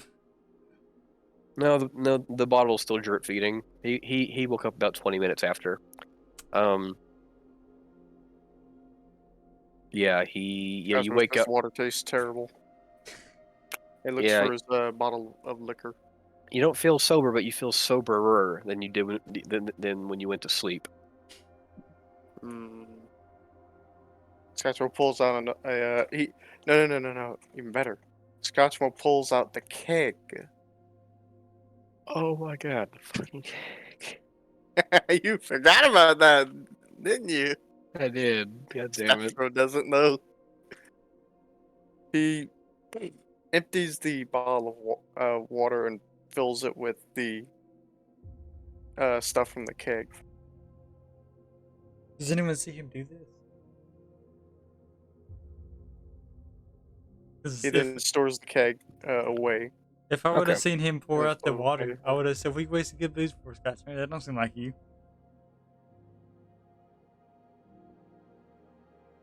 You didn't see it. Does Yeah. anyone see I don't know. it? Did Jobadia close the door? I don't know. He probably would have, just to make it seem less suspicious. Hmm. Where was he keeping the keg? Good question. In his gigantic man ass, I guess. I don't know. I feel like he Look. just carries it on his back all the time. Who needs a backpack when you? He just straps things to the keg. The keg is just like on his back. He doesn't have a backpack. It's just a keg with a whole bunch of other smaller bottles, like rope strapped to it. Probably. That would have made Gosh, I mountain think I- climbing very hard. Yeah, Scotchmo takes a drink. A big old gulp. Roll Constitution. Save or check? Save. If you fail, I'm gonna have a fun time with you. 16. And you pass, motherfucker. You were gonna find that air hunter very attractive. Bitch.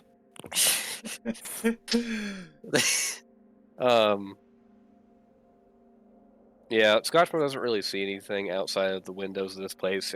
Or outside the windows of the Kodiak. Looks about right. Kind of like that, except it's Yeah, wood. yeah. Yeah, the windows are fogged up and the air is blowing pretty hard, warm air, and yeah, that's pretty much it. Eventually, you guys hear a different knock in the back of the door. Scotchmo's still in the driver's seat drinking. I go answer it. It's the guy. It's the main guy of the outpost. He takes a step in and goes, "Well, the storm's done. Why is that guy naked?" I shrug. We don't know. He just kind of showed up. The air hunter turns and goes, "Warm food, cold." And he goes, "Oh, you're a fucking okay, cool." This is smooth. Lotion on his skin. And we'll get warm food again. Do you say this in character? You say that sausage looks good? Is that what you just said? No. Damn it. I said, it puts the lotion on its skin and it'll get warm food again. What is lotion? It'll actually say that. Oh, god damn it. Yeah. Eventually, he stares at the naked guy and just goes, "Why the fuck is he naked? Why the fuck? You know what? Whatever. The storm should be over in about 10 minutes. You guys are free to go if you want. After that, we will be having a breakfast in the barracks if you would like. If he comes, make him put on some damn clothes."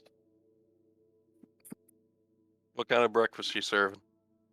I don't know. I'm not a cook. It's whatever we got. Okay. They got Well, I'm beans. actively eating breakfast as he talks to us. Yeah, he offers anyways. And he says, "Your truck's been fueled and repaired. We changed out a couple parts that got messed up for some reason or another. Yeah, you should be good to go. We had a report of I don't know how to explain this. An unmarked airship flying around a little bit ago, like while the storm was still out, although it wasn't as bad as last night. The airship wasn't marked, which is very strange because every airship from the city is tagged and has a tracker on it. This one we didn't have anything. We just saw it. We don't know where it went, and we don't know who it is. So you guys might want to look out for that for one reason or another. But that's about it. When we look out for it, they're in the building. There's a scanner system on top of the roof. It takes pictures.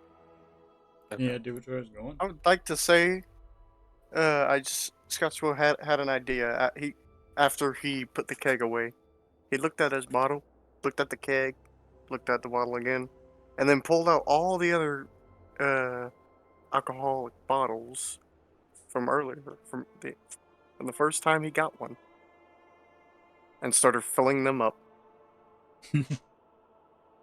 An alcoholic at his finest. Yeah, you sure do that, bud. You fill up all those bottles. I'm pretty sure no one else is seeing that. I'm still in the driver's seat. Yeah, the windows are fogged up and the door to the driver's area is closed. To the cab is closed, so good. The It's guy. gonna be wondering where the hell I'm the gonna go keg check on went. Scotchmo. And I'm gonna go check on Scotchmo. You open the door, and you see him pouring alcohol from the keg into smaller bottles. That's right.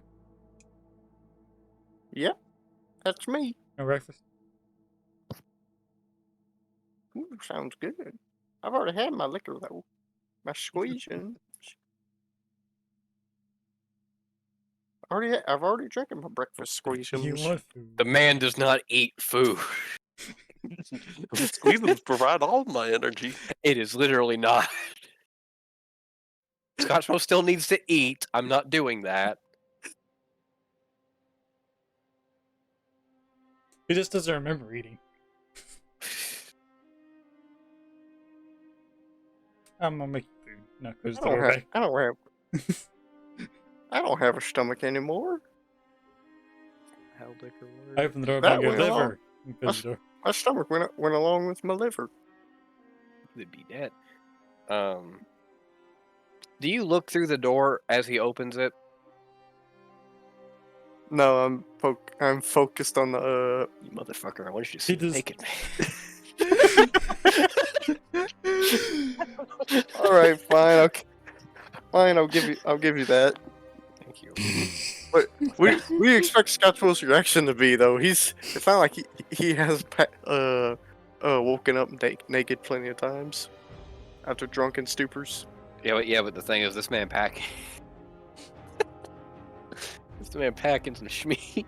God damn it. No, that's not it. Scotchmo just. Scotchmo peeks through the door as Jobadia opens it, and he sees a very big man, very big man with a long beard and hair, like very What long do you hair. mean by big? Shut the fuck up. No, yeah, with his hair tied back. That's why I stopped when I said big. I was like, what have I done? What have I done? And you just see a naked man sitting at Yellow's table, balls on the seat, just eating deer meat. That You had rhymed. some fun last night, didn't you? Glad I missed it. Who said you missed it? Maybe you were a part of it. I've been sitting here all night. How do you remember? These are things I do remember. What makes you think? What makes you think we didn't know?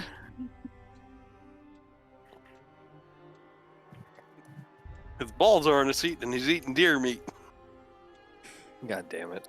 Did you hear him say that? I'm gonna He really assume- did say that. I'm gonna assume he does. Doesn't care. No takebacks.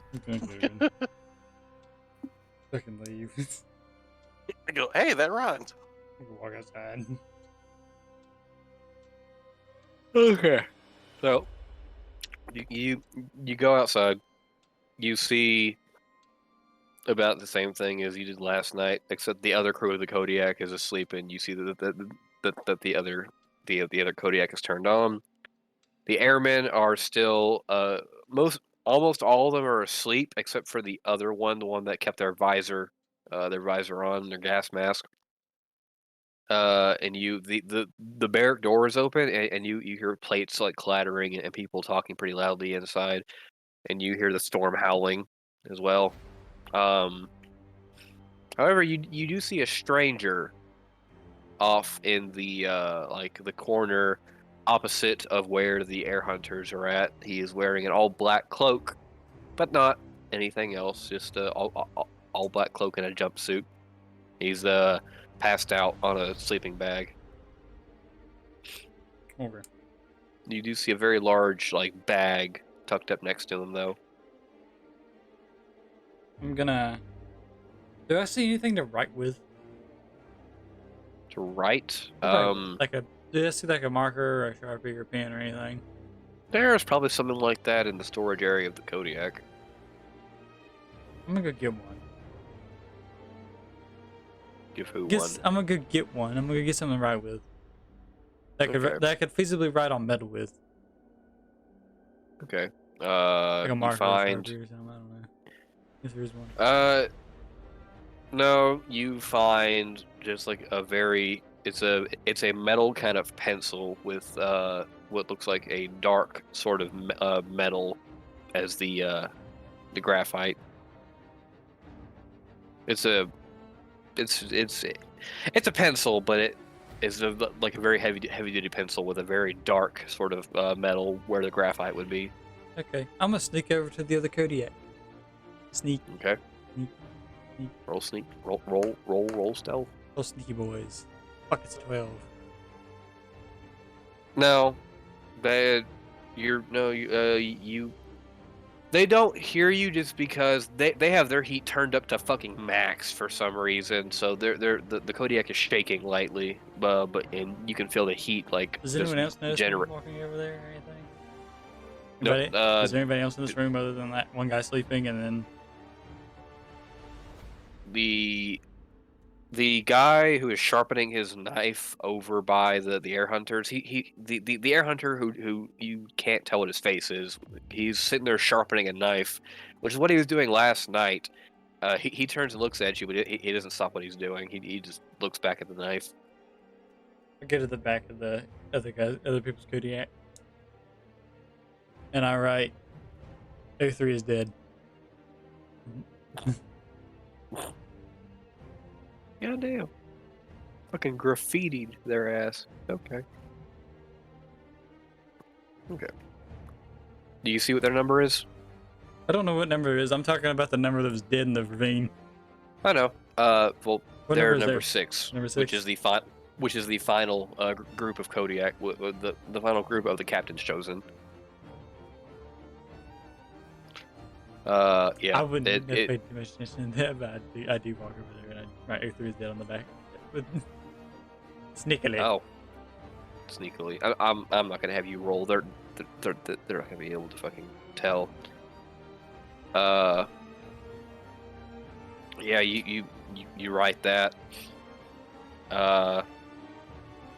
You hear one of the air hunters chuckle a little bit from the other side of the.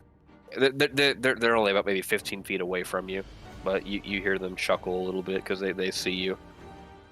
I do like the finger over my mouth and go shh, and then I just cap the pen, and then I go into the area where they're eating, and I go get me some more food. Well, this is happening. I'd like to point out, Scotchmo has finished filling up the bottles, and has taken off the top of the keg and started putting the bottles in them. In it, Putting the bottles in the keg. he's Okay. taking the top off the keg. Oh. Okay. It is his new backpack Okay. You to got carry it, bud. the bottles of liquor. You fucking got it, bud. Yeah, that you sure do that. I just wanted to make that a thing. No, you're good. Yeah, it's a thing now. Yeah. So, what's Aaron? Not Aaron. What's Thomas doing right now? I go up to the barracks to see what's going on. Okay. You meet Scotchmo hops Jobadia out in there. Huh.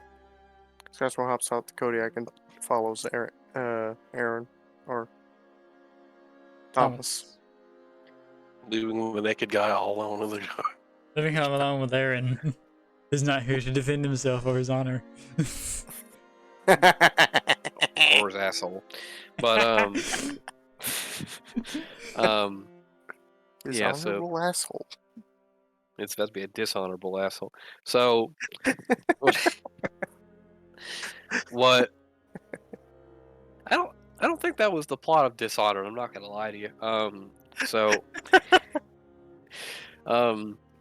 yeah, you guys all walk into the barracks and you see about maybe 15 people. There's a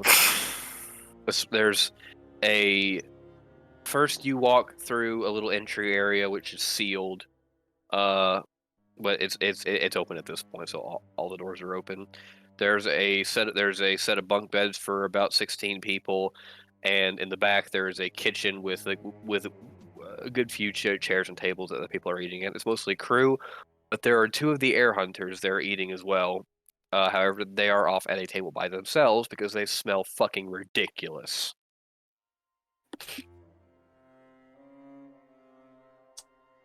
I see one of the airmen. I shout to him, "Hey, your friend's on my seat. Balls are on my seat eating deer meat." Why would you say that to me? I'm just telling you the truth. He looks genuinely offended. I go get some food and I eat. Your friend was the one that got naked in our truck. Go be mad at him. Scotchmo goes get some breakfast. You know what? I think I will. And he stands up and leaves the barracks, and his friend goes, "Your food's my food now, bitch." He takes his food and starts eating it. I point at the guy who took the other food. You're welcome. I appreciate it.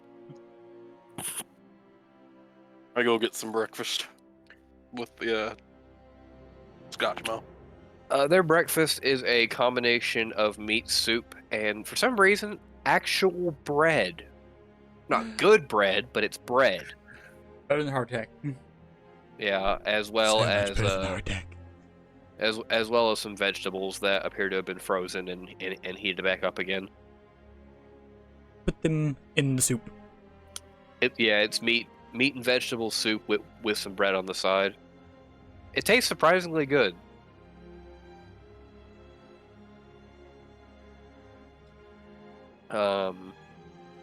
That's when we just eat silence just as it happens. You guys, so yeah, you guys will get a plate and you start eating. You guys overhear a few conversations. Apparently, two of the engineers here are married and they're going through a bit of a hard time, but they'll work it out eventually. You hear the commander of this outpost talking to someone about investigating a little bit to the north, trying to figure out what that unmarked ship was. You guys hear that massive thudding sound again, and you just like you feel something whip past the outpost going super fast. It's going back though, back the way that you came, and people kind of stop and go, "What?" What? They collectively go, "What the fuck was that?" And then they just go back to eating. Quad pod. Huh? Quad pod. That's what we'll call them. Quad pod. They have 4 legs. Yeah. They run. This is fair. You guys hear something open outside, and then a whole bunch of you hear 2 voices yelling pretty loudly, but one of them sounds like they're yelling in very short sentences. How close am I done to being eating? How close am I to being done eating? About half done. Okay. I'm You, just gonna keep you eat eating. about half the soup, and most of your bread.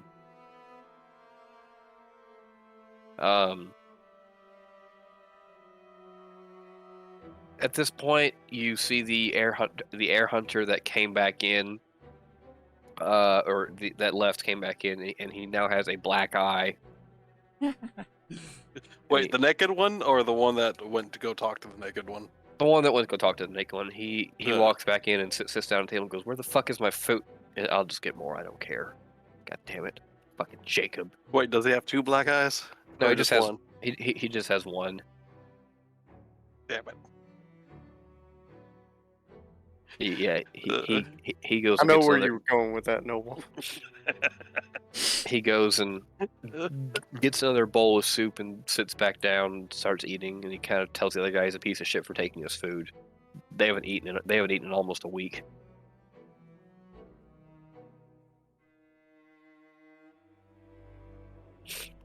That's about it. You guys eat for a little bit more, and eventually the other air hunter, the one who was naked, is now clothed again in his very heavy coveralls, jumpsuit, and overcoat.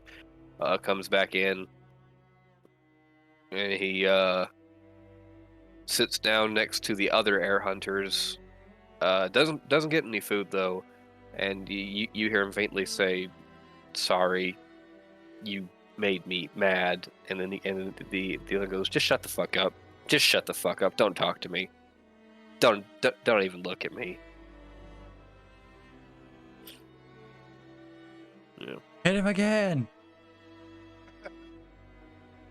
He turns and looks at you and goes, "I really don't like you." Is the guy that was naked? Or the other guy? The guy with the black-eyed ghost, he turns and goes, "I really don't like you. You know that." That's fine.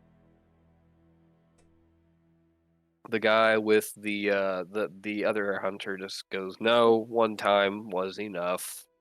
Sadly, pussy ass bitch."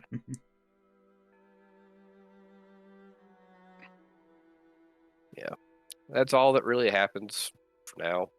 You guys just kind of sit and eat for a little bit until you're done. You hear the storm mostly clear up outside, and that's about it. Get done eating. Go back to the truck. Back to the truck. What are the rest of you doing? Go talk to that engineer couple that was having a problem with their marriage. Scotchmo, come on with me. Okay. You see a short, sort of a ginger-haired lady, and a taller guy with sort of like sandy blonde hair. Kind of looks like his nose was broken a while ago. They're just sitting there talking about going back to the city and maybe trying to have a kid. Or he's talking about that she says that she doesn't want to. She's more focused on her career. He goes, "What career? Careers don't fucking exist. You were assigned this job." Can you progress through in society, or are you just stuck in the job you're assigned? You take a kind of aptitude test, and that basically shows you what you do. You can progress up to a certain point in that job, and you can file to get transferred, but that takes a long time.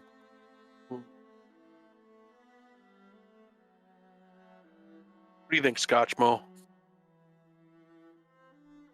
Scotchmo was only somewhat paying attention. He does not care. He's just Scotchmo following believes. because he can follow. Yeah, so okay, my friend Scotchmo here, he believes that family is the most important thing. Because yes, you can have money. Yes, you can have products. But there is only one person you will ever love. Who are you? That's not important.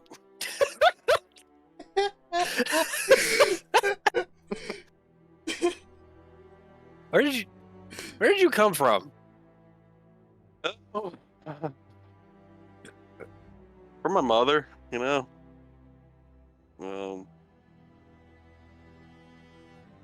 I was born in the hospital, or whatever, over the city. This guy looks genuinely confused, and he just has a very concerned expression on his face, and his wife is just kind of giving him the side eye while looking at you. I'd try to persuade them. Persuade them to what? Start fucking Tottery. Choose something. You can persuade. Yeah, you can try. Wait, them. I had not anticipated. I have nothing written down for this, Noble. I didn't think you would fucking do it. It was just exposition. Why would you do this? It's so fucking awkward. It's just exposition. What'd you roll? 16. Who are you siding with, the guy or the girl? Or are you saying your own thing? Fucking armchair therapist. Okay, but then again, careers are important. But what most important is you two being happy with each other. The guy takes your advice to heart because you rolled so high, and he goes, "Well, maybe you're right." He goes, "Honey, you can do whatever you like. I would just rather you stay here with me, or go with me, go back to the city where we can at least have a family in peace, not live out here in the middle of fucking nowhere, just watching random people go by." What's your name again? Oh. Some Well, people call me Thomas. Thomas. Well, Thomas, I appreciate it.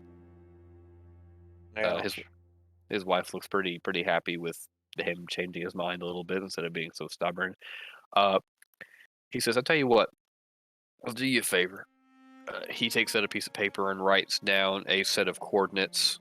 He goes, if you're one of those Kodiak crews, you take this.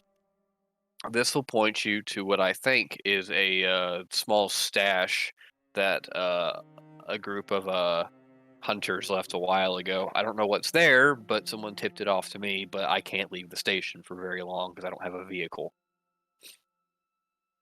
Okay. Thank you. You're Very welcome. generous of you. Thank you. I'm going to go fuck my wife. You No, go do that. He doesn't say that. He's just going to... Yeah. A bell rings. Most people stand up and go back to their jobs. The air hunters rapidly get up and leave their half-eaten soup on the table. And for anyone who leaves the barracks at this point, they see that all the air hunters are waking up and putting back on their gear, and they all kind of like single filely just walk out the door and into the cold.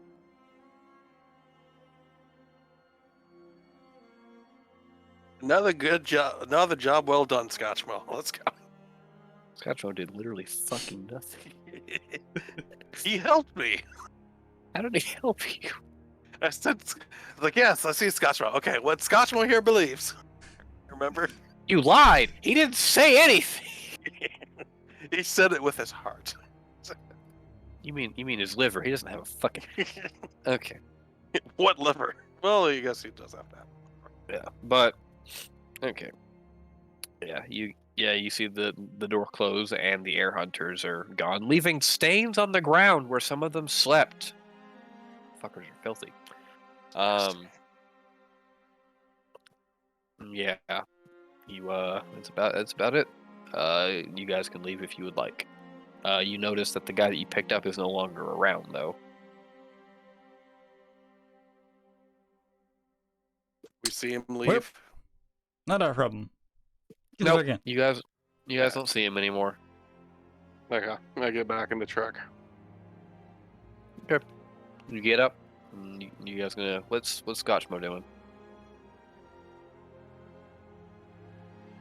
Or is he even here? Scotchmo here? Is Assassin here? My mic was muted. I don't know how long. Rather The than have last thing I conversation. heard was you saying you weren't paying attention to their conversation. Okay, so not that long. I didn't say anything else after that. Okay. Scotchman went back to the truck. Okay. Yeah, you guys I'm gonna assume are gonna leave now. Okay. Yes. So How long have we been playing? since what, 6? About 4 hours. I'm about to wrap this up. I have to go to bed because of work. Okay. Let me go back to the map. Where the fuck is the map? Okay. So yeah, you guys set off. You've still got about a little bit over half the trip to go. As you set off, you see the air hunters lift up in the air. Yeah, just in their massive balloon thing. I'm gonna pull up a picture of that just because I want to. Give me 1 second.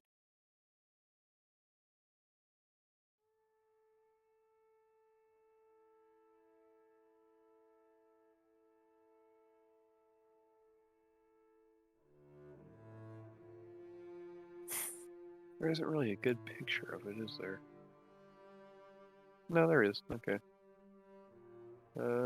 Copy. Paste.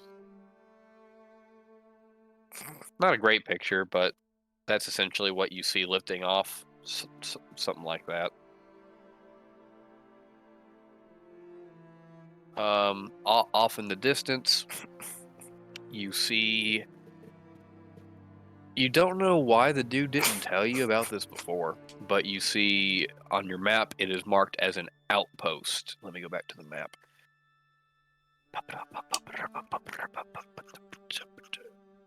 Actually, you know what? You hear the air crew singing as like you pull out the windows crack just a little bit, and do you know what? You hear the crew singing off in the distance because there's like 20 guys singing it all at once. Well, Go to the general. Oh wait, that didn't link it. That's just a fucking link to the Discord.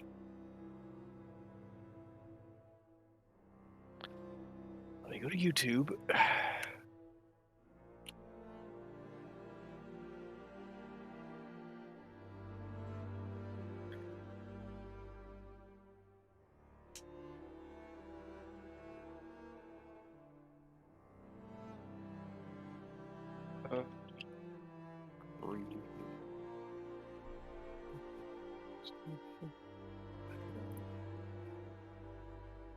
Okay, and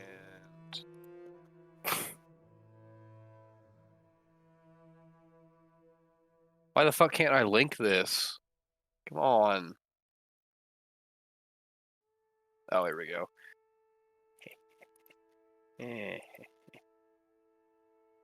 Copy URL and paste. Go ahead. Click on it. I just shit. Booted up my PC, cause I need to get that Fortnite Battle Pass. You hear them singing that as they lift off in the air, and all of you would recognize it as a song of the old times before the cold. Oh, yes, the old times before the cold. 100 years in the future.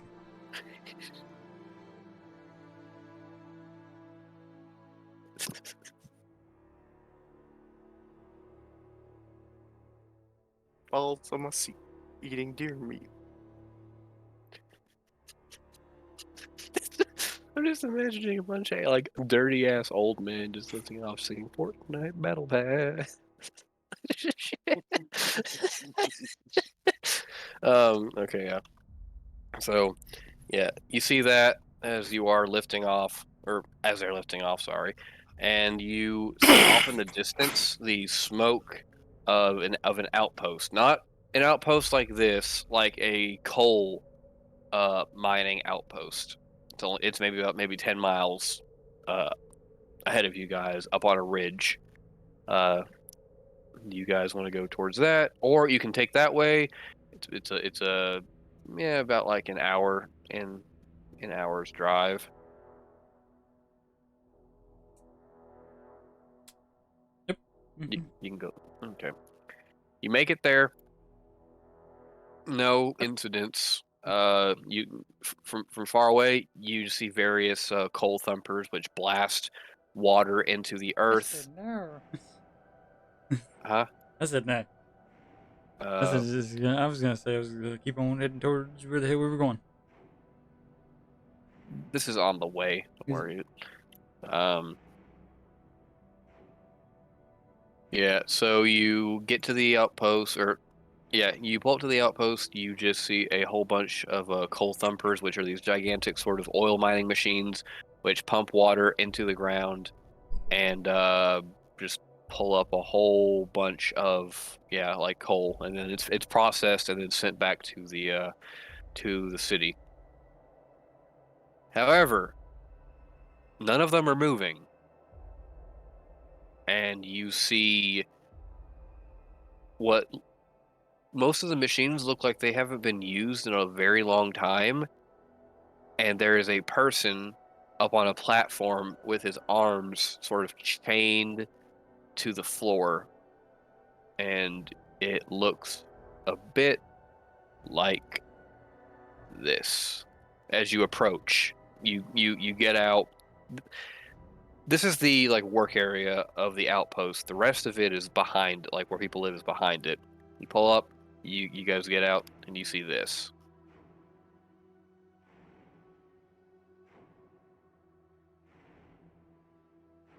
Hmm. That's not good. And let me. You might want to report this then. However, where you guys see that, and off since you guys, let's see, you went down there across Ridge 52. That splits off there. Not only do you see this, but you guys are on like a plateau, like you're very, very high up. Where this oh, this is perfect, like fucking yeah. Hold on. This is literally fucking I wish I'd found this earlier. Oh my god. This is what those guys look like. The guys that attacked you a while ago. Minus the gun. They Get your buggers. without the dog, they don't have a dog, but they look like that. Yeah, that's Yeah, great. you don't see any people around. You don't see anything like that at the at this place. But way off in the distance, if you guys you see the massive sort of shape of something. I have to find a picture of it real quick. Where's it at? Here it is. Way off. I'll mark it on y'all's map if I can. But yeah, way off in the distance, pretty much where the ocean was until it froze over, you see this, but from very far away. What the fuck is that? Jobadia, do a history check to see if you know, but you guys, actually, all of you do a history check.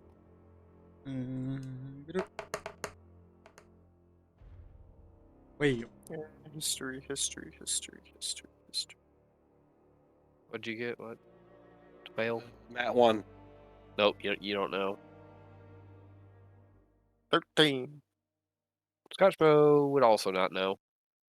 Nobody knows. From behind these massive machines that you see in front of you, you see a guy kind of move out. He's moving very slow, like very deliberately. He's kind of shuffling towards you guys. And he goes, "Outsiders. Wonderful. It was wonderful. Good day. Don't mind him. He was just one of the last ones we had to get rid of." Oh. And that is where we are going to end it. Alrighty then. Right. Fortnite Battle Pass.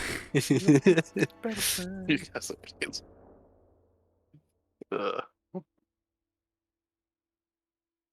Oh, why? I've been listening to that blizzard sound for the entire time we were playing, and now it's not there. It's very quiet in here.